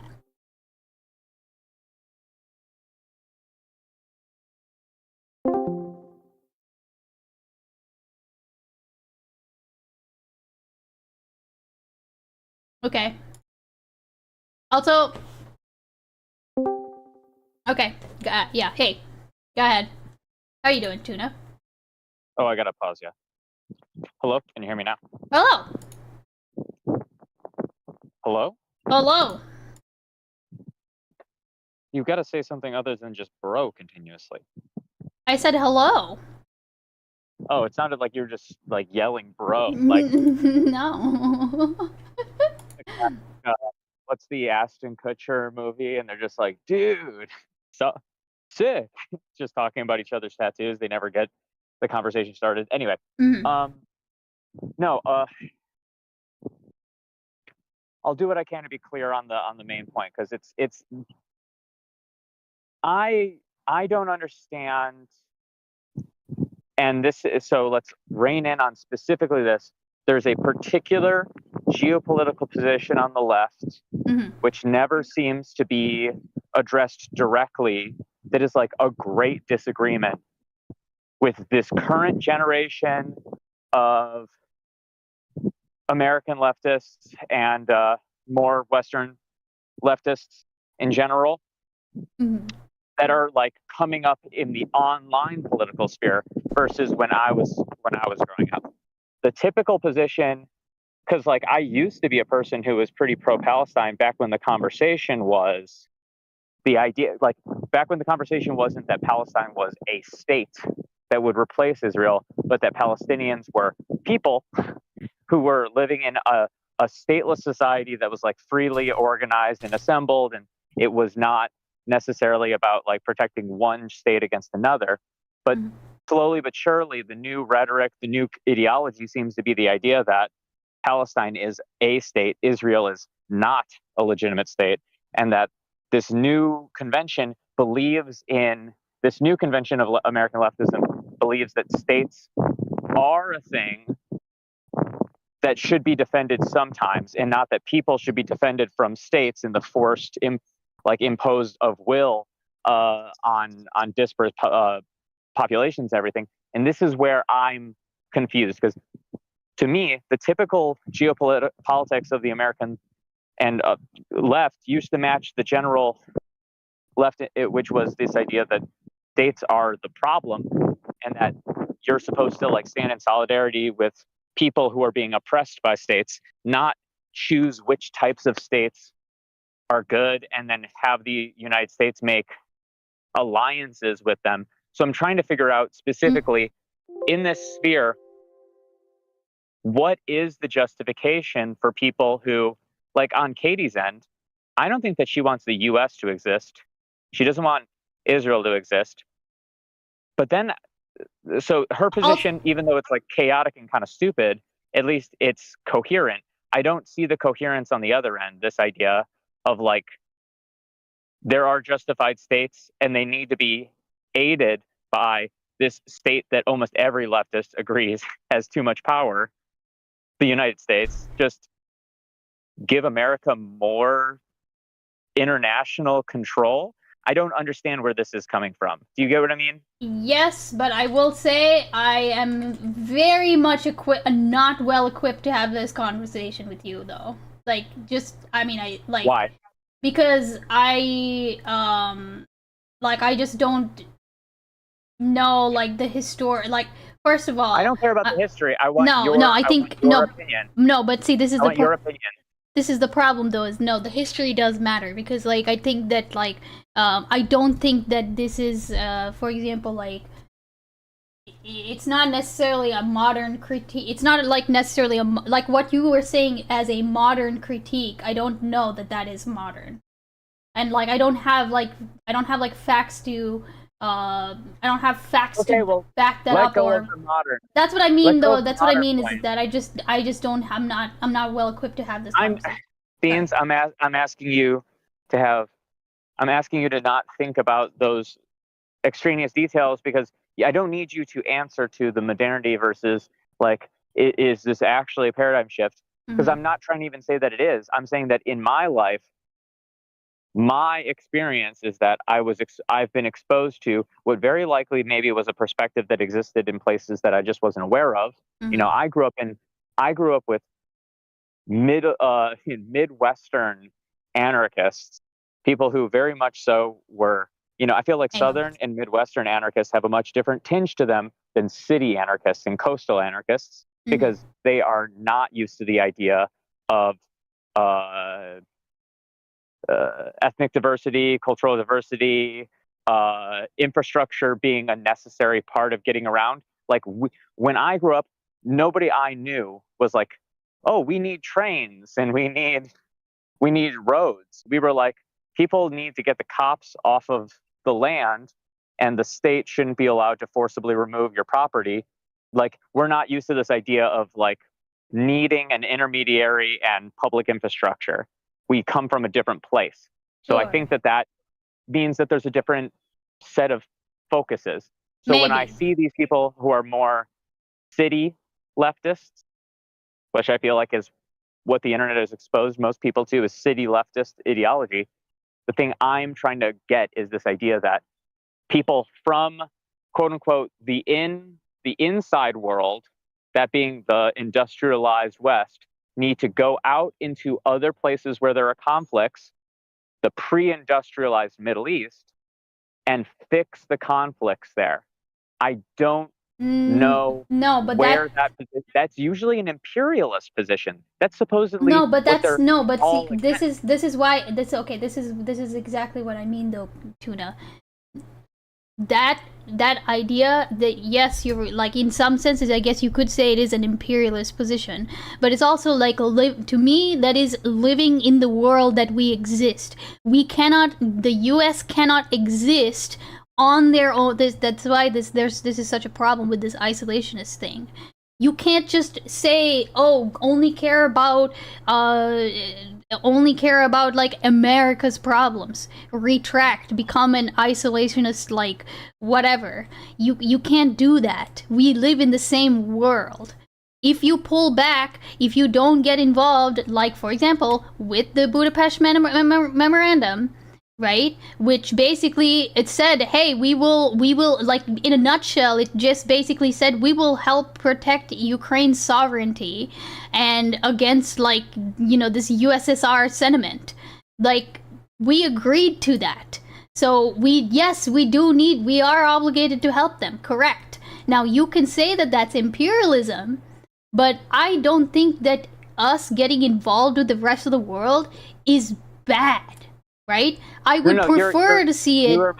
You're missing the difference here. I'm not saying that, and that's why I clarified afterwards, where I was saying that the justification for involving in Russia-Ukraine is specifically because Russia is an imperialist state, and we are attempting to unilaterally create a transition away from that period of time where it was about imperialist powers fighting over territory, and the territory landing hopefully in the hand of the slightly nicer empire, right? We're trying to move to a position where there are democratic societies which engage in trade, and instead of war being this thing between big bodies. But when we look at Israel-Palestine, we are not looking at the same situation with Russia-Ukraine, because Russia is not just a threat to Ukraine. Russia is a threat to the entire trade infrastructure of Eurasia, right? Right, but are you saying that? Are you okay? Just to kind of fast forward just a bit, because I understand your underlying argument. Do you think that trade is the only like if they're threatening trade, is that the only or are there other considerations that you would think necessitate some kind of involvement? Hey, interrupter. Thanks for the lurk. No. Hope you have a good stream. Sorry. It's specifically because if you allow Russia to keep taking up more and more territory, the effects will spiral out to the entirety of the world, to the point where you can't ignore it. Yeah, sure. That is the point. It doesn't have to just be trade, but I'm saying trade specifically to say that we know that economy is one of the factors that does spiral out into all domains of life. I would argue that so too is true of disease, but we're not going to get into the specifics. The whole point is about the snowball effect quality. Sure. I don't Okay. think that that's Do you think true. real quick? This is important. I need to make my distinction, because that's why the distinction exists. The same thing is not true with Israel-Palestine. If all Palestinians were suddenly eradicated forever and it wouldn't spiral out, that is an exhaustion point. Same thing true if Israel were to be abolished, or every Israeli citizen were to be ran out or killed, it would not spiral out. Neither of them has the geopolitical or military power to go to war with the entirety of the world. The same thing is not true of Russia. Russia does have actually quite the ability to take over many, many other countries. It would take the entire world banding together to fix something like that. Okay, real quick. I don't agree with this point that there would be no further repercussions. Okay? Like, I'm gonna be completely black-pilled here for a second and say that, like, I don't realistically foresee, like, the US scaling back their meaningfully scaling back their support of like the IDF to the point where, like, I do think that this will eventually result in like the almost complete and utter genocide of Palestinians. That's just like my very black pill take on this, right? And the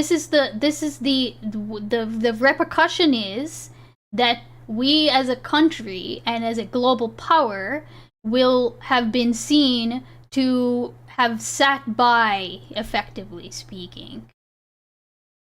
Okay, but and hold on, wait. I'm not done with my point. That is the repercussion, though. That is in and of itself a repercussion. Like, that's pretty bad, in my opinion.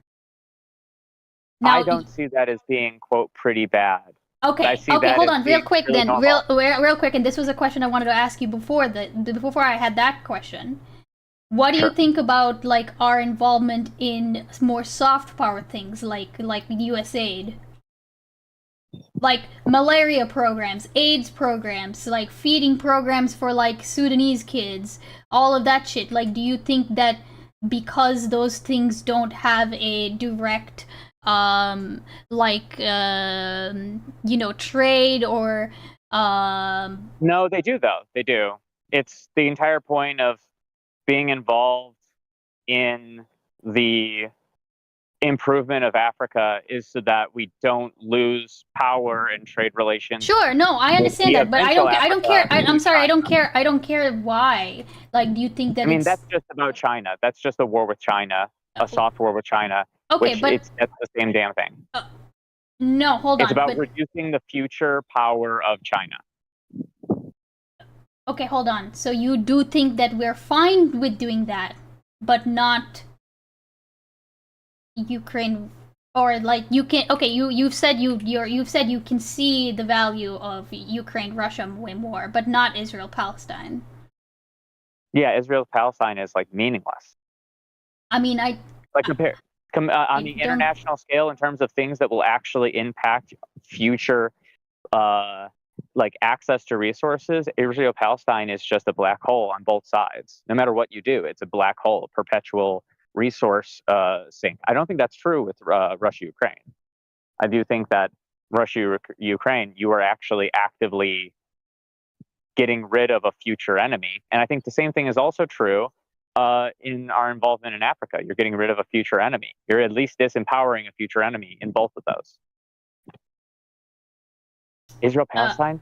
It's like two kids at the fucking kids table, like biting each other's ear. And sure, one of those kids is 17 and the other one is 5. I'm not going to deny that there's a power differential. That's none of my fucking business. They're not going to come over to the adults table and start doing actual havoc. Yeah, but like I just I mean that, and this is kind of where I don't have like more of the knowledge to like specifically tell you as to why, apart from the identity thing, right? Apart from the fact that we've had ties with Israel, like we were literally involved in its creation, like I just don't think that like I don't think I could sufficiently explain to you though why. Very easy to understand. It's very easy to understand why the state feels obligated. I'm saying, why do people who are not the state, citizens who are attempting to advocate for the state to make a change, why is it that they are suddenly of this? It's not suddenly opinion? though. Like this. You know what I mean when I say suddenly. How about I say this? It's an exception to other trends in belief. It makes sense for it to be an exception for the state. It does not make sense for it to be an exception for people who are not beholden to contracts in the same way that the state has been. Why in the world would a person say that the United States has to intervene in this conflict on either side outside of having an ideological burden that is, or I shouldn't say ideological, having a, what do you call it? A scripture-based reason. Those are the only ones that make any sense, and that's because those people are literally schizophrenic. Seferic Neon, it's not that he's not talking about why we consider Israel, where he's asking like what is like from the point of view of the people, what is their like why are they invested? Like, or Yeah, like we are people, yeah.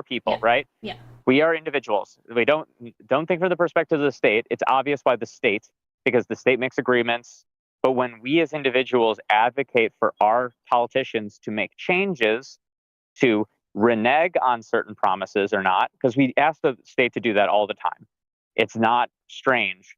Why is this the one where people who would typically say, you know, honestly, we should pull out.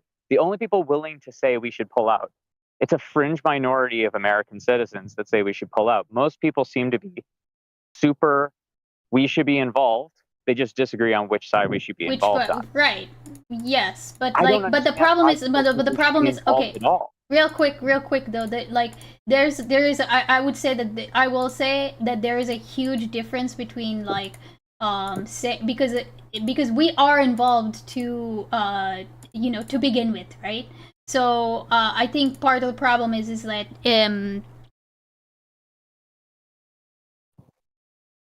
there's a difference between, well, hold on, sorry, real quick. I think that like I guess I'm struggling to ask, like struggling to are you, because you could mean, why are we involved, or why were we ever involved to begin with, or why do we still continue to be involved? I know why we were involved to begin with. I understand, especially at the founding of Israel, you know, coming out of World War II, there were a lot of people that did believe that in some shape or form, and this was the shape and form that was created, even though it's a lot of people agree that it's an unjustified and unprecedented, and, you know, this land probably should not have been held to begin with, let alone then be given right to be redistributed on the hands of that. But the whole point I'm making is pull out. Get the fuck out of there. It's a waste of time. Just like Afghanistan.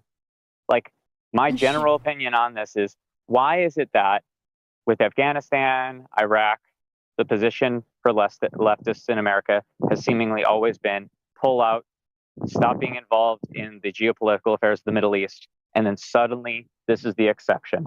This is the case where suddenly we need to be interventionist.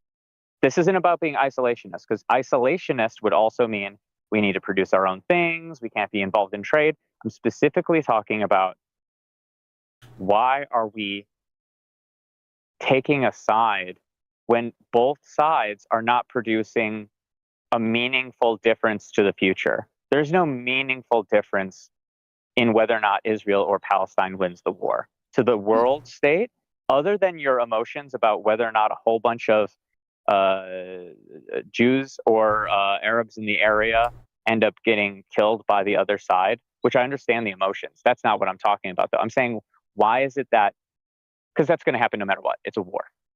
And even if it's not a war, even if it's a genocide is just a war that only one side is winning. We know that death is going to happen. We know that it's going to be, and in turning a genocide into a war doesn't remove the death from the picture.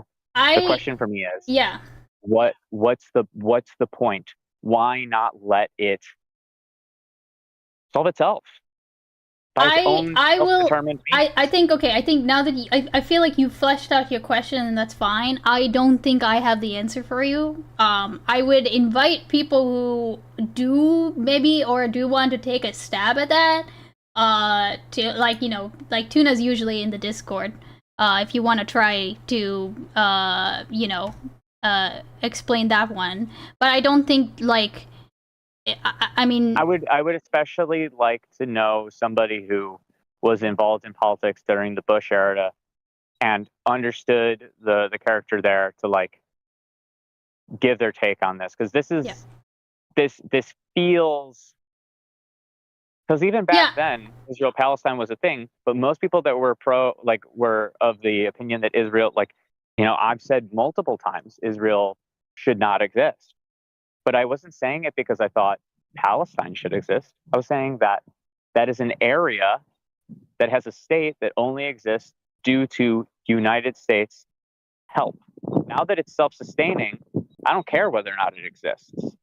You know, you could argue if it's self-sustaining. The whole point is, the real core of the thing is, it should not be being forcibly placed upon the area. Now that it is a self-sustaining thing that is able to sustain itself without forced intervention from the outside, hey, Ergie, none of our business. Why the fuck are we even there?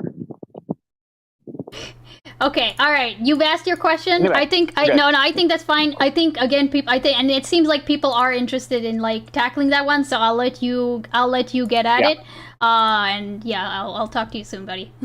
You see, Beans, I thought that you'd have an opinion as a Fed, but Well, here's the thing. Here's the thing. My opinion is limited because I am a Fed. Correct.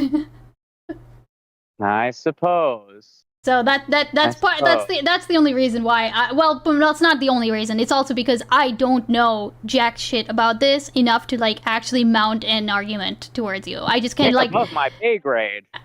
Those decisions are made by accountants. Oh my god, that's amazing. I don't know if he left or he was kicked out. Okay, all right. Real quick, I'm going to quickly set the coffee to be made, and then I will be right back. But chat? What do we think about this? How do we feel? As a representation of everything that is happening right now. Okay. All right, I'm going to get the kitty and also finish making the coffee. I will be right back. Don't go anywhere. Can you make its eyes bulge even more? That can be arranged, yes.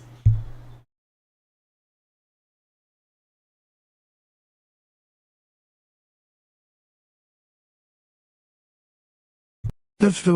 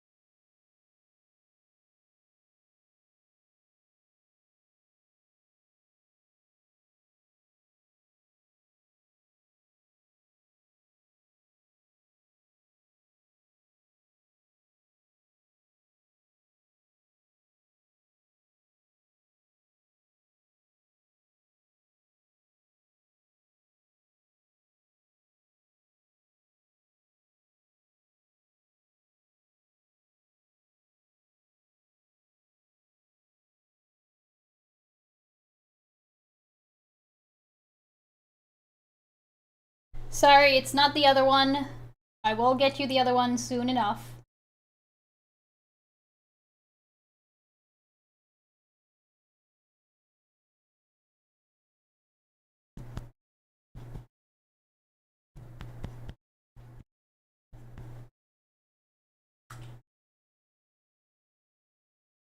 The beans are sprouting. Okay, alright. Alright. Let's continue. We're saying. Oh my god, we're only halfway through this. I might have to, like, tap out at some point. Want to live in a state with Jews, and if they have control over some single state, it is very likely that Jews will not be allowed to live there. I'm not even suggesting that it would necessarily lead to genocide or pushing the Jews into the sea or anything like that, but there is an Arab nationalist affinity among the Palestinian population. This is the Do we agree that that affinity, Prime? Do we agree that if such affinity exists in the majority of Palestinians, which I don't necessarily agree, but let's say for the sake of argument that the majority of Palestinians, including all of their leadership, want a Palestinian state with a Palestinian majority. Do we agree it's exactly the same as with Israel? Yeah, and I'm totally in support of a Palestinian state with a Palestinian majority. I can see that it'll be different. No, I know. I can see. And I'm the colonizer for thinking ethno-states are bad. I get it. I can see that $50 to end debate stream. Honestly, hey, you know what? If people want me to end the debate stream, sure, $50 to end the debate stream. Instead, I will. I'll finish out. Well, actually, didn't I say I said I would do Dark Souls? It's like an inverse wick. Here's the problem. I can't actually do Dark Souls now because I've just lost all control. I lost all control of the time. Here, what will we do instead? I'll look something up. I'll pull something up. Maybe I didn't understand the question. Because are you saying in a one-state situation? Like, what are you? No, maybe flesh out how you disagree. We're talking about a Palestinian state. So you're saying a Palestinian state, like, would it be the same as Israel? No, I can see that it would be different. There's no fucking way a Palestinian state would allow 20% of the population to be Jewish. Absolutely not. Racist. Okay. It's pretty fucking Why racist. should they? Fuck that. Why should they? They should let the settlers stay? Fuck them. Get them out. I don't think the settlers would stay. I think the settlers would immediately leave. Why would they leave? To get them out, they will be on the first flight away. Don't worry. Oh my god, Wick is wicking out. He's wicking out. I'll tell you. Wick, I'll tell you. Let me tell you. You're about to hold on. You asked me a question. Shut the fuck up. You asked me a question. You're just gonna undo it? Anyway, Wick. Lover. Okay. The reason why they would leave. The reason why they would leave is because they don't want to. Dr. Man, you can suggest a video if it's the no guarantees that I will watch it, but sure, you can suggest a video. Live in a state that's certainly not even with the appearance of being co-equal with Palestinians, right? They want to live in that Jewish ethno state. That it's important to them that they have dominion over this land. And if that state, right, even in the kindest way, push back against them, it demolishes their project. So of course they want to leave. Here's the problem: is Israel is a refugee state. These people came there because they. No, Wick, stop! He can't get away with that. Okay. You realize the settlers. Oh no, okay. Y'all can't see this because of all the gifs on screen, but this is a no go right here. Okay, smoking inside the house, very bad. Kicking Don't and do screaming that. by the IDF to get them out of Gaza, and that was only 8,000 of them. So. But no, in the hypothetical, hold on, Lonerbox. In the hypothetical, hold on, stop it. Lonerbox, in the hypothetical where Palestine becomes a state, gets arms, gets an army, gets a military, and they take over all of Israel, what is known as Israel right now, and it could become all of Palestine, the people would leave because they know what would happen next. Depends what you're smoking. And you're directing what this was to she Lonerbox smoking? so he can jerk you off while you say it? Wait, was she not smoking a cigarette? Am I wrong? Hold on. I become all of the state. Hold on. To get them out of Gaza, and that was only 8,000 of them. So. But in the hypothetical, hold on, Lonerbox. In the hypothetical, hold on, stop it. Lonerbox, in the hypothetical where Palestine becomes a state, gets arms, gets an army, gets a military, and they take over all of Israel, what is known as Israel right now, and it could become all of Palestine, the people would leave because they know what would happen next. Is that not a cigarette? Oh, I guess it's like a hand-rolled cigarette. I don't know what that is, actually. That could be... I guess that could be different things. Okay, never mind. Okay, also... And you're directing this to Lonerbox so he can jerk you off while you say it? Like, I'm just correcting him in the hypothetical here, right? And the reason I'm saying that they know what would happen next because we all understand what would happen. The racist ones. If Hamas... The racist ones. Hold on, no. If Hamas was in control of Palestine, do you not think that would happen? Oh, now it's Hamas. Dr. the Man. I just want to appreciate that the video that Dr. LeMan would have us watch instead, okay? Is this this shit right here. Life as a truck stop stripper. There you go. Okay, also real quick, what is this? I can see that it's a lobster. So I'm not getting lobstered. Okay, this isn't me getting lobstered. Wait, actually, it's not a lobster. What the oh, holy shit. Oh, wait, hold on, it didn't play! Hold on. Oh, pfft. Nice try. Okay, here, hold on. TikTok cucked you. Okay, TikTok cucked you. It 100% cucked you, but here, we will play it anyway. Yeah, why would they put the time? Yeah, I know. Alright, 3, 2, 1. Yeah, see, it did cuck you. I'm sorry, McFiston, I'm sorry. Okay, so now because Hamas is Palestinian.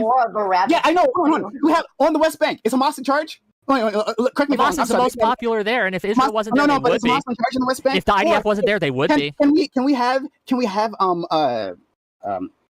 elections within this territory that had in terms of Gaza, who has had elections in over a decade? Can we do that? Why? Is any of these things a possibility? What happens with the Gazans elect Hamas? I meant to respond to that. I meant to respond to that at the end of our debate before.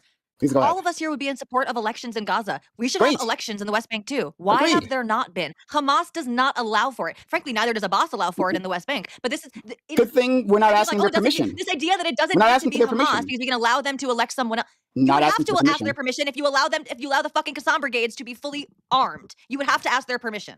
How do you think this all happened? I have a question. So last time there was an election before Hamas canceled them. The Bush administration, together with Condoleezza Rice, said that they didn't acknowledge Hamas's rightful victory in the election. So let's say Hamas weren't. Let's say that elections are allowed and Hamas wins. You still wouldn't accept them winning, right? No, of course not. Hamas. Shut up, Wick. I'm not talking to you. So if you wouldn't accept them winning, what is the point of asking for an election if you're not actually willing to respect the results of an election? I'll let you answer. Who are you talking to? Because who are you? I thought you were asking me, but no one knows who you're asking. And he's saying that they need to have an election because they wouldn't necessarily choose Hamas. I'm sorry, I was talking to you because you said that you all support an election in Gaza. Yeah, no, Hamas obviously cannot be the ruling Stop faction. hiding the faces. It is $5, my man, to remove a GIF. I've told you this already. Shut up, Wick. Yeah, shut up. Okay, so you support an election as long as the people that you don't want don't get elected. Hold on. Katie, Katie. If Palestine became a thing, right, and all one, like they had a free and fair election across the state of Palestine from the river to the sea, and they elected Likud, would you be okay with that? Wick, you're the guy who Hold thinks on, that I'm if asking you a question, Palestine answer. became a thing, Palestinians would genocide Israelis, okay? I'm asking you a I don't question. think you're equipped for this conversation. I'm going to be very honest. Wait, what did she just say? Israelis. I to the sea, and they elected Likud. Would you be okay with that? Wick, you're the guy who Hold thinks on, that I'm if asking you a question, Palestine answer. became a thing, Palestinians would genocide Israelis. Oh, okay? okay. That's I what don't she's think you're accusing equipped him for of this thinking. conversation. Okay, all right, cool. I'm going to be very honest. Demonstrated more knowledge and more understanding of the people than you have in this entire conversation. Absolutely. Your brain is fried. Are you the guy who kicked Viv for blood libel Yes, and then because did she a was Nazi salute on their stream? You're that guy, lying right? about So the I don't Israeli army think you killing have American adequate journalists. education for this conversation. Okay, again, Nazi you salute don't boy? understand what you're Let's talking relax. about, and you have demonstrated that again and again and again. Answer my question. If Palestine became a state from the river to the sea, one person, one vote, and they decided to elect Likud, would you accept that result? Opinion on this topic. You are not worthy of my time. Well, that's a non-answer. Don't cop out. Come on. No. That's so fucking lame and weak. Just contend That's with fine. it. I'm weak. I'm turning Wick, you if down you just a want, tiny bit. kick me. I don't care. kicking You are you. not Kick worthy of my you. time on this topic. Kick me. My God. So wait. Suicide by cop. Wait. If you want to duck out of it, just duck out. Don't Wait, I would have come. I would accept. No, I can do Yeah, it. I can't believe Snake said that to Snake. True, Zephyric Neon. About Snake, exactly. Okay. I would accept if Likud end up being the winner in a free and fair election. Like, just like the United States, right? I think Trump is a fucking degenerate. But I accept that his presidency, as far as I know, there wasn't any shenanigans in terms of our election process. And so he is the his regime is the rightful ruler of this land. So whatever. That is not Snake. Why would I'm you ever sorry. accept that? Because you know what would happen next if Likud was in charge. You know what would happen. Yeah, hold on. again, like actually contend. So you guys have been saying I've been contending with what you guys Likud have been and saying. Hamas are not But- comparable, and like I just love when we pretend that. Yeah, sure. I mean, Okay, also real quick, Watsaku, here is the this is the old one, okay, and here is the new one. Okay, it is very slightly poppin' a bit more. Okay, I don't want to make it too poppin'. It doesn't. I don't want to take away from the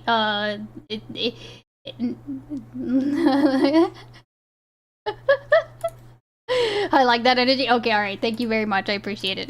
Whatever. I mean, That's true. Likud is doing a genocide and Hamas. Yeah, they're actually doing the genocide. They're actually doing that. How do you feel about a few blood vessels? There are blood vessels. Yes, I can make them. I can make them stronger looking though. If you can't see the blood vessels, there are blood vessels. If the tongue moved, okay, that's what I thought. Spheric Neon. I could try it and see if that will help a bit. Like, maybe not as crazily as the eyes, but yeah, if the tongue moved a bit, that would be cinema. Okay, the emotes just rolled away. Hard to tell without all the shaking? Yes, okay, here, actually, you know what? Yeah, of course it is kind of hard to tell, but here, let me show you. In the original drawing, you've got there we go, these are the blood vessels, okay? They can be a little darker, I suppose. You need to make the left eye look like it's popping out more? No, Christopher, I like that idea, but it's already very chaotic with everything going on. It would be a little too crazy to add like more elements. The tongue is like already one that I thought about, but I think any more and it would be actually like you would be unable to tell what's going on. But also, like, I already know what this emote looks like as a like an actual emote. And here I'll show you. It's pretty decent. Here, hold on. It's pretty decent. Like, this is what it would look like on real life, like a real, Discord, Twitch and stuff. And I know y'all can't tell because this is already small on the screen, but it looks pretty decent to me. You wouldn't be able to tell that there are feathers flying off. You know what I mean? I'll do the tongue a little bit, but not the feathers. But okay, all right, next. So sure, whatever, right? Like, and I've read you the genocidal statements from the actual party, right? But you can pretend that they don't feel this way, right? Then I guess it's just all an accident. But whatever, right? Moving past that. So like, hold on. But Wick is saying that like, sorry, what was your last question, Wick? I do apologize. Wick, yeah, what was your last question? Sorry. I'm just making sure I'm being addressed because apparently I'm not worthy of hosting my show. So. Okay. Sorry, Wick, please go ahead. So again, you believe right now that Likud's in charge and is doing a genocide, correct? Yeah. Yes. So why would you accept if they change the name to Palestine? Oh yeah. Why would you accept that? Why would you? You wouldn't. Well, hold on. If you actually believe that they are going to do a genocide, and they're doing a genocide currently, then you should not accept Likud being the free and fair elected people. You should be opposed to that, even if they were elected. We didn't just hold on. The Nazis didn't get to just maintain power after those are two different things. Those are two different things, right? So I can accept the results of the election, but that doesn't mean I accept the action. Hold on, wait a second. Let me answer. Let me answer the question. Tally. I'm going to answer the question. I'm going to answer the question. I'm going to answer the question. I'm going to answer the question. I'm going to answer the question. I'm going to answer the question. I'm going to answer the question. Come on, Tally. I'm going to answer the question, Tally. Look, we'll get to you in a second, Tally. I promise. I'm going to answer the question, Tally. Go ahead, knock it off. Thank you. All right.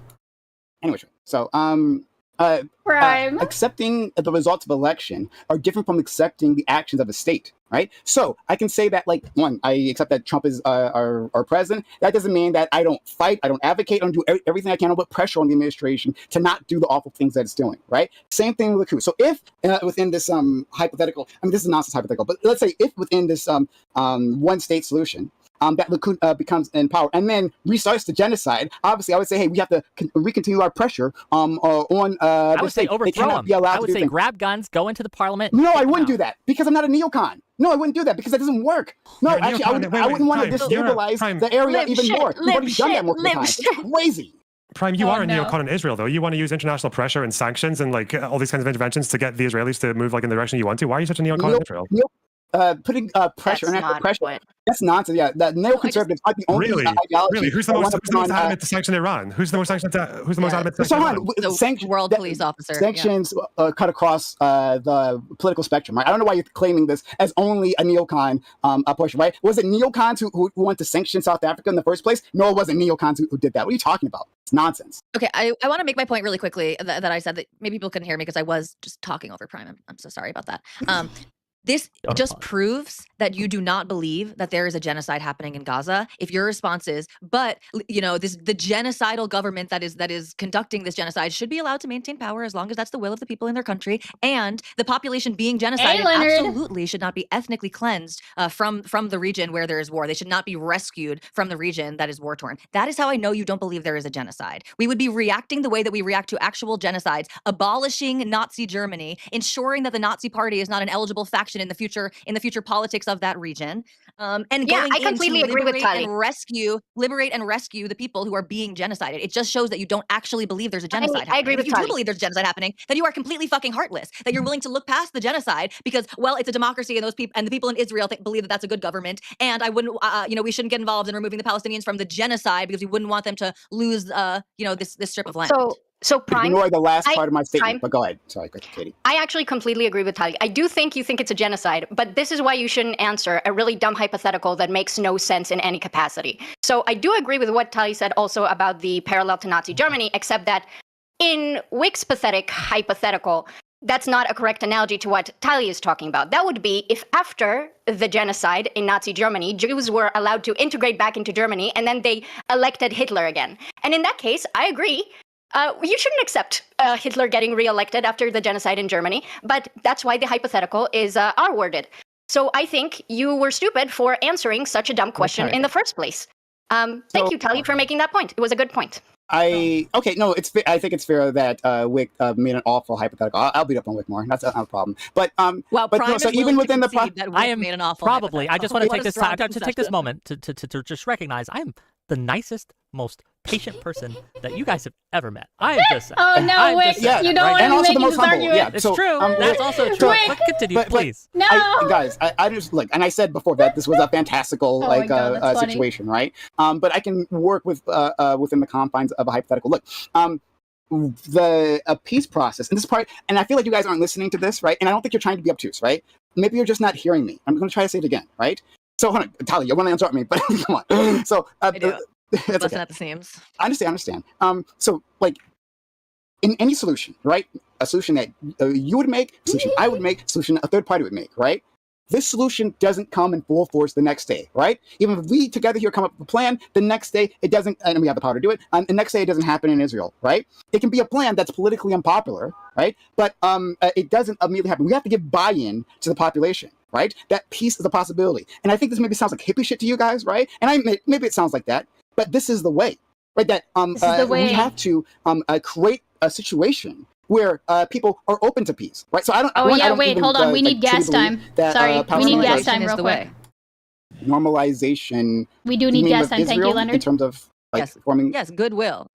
Yes, goodwill. I mean, I'd be fine. I would be fine. I would be fine with normalization. Yeah. But that doesn't come immediately. Hold on. But that doesn't come immediately. It doesn't come immediately. It can't come immediately. It can't come tomorrow. If that's what you're looking for, then we can't form a peace deal. I'm saying, hey, let's form baby steps, right? Let's start by rebuilding Gaza. That would be a great way of doing this. Let's start by stopping the settlements in the West Bank. These are all concrete steps that we can take before we ever think about like a two-state solution or one-state solution. We can do these things. And on that path, when you show people through civil engagement, right, that you can like get things done, other than the other response would be a military engagement, right? Through civil engagement, that you can actually make solid accomplishments, then people will be more open to pease. Does that ignoring Israel-Palestine for a moment, right? Do you think that formulation that I've given you, does that make sense in other conflicts that I just laid out for you, Tali? That's beautiful, and like who doesn't agree with that? Okay, so you do agree. So that's in principle. If I'm understanding you correctly, it seems very simple. Yes, like you need goodwill and baby steps, and to be able to build trust. Yeah, totally. Okay, great, right? So that's where we would have to start one way or the other. Okay, great. So so we'd have to start. But what you're saying is gas time has been added. Both sides are going to require, right? Also, why is there a lobster on my screen? Oops, sorry. Agreed. Now, where those exact preconditions are going to have to be, I don't know, right? Yeah, well, yeah. Well, we know, at least we know that is going to be a precondition. Sorry, Israel. which one? That Hamas will not have any control in Gaza. Or the West Bank for that matter, but. And again, I think that, well, so we'll come to the same situation, right? Where you think a armed group, so there's other armed groups like within Gaza, right? There are other armed groups other than Hamas, right? But just because they have their arms, right? Let's say Hamas gets rid of all their arms, right? Just because those other people have their arms, they don't have Fuck been you part too, of this process. They Para. don't give it up, Love right? you. Doesn't mean that they're all of a sudden in charge of Gaza, right? So in your situation where Hamas lays down his arms, those gangs who don't do that, they aren't in control of Gaza, correct? Right? Just because you have the weapons doesn't mean you control that territory. So if you have, they're not going to. Israel's not going to concede to Hamas having the capacity, even if you're saying they don't have like governing control. Sure, Israel still won't concede to that point. That will still be a precondition, a step one. And I'm saying that, but even then, they agreed previously to a ceasefire where that wasn't the precondition. The ceasefire that again, like they agreed to ceasefires that are literally they are seen in Israel as a temporary pause, no, I mean they agree a temporary pause to get back hostages. Oh yeah, so listen to what she's saying. Israel agreed to the ceasefire that you're using because they didn't give a fuck about actually getting a ceasefire. They used the ceasefire to get hostages, and then they broke it. They don't care. I agree. Use the ceasefire for what Hamas broke. This I agree. Again, like you guys see that like there's some power imbalance, so it doesn't matter. Like Hamas has to break it 5 times for every one time that Israel breaks or something. Kind of like the prisoner exchange, right? You gotta get 1,000 prisoners out for one hostage. What do you think Hamas's intentions were for the ceasefire? Peace? Everlasting peace? No. Yeah, right. Exactly. Doesn't Hamas say this as well? Doesn't every Hamas solution always offer like a... Both sides are leveraging. Yeah. No, as I understand, Hamas is always just saying like, we just want to live in peace. All we want is just peace on earth. Again, no, I don't. But you guys keep ignoring what I'm saying. So we're not ignoring it. We're not ignoring it. No, you are. We're not ignoring it. What we're saying, if I may finish, we'll come back completely ignore it. Go ahead. If I may finish, we're not ignoring your point. We're just saying that this like idea that you have, while a good idea in theory, is unworkable. And so we're looking for an actual workable on. But you just keep saying that's unworkable. You keep stating it with as much evidence as I have, right? That Israel has broken Israel, yes, and we can see Israel breaking their agreements, right? We can see them doing that. So we can see that Israel is not a completely trustworthy side. But in an armed conflict, both sides are untrustworthy. Right? We have to build trust. And you start with the small steps. That's what it always is. So you guys can keep saying that Hamas or the Palestinians or whoever is a convenient scapegoat at that particular moment, right? Will automatically break a ceasefire that they agreed to, right? I can say the same thing about Israel because they actually have done that, right? Or you could say that we should try to give peace a chance. That the only way to do that is to actually go through the process. Would it help you if I admitted that with Netanyahu in charge, it's also impossible to have peace? Would that help the conversation? If we can both recognize that the current government of Israel, with Netanyahu leading it, you will not get peace. There will be no peace. With Hamas, currently the government in Gaza, there will also be no peace. So both of those. I don't agree with that. I don't agree with that. I think that this government can be pressured through international means to actually bend their will. Absolutely. There's no incentive for Netanyahu to do that. All Netanyahu. Yeah, if there's no international pressure, then there absolutely is no incentive. Agreed. Yeah, we have to bring that incentive. You do not. I think you are really misguided in your understanding of how Israel would respond, how the current government would respond to that type of international pressure that you're talking about. And I think international pressure on Israel's current government. International pressure on Israel's current government is never going to culminate in a concession that Hamas can maintain military or civilian control of Gaza, even for some temporary amount of time. Right, so she doesn't agree. So I mean, like you say that, right? So again, we're stuck at this point of the conversation because like it's impassable. You guys are sure, positive, without a shadow of a doubt, that Hamas can't be reasoned with. Hold on a second. Hold on. I think we've glossed over a very important thing. Yeah, why are you and your manager flirting? This is a very bad idea, Para. You should not be doing that, my man. That is the quickest way to make work an unbearable situation for you. You can barely see the veins. God, give me a second, Dr. the Man. I'm working on the freaking tongue. Jesus. Yeah, okay. I'll work on the scale of the tongue as well a little bit, but I love this emote so far. Oh yeah, here, Leonard. We've already tested it a bit.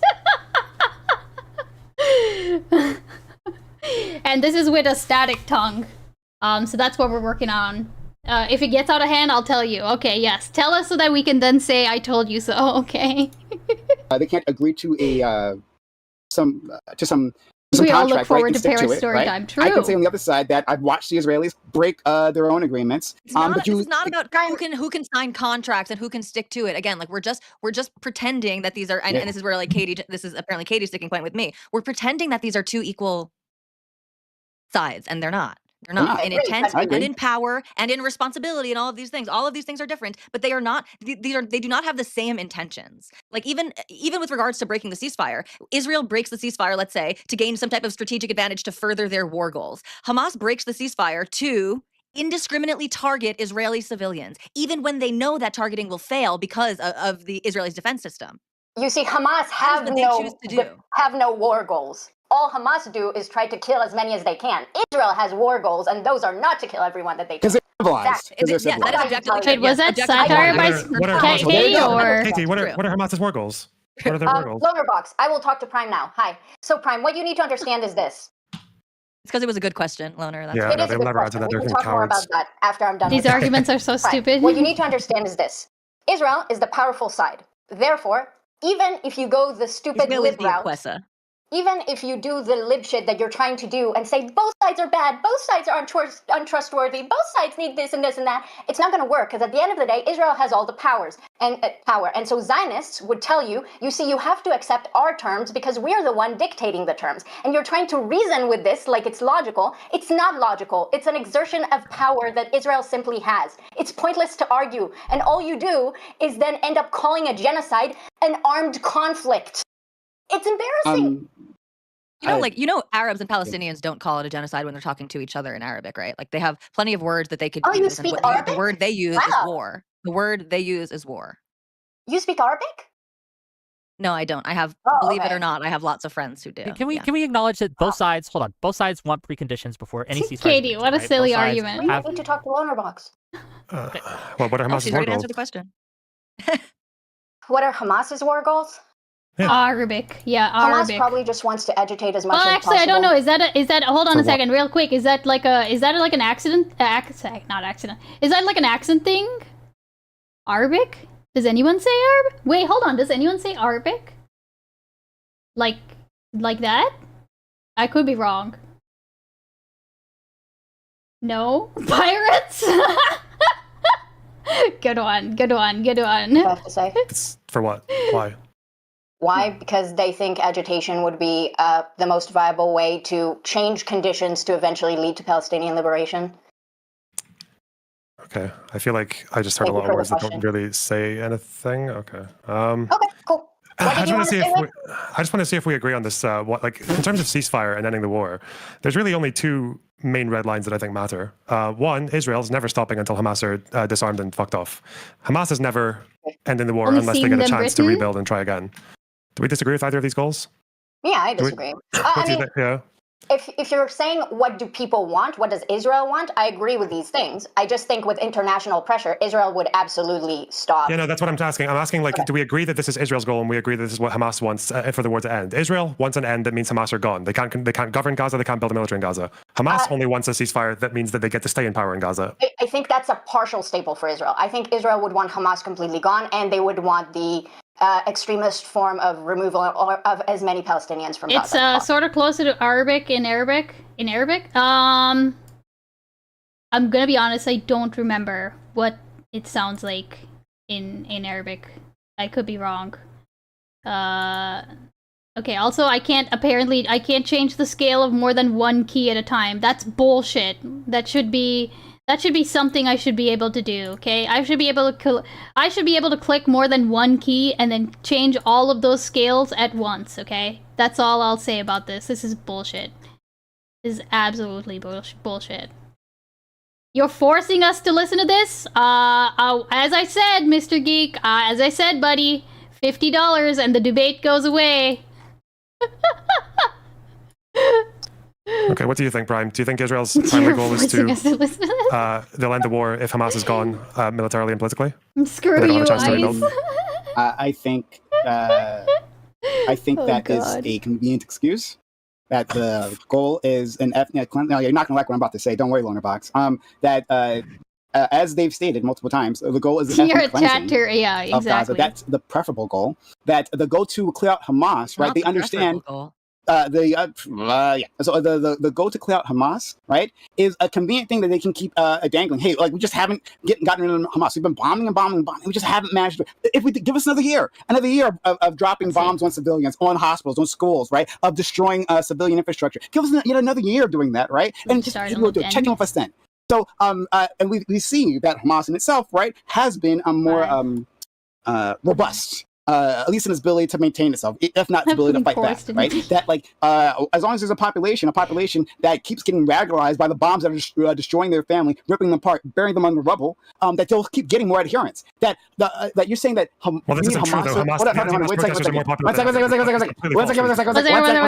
So even if a Hamas disappears, right, you're going to open this up to another radical group, because unless you actually deal with the political ramifications, the political divide here. Okay, I'm gonna be honest. It is very hard to tell. It is very hard to tell that the tongue is popping at all. Wait, stop.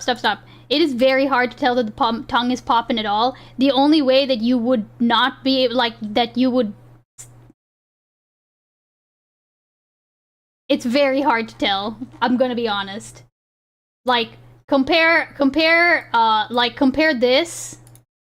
Oh, well, actually, okay. Okay, actually, no, this wouldn't work anymore because I've separated out the tongue, okay? But, like...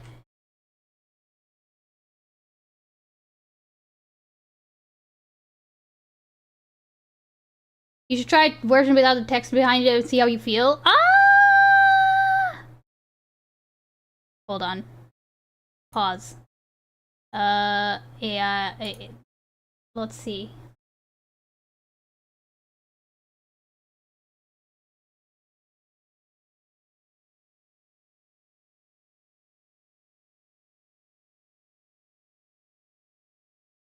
Put in a few animation frames for the tongue and make it do an S curve.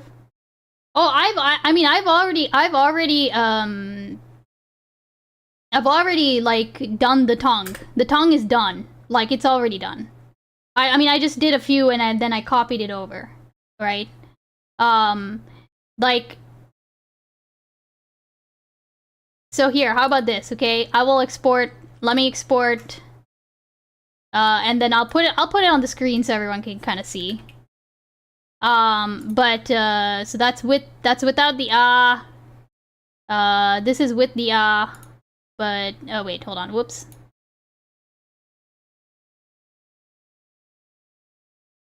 This is with it and with the tongue. I'll put it on screen so y'all can see. And also, I'm using Spine for this, Spine 2D for this Artemis. Okay, here. I will put... Actually, here, let me go here for just a hot second so maybe we can get, like, a clean... Somewhat clean, background.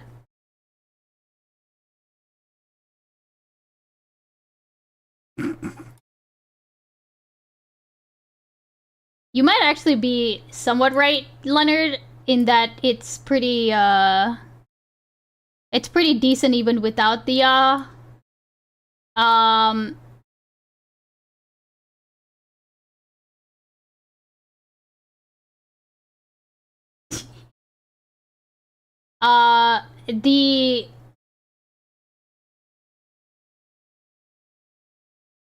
the bottom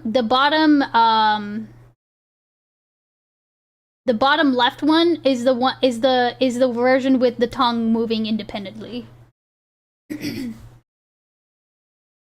Also, there's no way for me to go... By the way, just so y'all know, there's no way for me to go back and put it so that the tongue is static. So, it just is what it is, okay? Yeah, the Coke shaky. It's really hard. It's hard to tell with the tongue. That's fine, though. I don't mind, like, doing it just to see. It is hard to tell. But, you know. I'll tell you what. I will honestly... probably just like upload both and like see which one, because I do like the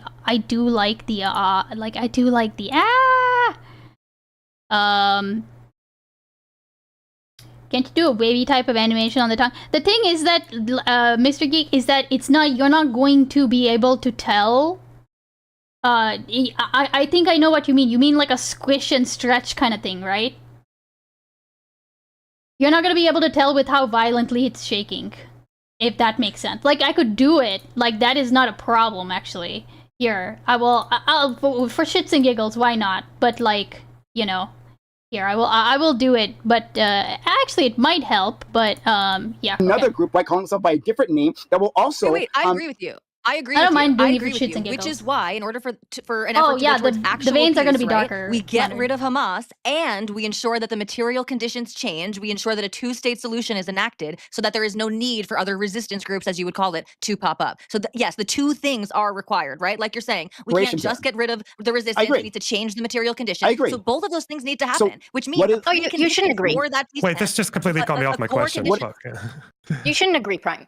We just got completely directed away from my question. I wasn't asking about political solutions or anything. I was just asking about conditions under which they'd be happy to end the war. I think Israel would accept ending the war if Hamas were gone, militarily and politically. I don't know, Prime, I guess you don't agree, or? I answered this specifically. Maybe I'm not sure you don't agree. They just want, I know. They just want to pretend they're getting rid of Hamas so they can do an ethnic cleansing, right? Or genocide, interchangeably. I mean, it's similar to what I said. The main goal is ethnically cleanse as much as possible, and the second one is remove Hamas, right? It's not complicated. Yeah, pretty much. Okay. I mean, look, again, I don't have to rely. This isn't my intuition. These are the statements. Go ahead. Sorry.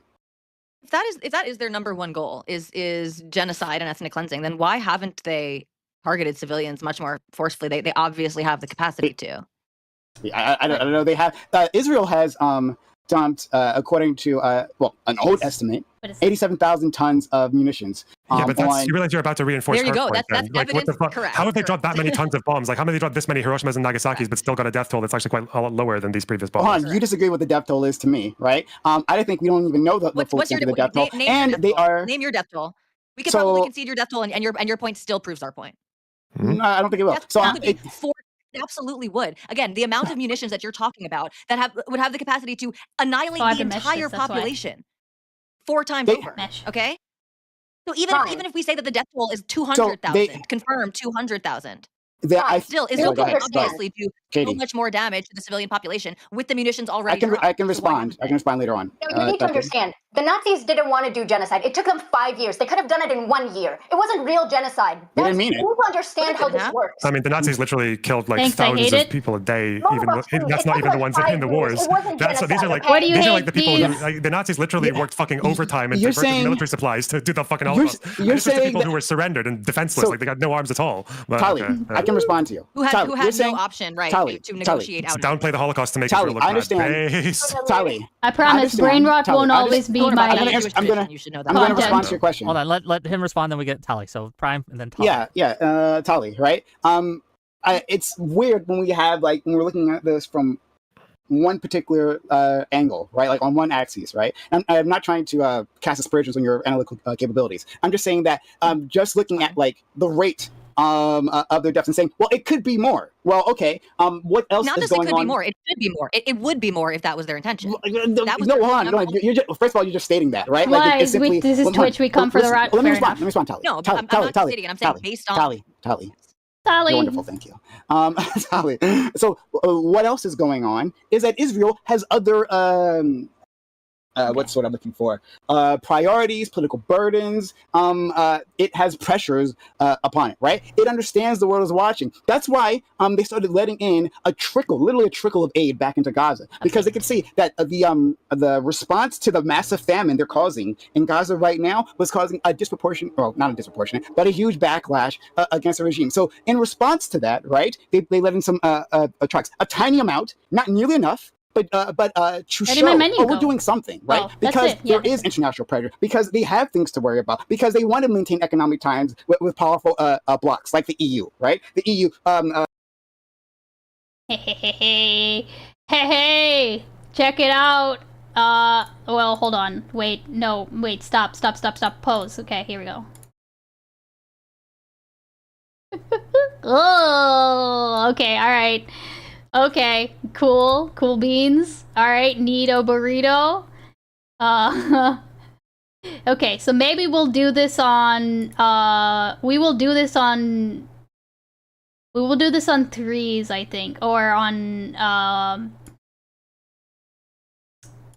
Actually, we'll do it on. Fuck. There are 30 frames. We'll do it on fives to see what.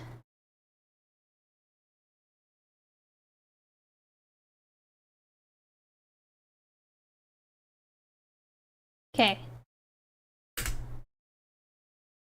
We'll do it on fives and see how that goes, right?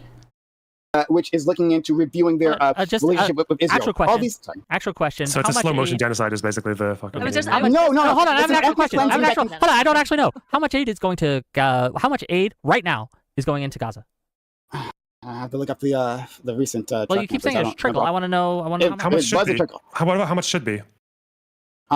Several hundred per day. Why do you think several hundred trucks per day? Because that's what the estimates that experts have given me. I don't know the exact. No, wait, well, yeah, I'm not. There's there's literally millions of people there that require multiple meals per day to get an adequate amount of 30 calories into their system. Right? They need medical supplies. Part of the problem is distribution. No, wait. Yeah, because Israel has destroyed all the infrastructure. It is a big problem. Before we get to distribution, I'm just telling you, this 100 trucks a day thing, this 100 trucks a day for food aid, this comes from. You can't actually tell, but it is okay. Hold on. Maybe if it's more. Jesus. Okay, the head, but like.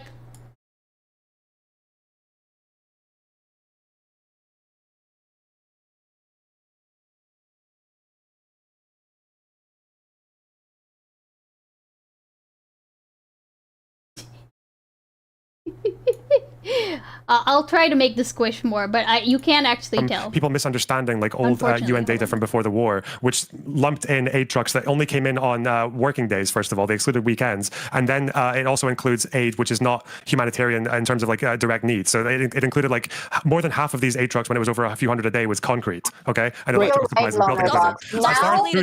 As far as food aid, as far as food aid goes, I think the average pre-war was like 70 trucks a day. This idea that they've ever needed several hundred trucks of aid a day is just completely like fabricated. It's just okay. 70 trucks a day. Great, right?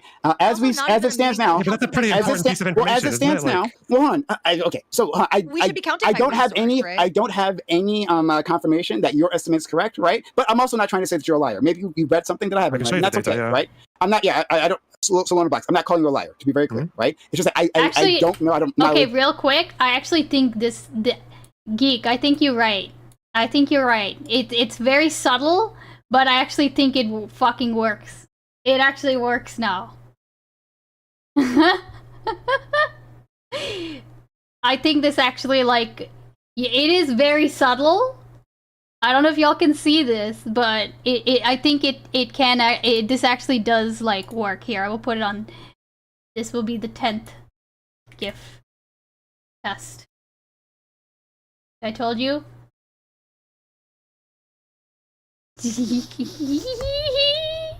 We will do the veins. The veins are a banger idea, and I like the darker veins anyway. But here, hold on.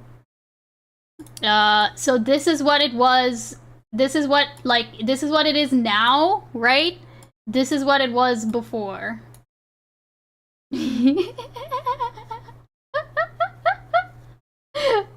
Oh my god. Alright, cool.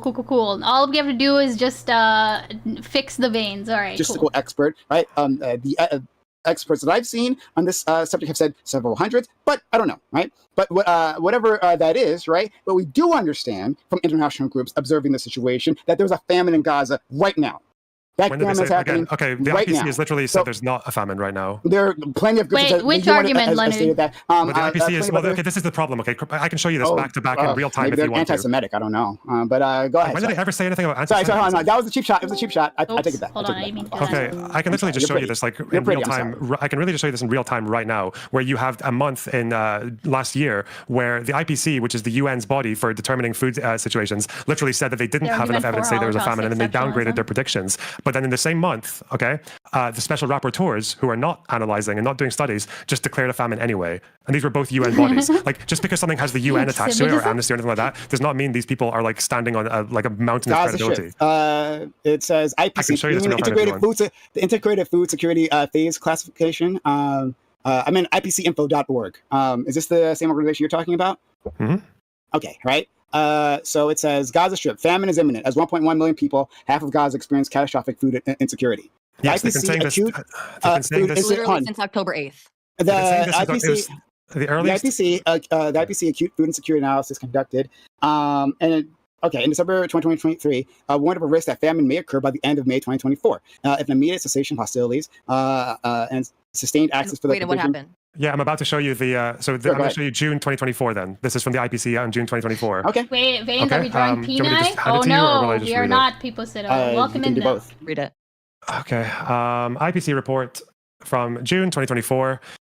They say, let's go to key findings. Okay.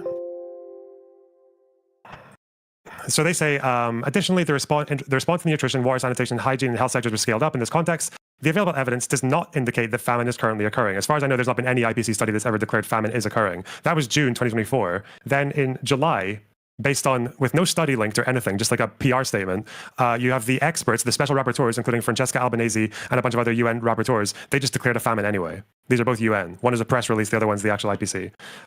Just because the UN or headlines says the UN said something. Why is there so much parallax? We're doing this. So it is $2 or a gift sub or to get a GIF of your choice on the screen.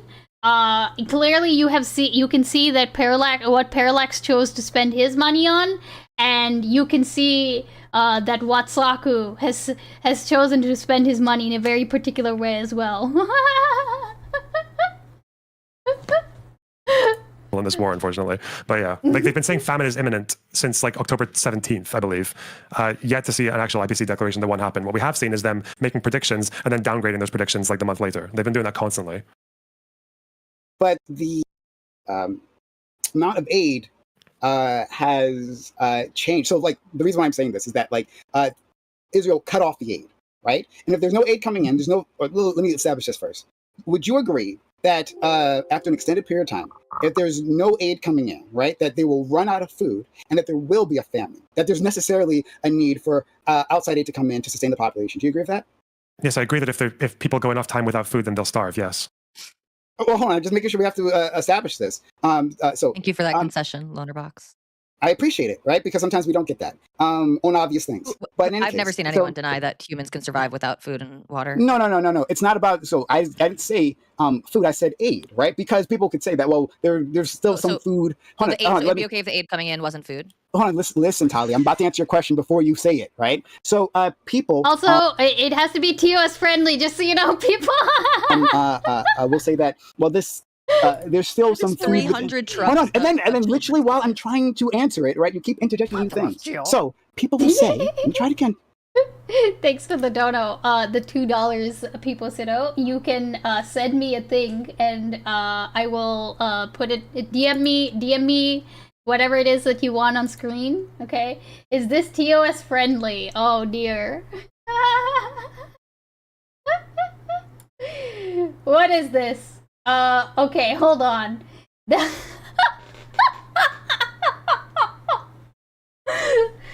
is a very good question.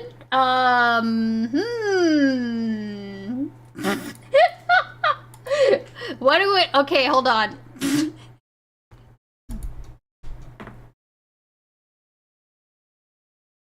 I'm just gonna put this in the mod chat. It seems like it would to me, especially if I cut off the bottom bit a bit, but I will like look for another just in case, okay? Okay, people will say that there's still some food that these people can survive, right? It's not true. There's no food, right? There's food available, and even if aid trucks aren't coming in now, they've got enough somewhere, right? I've heard there's restaurants in Gaza, right? So maybe they still have some food. And they're just not telling, or maybe they're lying. Maybe the Gaza Health Ministry is lying about the situation. Okay, what do we think about the veins now? As bad as possible. Yes, of course, the Gaza Health Ministry is lying. Of course, there's food and With the aid jiggle that is physics, being yeah. Of course. Sure. So going back to the situation. So separating from aid. Did you know that? So separating things. I'm not going to ignore your question. Yeah, I'm getting another. Like that Twitch would probably not like it. Also, the Monka TOS that's a great emote. I need that emote. That's so great. It might be a little on the line, people. You can find me another one though. I will ignore you. Yeah, find me another one. Thank you. So the aid, right, is a separate question. So if you think that there's still food left inside, then you'd say, well, then we don't need to deliver as much aid, right? The situation isn't as bad as they're saying. So if they cut back, they'll survive, right? Maybe they'll just get a little leaner. So I'm just trying to establish, like, not between food and survival, but between aid and survival. That's what I'm doing. So any which way. Yeah. Right? Okay, so sorry. So make the distinction because I actually don't think you made it. You said a lot of things. Because you haven't listened. Okay, hold on. I'm not going to repeat myself. I'm not going to repeat myself. If you had stopped talking over me, maybe you would have understood it. So I'm not going to repeat it again. Rewind the VOD. You can do it yourself. No, I won't do it. I won't do it. I won't do it. I won't do it. Okay, moving on. Again, Tali. Sure, nice try, Tali. Trust me, I cannot be baited. But I'm not even trying to be funny. So yeah, I know, but hold on. Let Tali go. Let Tali go for a minute. Okay. Let her finish. You said. So you're trying to make the distinction between food and aid. Let her finish. What is it? Could you please reiterate, just in a few words, a few sentences? Sure. Food can exist. Sure. I'm trying to do it. You ready? Are you not going to interrupt me? Okay, Tali? You got a wonderful smile. Okay. Let me start there. All right. Okay. So, food. We could probably fit Subway Surfers in top right for a little visual interest. Oh, come on. Right, can exist inside the Gaza Strip or outside the Gaza Strip, right? When I'm talking about aid, I mean food aid, right? So there's no distinction there. But like, if you're saying is there no food in the Gaza Strip? Some people could argue, yes, there is food there left, either from previous aid or what they've been hoarding, or they've been lying about how much food is left, right? I distinguish that from aid, okay? So food being inside the Gaza Strip, from aid coming outside, being used to support that population, right? Food aid being coming in. So if you think that there's a critical deprivation of internal food, then you'd understand that you need external food to come in, correct? They're not just fishing out there and supporting the population, correct? Huh? Yes. Okay. So, but what point have you made? So we didn't get to that point. I just had to establish that. I've been trying to establish that the entire time. So there's a difference here. And then you fought me on this entire time. You're not. Okay. Okay, great. Almost. Great. So you didn't.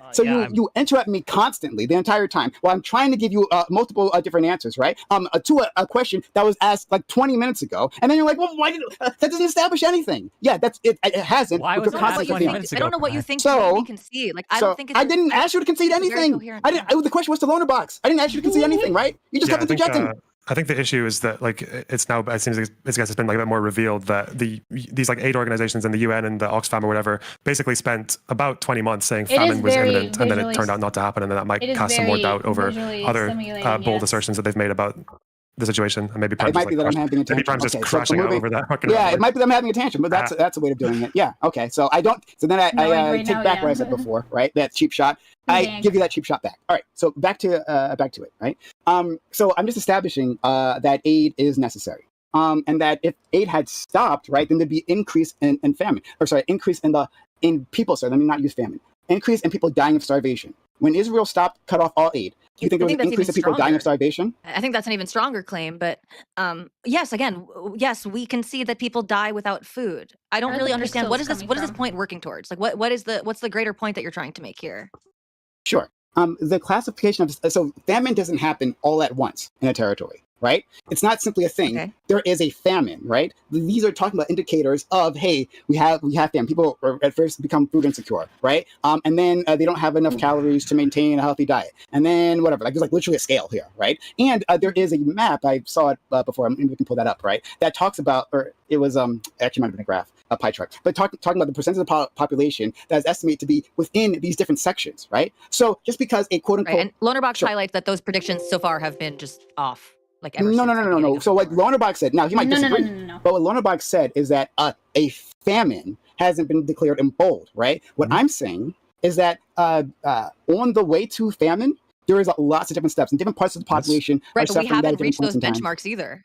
And other organizations I'm glad that more people are hold on, dying from starvation. hold on. We have reached some benchmarks. So there are stages of like, first there's like, I guess there's food insecurity, then you can have like acute malnutrition, which, and then you can have severe acute malnutrition, which is like malnutrition that actually has permanent damages to your body. I believe the latest warning from the IPC was that 14,000 under fives would be at risk of this before May 2026 or something. That's why, remember that UN dude who said that 14,000 babies will die within 24 hours? That was what he was misquoting when he said that.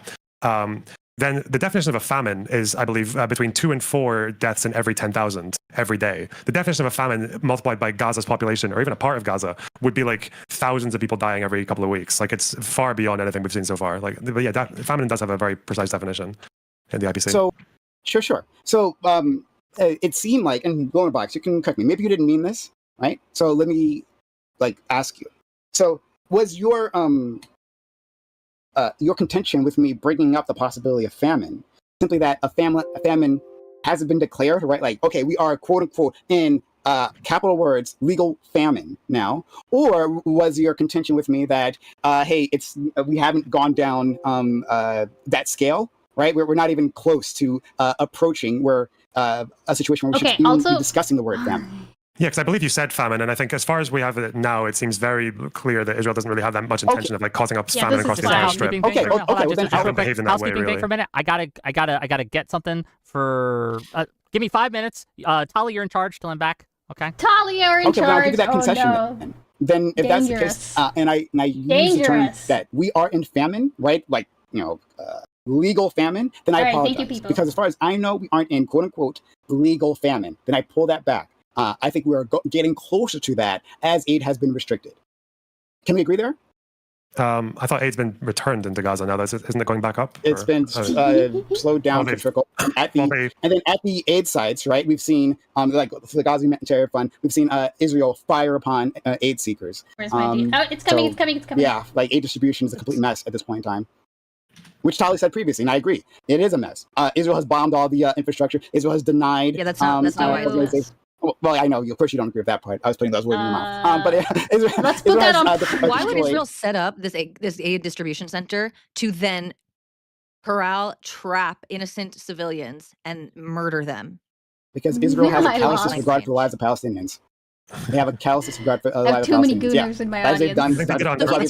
Even callous disregard. That's totally different. Right? Callous disregard would be completely separate from corralling innocent people into lines so that you could shoot them dead. Like you're asking me, like why would be actual like, acts of genocide. Prime, what was going through the mind? Israel didn't set it up. I missed what they said. Even callous disregard. That's totally different, right? Callous disregard would be completely separate from corralling innocent people into line so that you could shoot them dead. Like you're asking me, like why would be actual like, acts of genocide. Prime, what was going through the minds of those soldiers, right? When they fired upon those civilians, I don't know exactly what was going through their minds, right? Maybe they were acting against orders. That's a possibility, right? Even in the context of ethnic cleansing, in the context of genocide, individual soldiers or battalions can act outside the confines of orders given from the top, right? But so I don't know what those specific orders might have been, but all I'm saying is that Israel set up this aid distribution network, and we've had multiple days of mass casualty events, right? At or near. We don't have all the information for it. No, we don't. Okay, well, CNN. No, I'm not. CNN just did. It wouldn't be the first time that CNN or I know BBC everyone's anti-Semitic. Everyone's not anti-Semitic. And okay, and then even the Jew is not making this argument. So or they all lie. No, you don't have to be anti-Semitic. You don't have to be anti-Semitic to buy into false propaganda. Actually. Great. So Israel has gathered video footage. They've geolocated. As an aside, McFiston, did you just fucking draw this? Like, did you just draw this because you couldn't find like a good cuck chair? Is this literally what you just draw this? This looks like your style.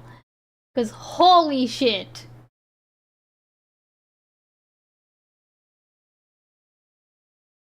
I enjoy drawing the birds. This is fucking amazing. I'm gonna make this a little bigger so that we can truly appreciate it, okay? Holy shit. The bird has seen too much. It really has. Wait, Prime, I'm also Jewish. Can you tell me how you were anti-Semitic? I'd like to reprimand you as well. I didn't call him anti-Semitic. I wasn't. Can you repeat that, please? I'd like to supervise your potential anti-Semitism. You didn't do an anti-Semitism. What the hell, Katie? The point. One of you did a blood libel. Keeping an eye on What's going on? You know, It's assuming the Jew's just going to call everything anti-Semitic just because she disagrees with it. That's probably something anti-Semitism he's actually doing. Correct. Sure. Correct. Sure. Hey, Smack Day, welcome in. Yeah, you can keep saying that. Trust me, that's not going to do it for me, right? That's not going to. No, I'm saying you're making it I am sound too. like Don't you're worry, I'm too just experienced to do that. So here, I put it in our group chat. Here's the investigation by CNN, right? Gathering a ton of data, like talking to witnesses. You're right. They geolocated. They geolocated from the videos. Where what you in the videos, you can't actually see what's happening. You can hear shots being fired. You can't tell from the videos where the shots are being fired. They can geolocate the actual videos. That doesn't give you all of the information about who was shooting and where the shooters were. So again, they have some information. We've seen this go wrong before, right? We've seen this go wrong before. It doesn't make them anti-Semitic. They might be getting this wrong, and it's possible. It's possible that they're correct. We don't have enough information yet. And I don't believe that the IDF is always lying and genocidal. So I am inclined to listen to, not trust blindly, but listen to what the IDF has to say. Sure. It just doesn't seem like we ever get that evidence.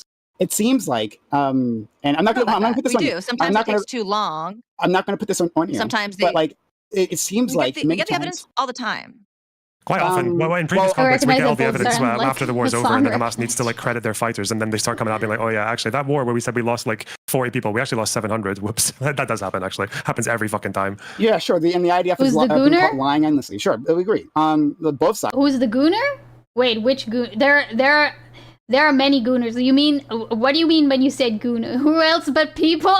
Chat is, we have a few gooners in chat, that is true. Sides have reasons to inflate numbers for their benefit. I recognize that. You don't seem to when it comes to the IDF. So I can acknowledge when the IDF's lied. It's almost go over like this particular instance, and you can tell me when they've lied and when they haven't. Maybe we agree Prime. on that. By the way, earlier you did say the Gooners? UN declared a famine. I don't know why you keep on being flippant about the gooners. legal famine thing. You said the UN declared a famine. Hold on. Hold on. I said that if I took that back. I said if I use those words, then I retract them, right? Because as far as I know, a legal quote unquote famine has been declared. Only that we are what do we think? increasingly approaching a famine. Real quick, what do we think? What do we think? How do we feel? How are we feeling? Okay. How are we feeling? I know it's very visually stimulating. Here we go. Okay. Icebia 1. True. Yes, that is the... Now, here is the version. Okay. Hot take time. Here's the version without the ahs.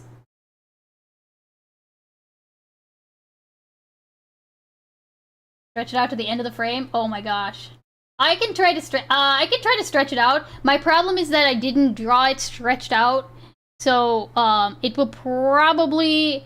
Looks like the artist who did it... Really, bud? Really? Really? Fucking what? Choking chicken?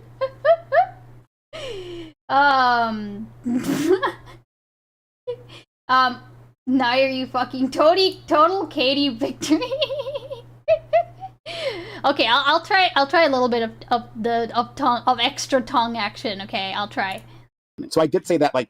It might be a little difficult though. So my question to you would be, so you said you're maybe agnostic on whether or not like the Israelis, from the top down, decided to lure these people into a queue for aid so that they could just fire on them. Like I don't have evidence saying that they necessarily did that. Yeah, it sounds like you're agnostic on whether or not they did that. Like they could have, but it could have also been violating orders or whatever else, right? It could have been. It's a possibility. Okay, so when you describe it as genocide, then, and maybe that's not clearly an example of it. Like where's the genocide in this then? Unironically thought we were cultivating a developmentally disabled vibe. Okay. Also, I think I missed. Hold on. I want to hear what Nolenbach said because I think he's approaching a famine. So I did say that like 5 minutes ago. So my question to you would be, So you said you're maybe agnostic on whether or not like the Israelis, from the top down, decided to lure these people into a queue for aid so that they could just fire on them. Like I don't have evidence saying that they necessarily did that. Yeah, it sounds like you're agnostic on whether or not they did that. Like they could have, but it could have also been violating orders or whatever else, right? It could have been. It's a possibility. Okay, so when you describe it as genocide, then, and maybe that's not clearly an example of it. Like where's the genocide in this then, as you see it? Genocide as like it would be the destruction of the means to sustain life in the Gaza Strip, right? It would be like destroying necessary infrastructure. You would have a much better case if Hamas did not truly and intentionally booby. Wait, just let him talk. Let him finish. Let him finish, Tali. Then you can get him. I promise. I won't protect you. Tali's favorite time to talk is when I'm talking. Hold on. I won't protect Prime from you, but you gotta let Prime finish. Okay? Go ahead, Prime.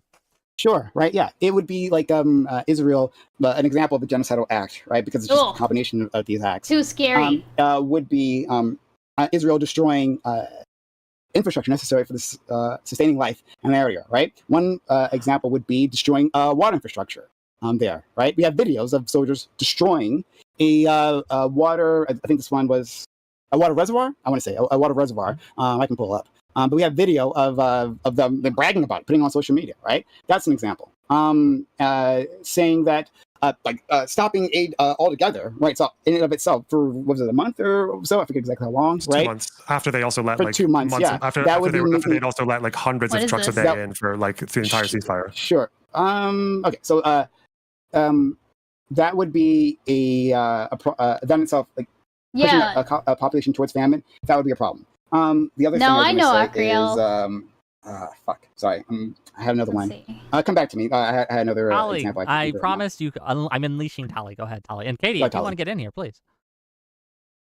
Well, sorry, Tali. Do you agree that happened? That Israel has destroyed the water infrastructure in Gaza? In part.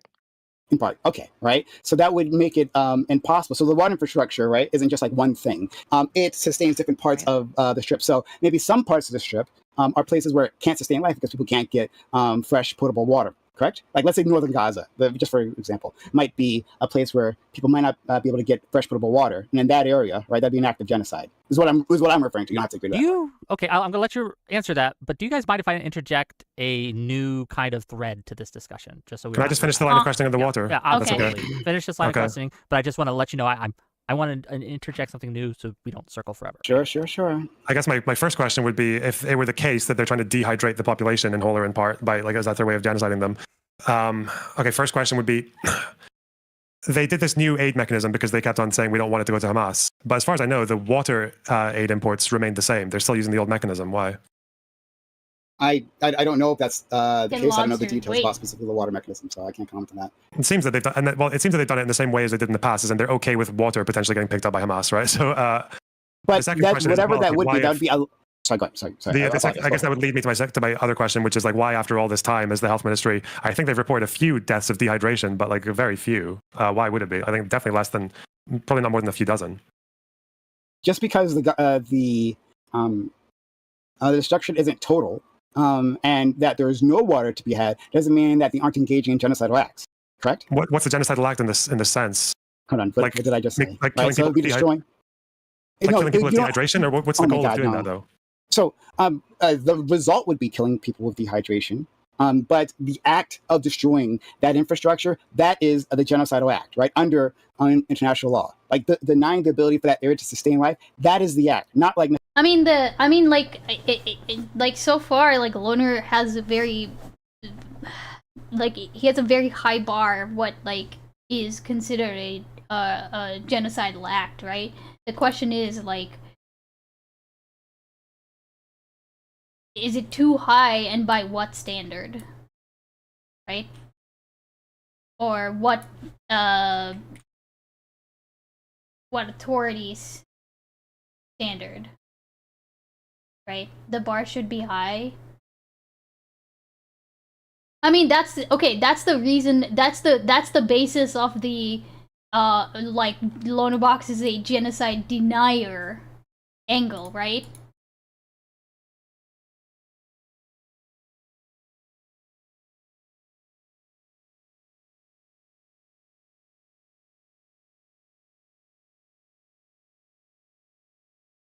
necessarily many people have necessarily died, right? So if you destroy the hospital, that's what I was going to say. Yeah, they destroy the hospitals. I'm not sure, Leonard. I don't actually know. Like, I mean, I don't know that I've ever heard him talking about the Uyghurs. To be honest, the bar was high for Bosnia. I will continue to deny any genocide that isn't happening. I mean, I think he knows cultural genocide is a thing, if that's the question. You know who we need? You know who we need is we need sulfur.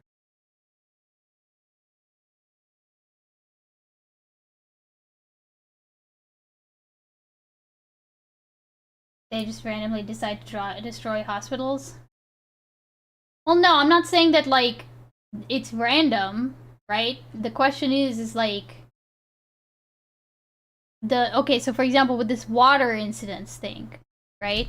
He's basically trying to say, like, what would it look like if it were genocidal? What actions cross the line? And, okay, here are the actions that have happened. Like, you know? And Prime is trying to say, well, this has crossed the line. Right? You want me to ping sulfur? And I think what I might... No, not today, Shadow, because I think that what I would want to do is actually look at the other stuff. Like, this debate is... Okay, partially, I've not been paying as much attention to this debate as I kind of maybe should have because of everything else that's going on. But also, like, I want to be able to actually, like, know what I'm looking at before I, reach out to Sulfur. Because... Like, I trust Sulfur. I do trust Sulfur quite a bit. I just would want to know, like, what the actual statements are. You know what I mean? You did leave cheesecake here. Oh my god, wrong window. Baked. Enjoy your cheesecake. The medical infrastructure, completely degraded. Assassinating doctors, yeah, that'd be a problem. Sticking to the water, you're only doing half the convention there. Destroying the infrastructure is what would be potentially one part of it if it's like the first line, which is with intent to destroy the group in whole or in part. But I wonder what's the point in destroying water infrastructure if you're not going to like do other measures to allow the population to die of dehydration or even to get like in any sizable numbers. Because what I was saying to Tali previously, I believe I said this to Tali, that it doesn't have to happen all at once. So you don't have to. But it needs to be the special intent. You need to have the special intent. Well, I already got it. So it's not just if this action results in inhospitability to life or in mass death or anything like that. I've already showed you intent, right? We have plenty of statements from the Israeli high command. That's it. That would be the problem is that the statements are nothing without the acts. But those are the acts. But those are the acts. Yeah, but you're saying the act is destroying the infrastructure. But why would you destroy the infrastructure if you're just going to allow water to aid to go in? Correct. The acts why would you do that? In totality, don't deprive the population of water. Prime. When Hamas makes genocidal statements, that means that they are intentionally going to be genocidal. And when Israel takes genocidal actions and says genocidal things, that doesn't mean they're genocidal. That's how that works. So please, no, it's not how it works. The difference is that when I genocidal. Okay. No, the difference is that when I use Hamas statements, I can also look at all the footage that they've literally filmed for us by themselves in less than 12 hours. And again, even I've never committed to the idea that definitely was. I have never in my life committed to the idea that Hamas definitely committed genocide not to present, because again, special intent is different. Like there are other reasonable explanations for why they did what they did. It's just the case for Hamas was like far stronger than what October 7th was a genocidal act? I'm agnostic on it. I don't know, but I think the evidence for it is far more. I think the evidence for it is far stronger than anything Israel's done in the last 20 months. Yeah. Okay. Easy. Let me, if we're done with the water wow. thread that you wanted to go down, Loner, I do have another thread to kind of interject in here because I think it relates to the conflict. In a very, I think, real way. Recently with the Colorado attack. Katie, don't support Hamas challenge difficulty. Hassan taking responsibility of impossible. Well, now, I will say to Katie's credit, she has not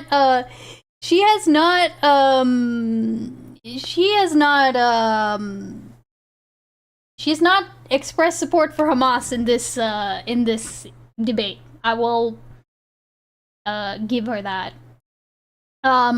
Okay, also, I think my head's actually starting to hurt looking at this fucking all this shaking up close.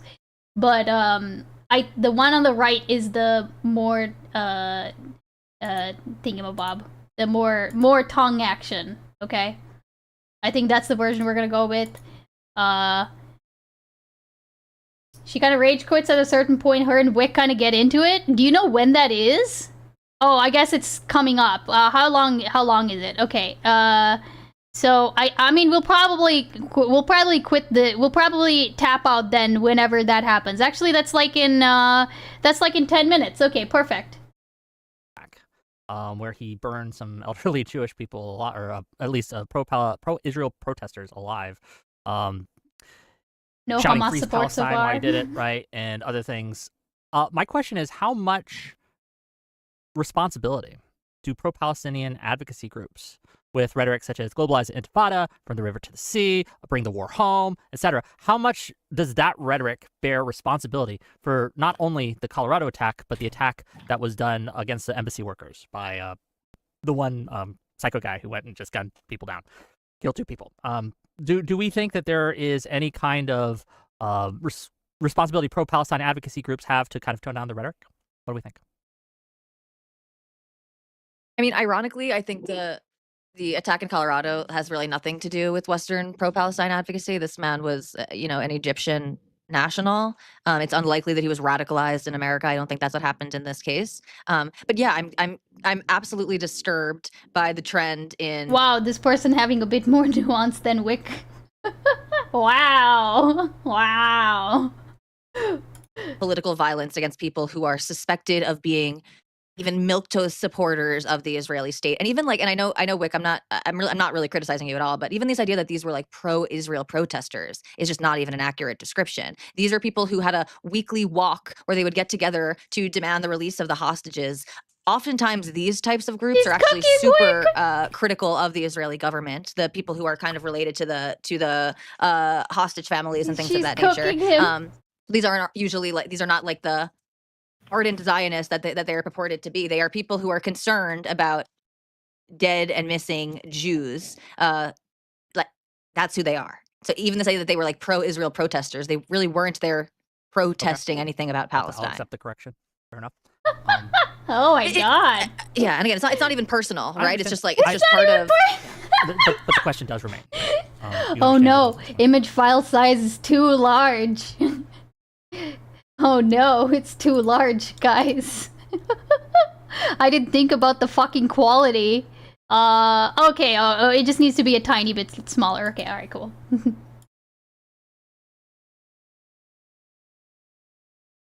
I think the rhetoric is... Oh, sorry, go on. No, you go ahead. Okay. Oh, yeah, okay. I think the fifth person I think was Egyptian and then probably got their views from like Al Jazeera or whatever. But again, it's like the Western lefty rhetoric is quite similar. No, it's I think I once heard a very funny quote, which Prime will love, and it's that anti-Semitism is hating Jews more than is absolutely necessary, because the idea is that for every bad thing that Israel does, and they do a lot of bad things, it can never be taken in proportion, like even especially compared to even like things that happen in countries quite close to them. It's always got to be exaggerated. It can't be that there's food insecurity. It has to be that there's a famine. It can't be that there's like disproportionate strikes against some military that's literally using the entire civilian layout as their weapons infrastructure. It's got to be like genocidal strikes. It's got to be like targeted attacks on civilians. Like every horror story, like the UN coming out and saying that 14,000 babies will die within 48 hours. Like even though the report he was citing said nothing of the sort. Everything has to be exaggerated. And then obviously anyone who has any sympathy for it, for example, Israel or even like the war effort or anything, well, then they're not just people who are supporting a problematic state that's in a war that, is like kind of just, but also full of complexities and nuances. It's supporting the Fourth Reich, right? It's Gaza is the Warsaw Ghetto. Hamas are the guys doing the uprising, and anyone who has any sympathy for the other side is as good as like a Nazi supporter in World War II. And would you be surprised if a swastika waving fascist in the UK got like fucking attacked by a mob in the street? Absolutely not. No, because we did that. Like literally in all over Scotland and even my hometown, like there was a whole thing where fascists would try to promote their cause in the 30s. And they would get beaten up by communists and leftists, and no one really cared. Like they didn't have the support of the police or anything because they were fucking fascists. So obviously, if you try and say that like Zionism is Nazism, y'all can't see this, but Katie's like Katie's doing the hardest soy nod ever. Here, let me turn it off for a second so you could go back and see that. Like, it's Gaza is the Warsaw has to be exaggerated, and then obviously anyone who has any sympathy for it, for example Israel or even like the war or anything, well then they're not just people who are supporting a problematic state that's in a war that is like kind of just but also full of complexities and nuances. It's supporting the Fourth Reich, right? It's Gaza is the Warsaw Ghetto, Hamas are the guys doing the uprising, and anyone who has any sympathy for the other side is as good as like a Nazi supporter in World War II. And would you be surprised if a swastika waving fascist in the UK got like fucking attacked by a mob in the street? Absolutely not. No, because we did that like literally in all over Scotland and even my hometown. Like there was a whole thing where fascists would try to promote their cause in the 30s, and they would get beaten up by communists and leftists, and no one really cared. Like they didn't have the support of the police or anything because they were fucking fascists. So obviously, if you try and say that like Zionism is Nazism, or people who support Zionism are like on the same moral level as people who supported the Nazis in World War II, of course you're going to get people getting assaulted. Like what the fuck's wrong with, or even attacked or killed, because it's happened in the past. And yeah, it's like a logical conclusion of the rhetoric. That doesn't mean anyone is directly to blame. Her room is a mess. Her room is a mess. I pointed this out earlier, Smek. Like this is actually, it's not just like messy. It's like dirt. Like she's got, I don't know, dog. She needs to clean her room. Dehumanizes it's certain probably groups of her people living in that room way. or whatever. I'm curious. I think what, that's where Katie, she streams. In Prime. Here, I'm putting it back on. Like, what did you think of what Loaderbox was saying? Do you not think that maybe the rhetoric of labeling anyone who believes in the Jewish, what would you call it, the Jewish clean your room, Katie, of Israel should be treated as a Nazi? Do you not see how that might be an issue? Anyone? Bueller? Sorry, I thought that was a... It's to Katie and to you. I'll just say, as I said, Wick, I don't, you're not worthy of my time, but I do agree with Lonerbox that dehumanizing Nazis was bad, and so if you think Zionists are similar to Nazis, then dehumanizing them is bad. I agree. So that's all I want to say. Do you have I honestly can't tell if you do it on purpose sometime. Holy shit. If that was intentional, well done, Queen. Holy fuck. I think that pro-Israeli groups have pro-Palestinian groups have as much responsibility for those incidences as pro-Israel groups have for that mob that was harassing protesters. The Orthodox Jewish mob, many of them are Orthodox Jewish, harassing protesters in New York, right, where they surrounded a woman and threatened to rape her. We have all that on camera. And her testimony in the event. We have, the protesters, the counter-protesters, were taking pictures of McFiston, Katie's a cumsock given sentience by a hateful and deeply disturbed God. Oh my God, okay. As they harassed and threatened this woman as she was trying to get away. So I don't say that pro-Israeli groups, right? Let's say AIPAC, I don't know, right? Like they are responsible for that situation. I think the New York police are responsible for not actually taking proper countermeasures against the pro-Israeli side that showed up, the violent pro-Israeli side that showed up. I think the NYPD is at fault for not maintaining peace, right? They often don't do that when it comes to pro-Israel groups. They often let them get away with a lot of violence. So I blame them for that. But no, I don't blame, for instance, AIPAC or whichever group you like to name for that. I feel like we just got asked a question about Christchurch, and someone just, and the right winger in the group just went on a fucking screed about like fucking jihadists in mosques radicalizing the local Muslims. So you manage your feelings over there, Loner Box. Anyway, Wick, did that answer your question? Nah, I mean, no, it didn't. Like we understand. And we've had this conversation before, Prime, right? About sure. And I remember, and this is years ago, so maybe you don't, but you would say Libs of TikTok is responsible for the bombings that are happening at those clinics because the Wait, you need me here for this because I'm not. Can I leave? I need you here. Get out. Queen, Right? I need you here, Katie. Okay, Listen, I want to know. Is it okay? Is it okay to like? So personally, I don't really care that Nazis got assaulted in the streets in the 30s. I think that was based and funny. Do you think the same thing should happen to Zionists? Well, I actually kind of have ethical reservations about the whole punch a Nazi thing, so I'd probably have an issue with that. You know, like I don't know if I'll be just because someone is. I mean, should every MAGA guy be punched in the face because they're supporting a fascist government? I probably wouldn't support that. You know. Oh wow, do I think Katie! They should be... Oh my goodness! Oh, interesting. Socially ostracized? Absolutely, yeah, fuck that. Fascists suck. I just wouldn't punch someone in the face for being, Israeli Zionists who, for example, participate in the IDF are a bit different, although I wouldn't punch them in the face because they'll punch you harder and then they'll blame you for being anti-Semitic, so I wouldn't recommend it. But generally, a lot of people support fascists. Don't be too happy. She said probably. Angry Moose on the list. You know what? You're right. I think my brain skipped over the probably. I mean, probably as in she's reserving some right to be like, yeah, okay, you know. Punching everyone. It's not. Okay, Doesn't seem like. Maybe to come back to what you were saying, it sounded like you were mocking me for the perceived concern about Nazis getting dehumanized.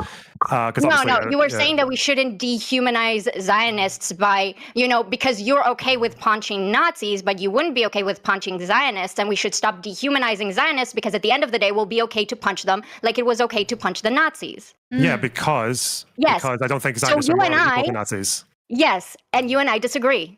Okay, and you know so that. You think Zionists are morally equal to Nazis? At this point, absolutely, yeah. So you called me a Zionist, Katie. Am I morally equal to a Nazi in your mind? Wick, you Heil Hitlered on your stream. Please, spare me, okay? That doing the Hail Hitler was why the Nazis were bad? Yes, absolutely. Okay. This is why we don't understand why you come in here with such a smug and condescending tone when you really just don't have basic facts right about the world, about the conflict. You are not only uneducated, but you are miseducated, which is worse. You do not understand. Yeah, I'm taking away the gifts to this one, okay? And honestly, you treat people like they're humans. She You got fucking mogged, Wick. I don't understand why. Yeah, I don't know. Like I tried to be. Look, I was as patient as I possibly could be, but oh my god, every man has his limits. She ran. Hold on, you think I did anything wrong? No. Wick. No, I'm not talk to your priest about it. Wick, talk to your priest about it. That has to be thinks you did anything wrong. I'm just gonna. Wick. W, Katie. Yeah. So, but yeah, going back to that question, I think that now you're pre-watched, okay? Now you're you- pre-watched. He knew. So there is. So okay. Let me try to be more specific, right? If you're talking about stochastic, You are not worth. Katie got the last laugh there. Okay, now I will say, Wick didn't Heil Hitler. He didn't Heil Hitler, but he did he did do the my heart goes out to you, right? Okay, listen. We're calling it there, okay? My god.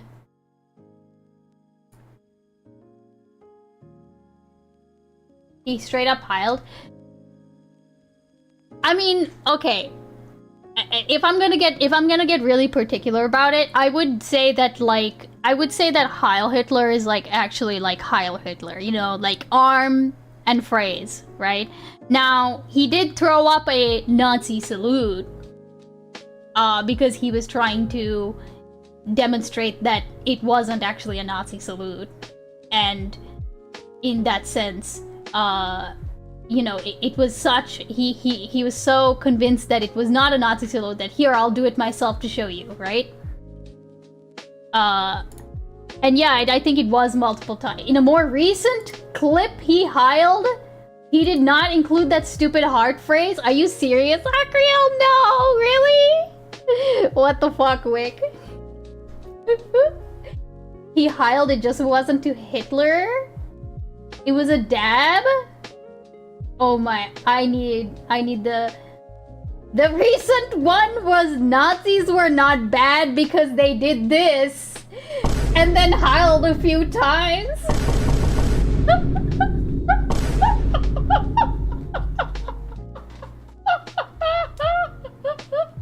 Oh no! Wick one.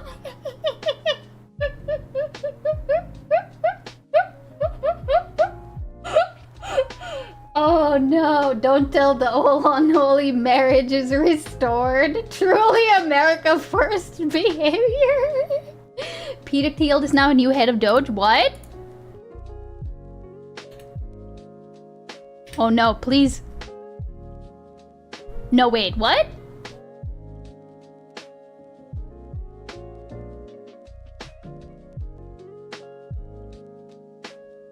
Oh, Russ. No, yeah, no, I was gonna say. No, Russ has always been head of Doge. Let's be real, right?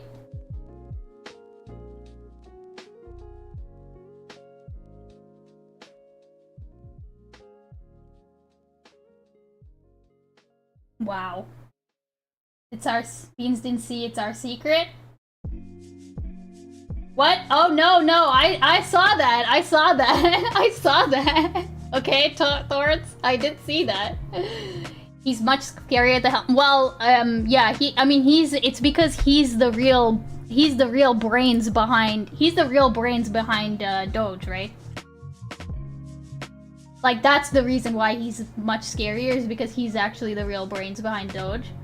He's actually Satan. Yeah, he is actually really, truly Satan. Okay. It is 5 o'clock. Now, I am going to upload this, this emote, okay?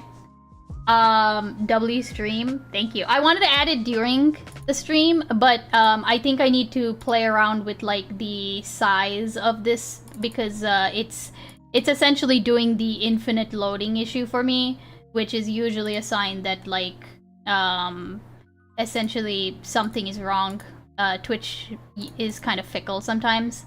So I will add it today, though, so you can use it in your streams, in your other streams. And I'll also add the version. YouTube chat died in the before times. Oh no, it's here. It's here.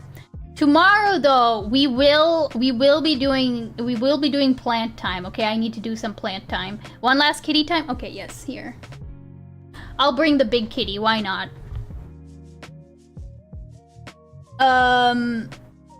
Dark Souls is cancelled, unfortunately, for today. I'm sorry. The big one. Ooh, Pog. Okay, come on. Why are we? Image file size is too large. Okay, yeah, see, that's what I thought, you know? Here, let me drop it down to 95%. Oh. 95. Quality. Okay. Cool. Cool. Yeah, image is not square shaped. Fuck you, dude. Fuck you. Oh, it isn't square shaped. They're right. Oops. Oopsies. Okay, hold on. 515. Wait. Hold on, maybe I can add it right before. Hold on, give me a second. Maybe we can change this. Okay? We can fix this.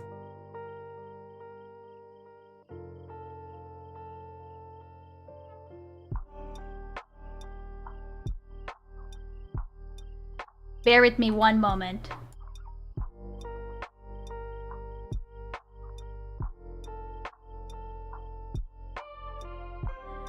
Okay, 15.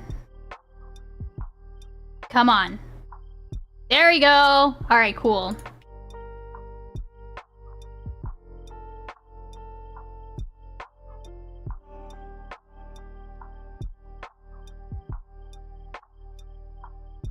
Okay, it's added, okay?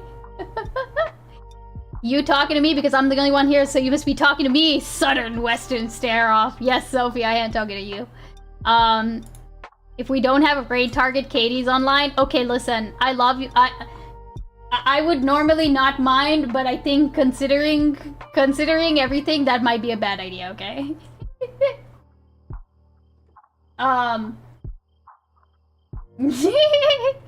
Yes, refresh your page, okay? The has now been uploaded. Okay, please enjoy. And again, as I said, I will upload the non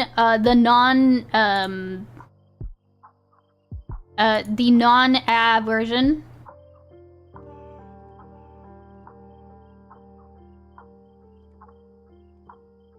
SBA1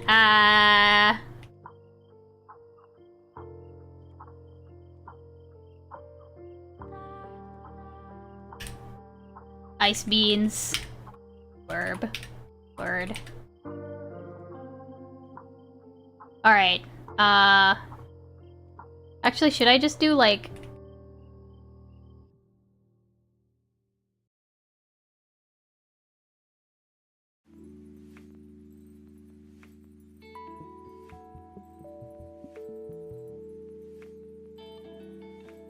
This emote is still processing. Sorry, I'm just uploading the non-ad version. For Leonard.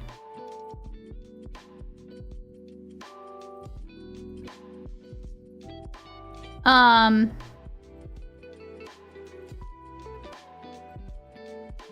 mean, I agree that it's still pretty good, right? No, I removed a bunch of things. Come the fuck on. Come on now. I'm pretty sure I removed some things. Oh wait, didn't I remove you? I removed you. I moved you to the... Oh, I just didn't remove you. Okay, here we go. Alright, cool. Here, we should have one slot now. Uploaded emotes. Go all the way to the bottom. Add to...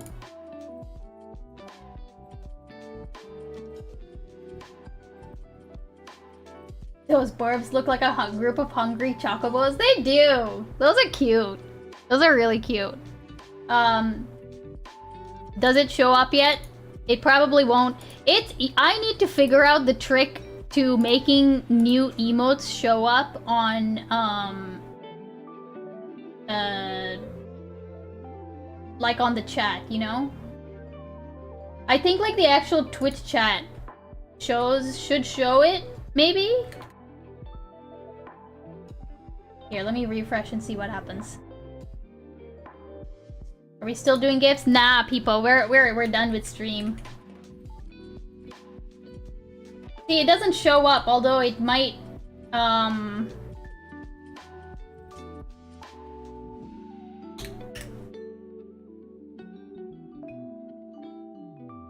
Oh wait, it's because I did too many. Fuck. I'm a dumbass. Okay. No, see, this is what I mean. It's like, how do you force it to... Here, let me edit it. Also, should we call this something different so that it's not this?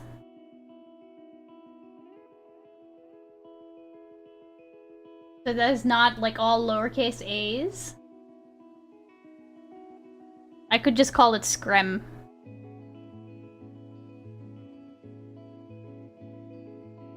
But yeah, I don't know how to force like Twitch to see the new emotes. Which is really strange because if you're on a third-party app like Dank Chat or something, usually emotes that are added right away will be seen, but only if they're not brand new uploaded emotes like this one. Like right now, I like because it's unlisted. Maybe it's because it's unlisted, but that doesn't make sense anyway.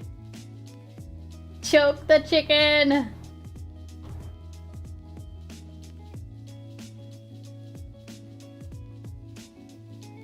Okay, well, that has been added, and of course, people are free to add this to their channels if they would like. Okay, that is fine. If they want the premium version with the ass, then they'll have to sub. But okay. All right. I'm gonna go eat something that is not that is not ice cream sandwiches. Can we get it in the Discord? Yes, I'll upload both versions to the Discord now. Before I go eat food. Even though it's very late. Holy shit, maybe I should just wait for dinner and eat a snacky. Okay.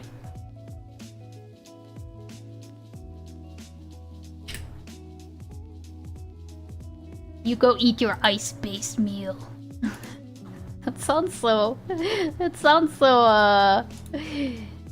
Oh my god, that sounds so, aggressive.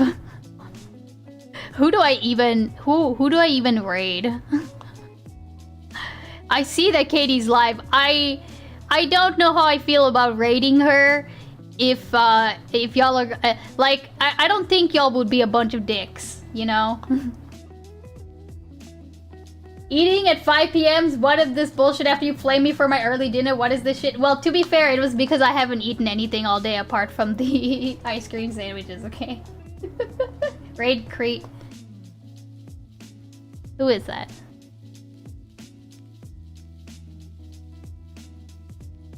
IA. Let's take a look.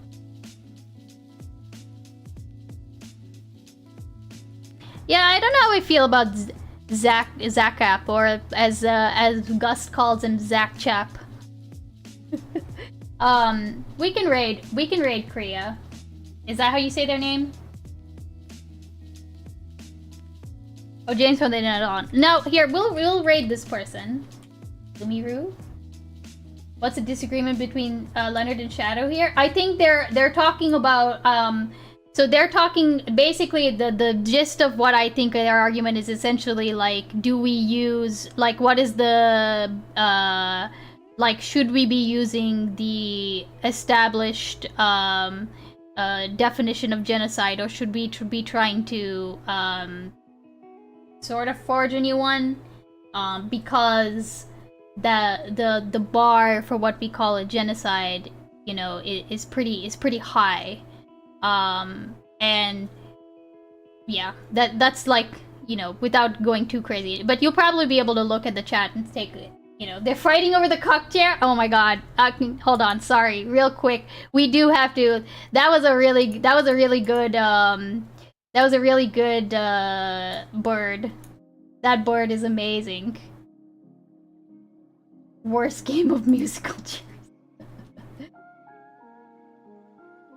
I mean, it's not a war. It's not a war. It's just more of a, like, it's a pretty you know, it's a pretty, like, nuanced discussion.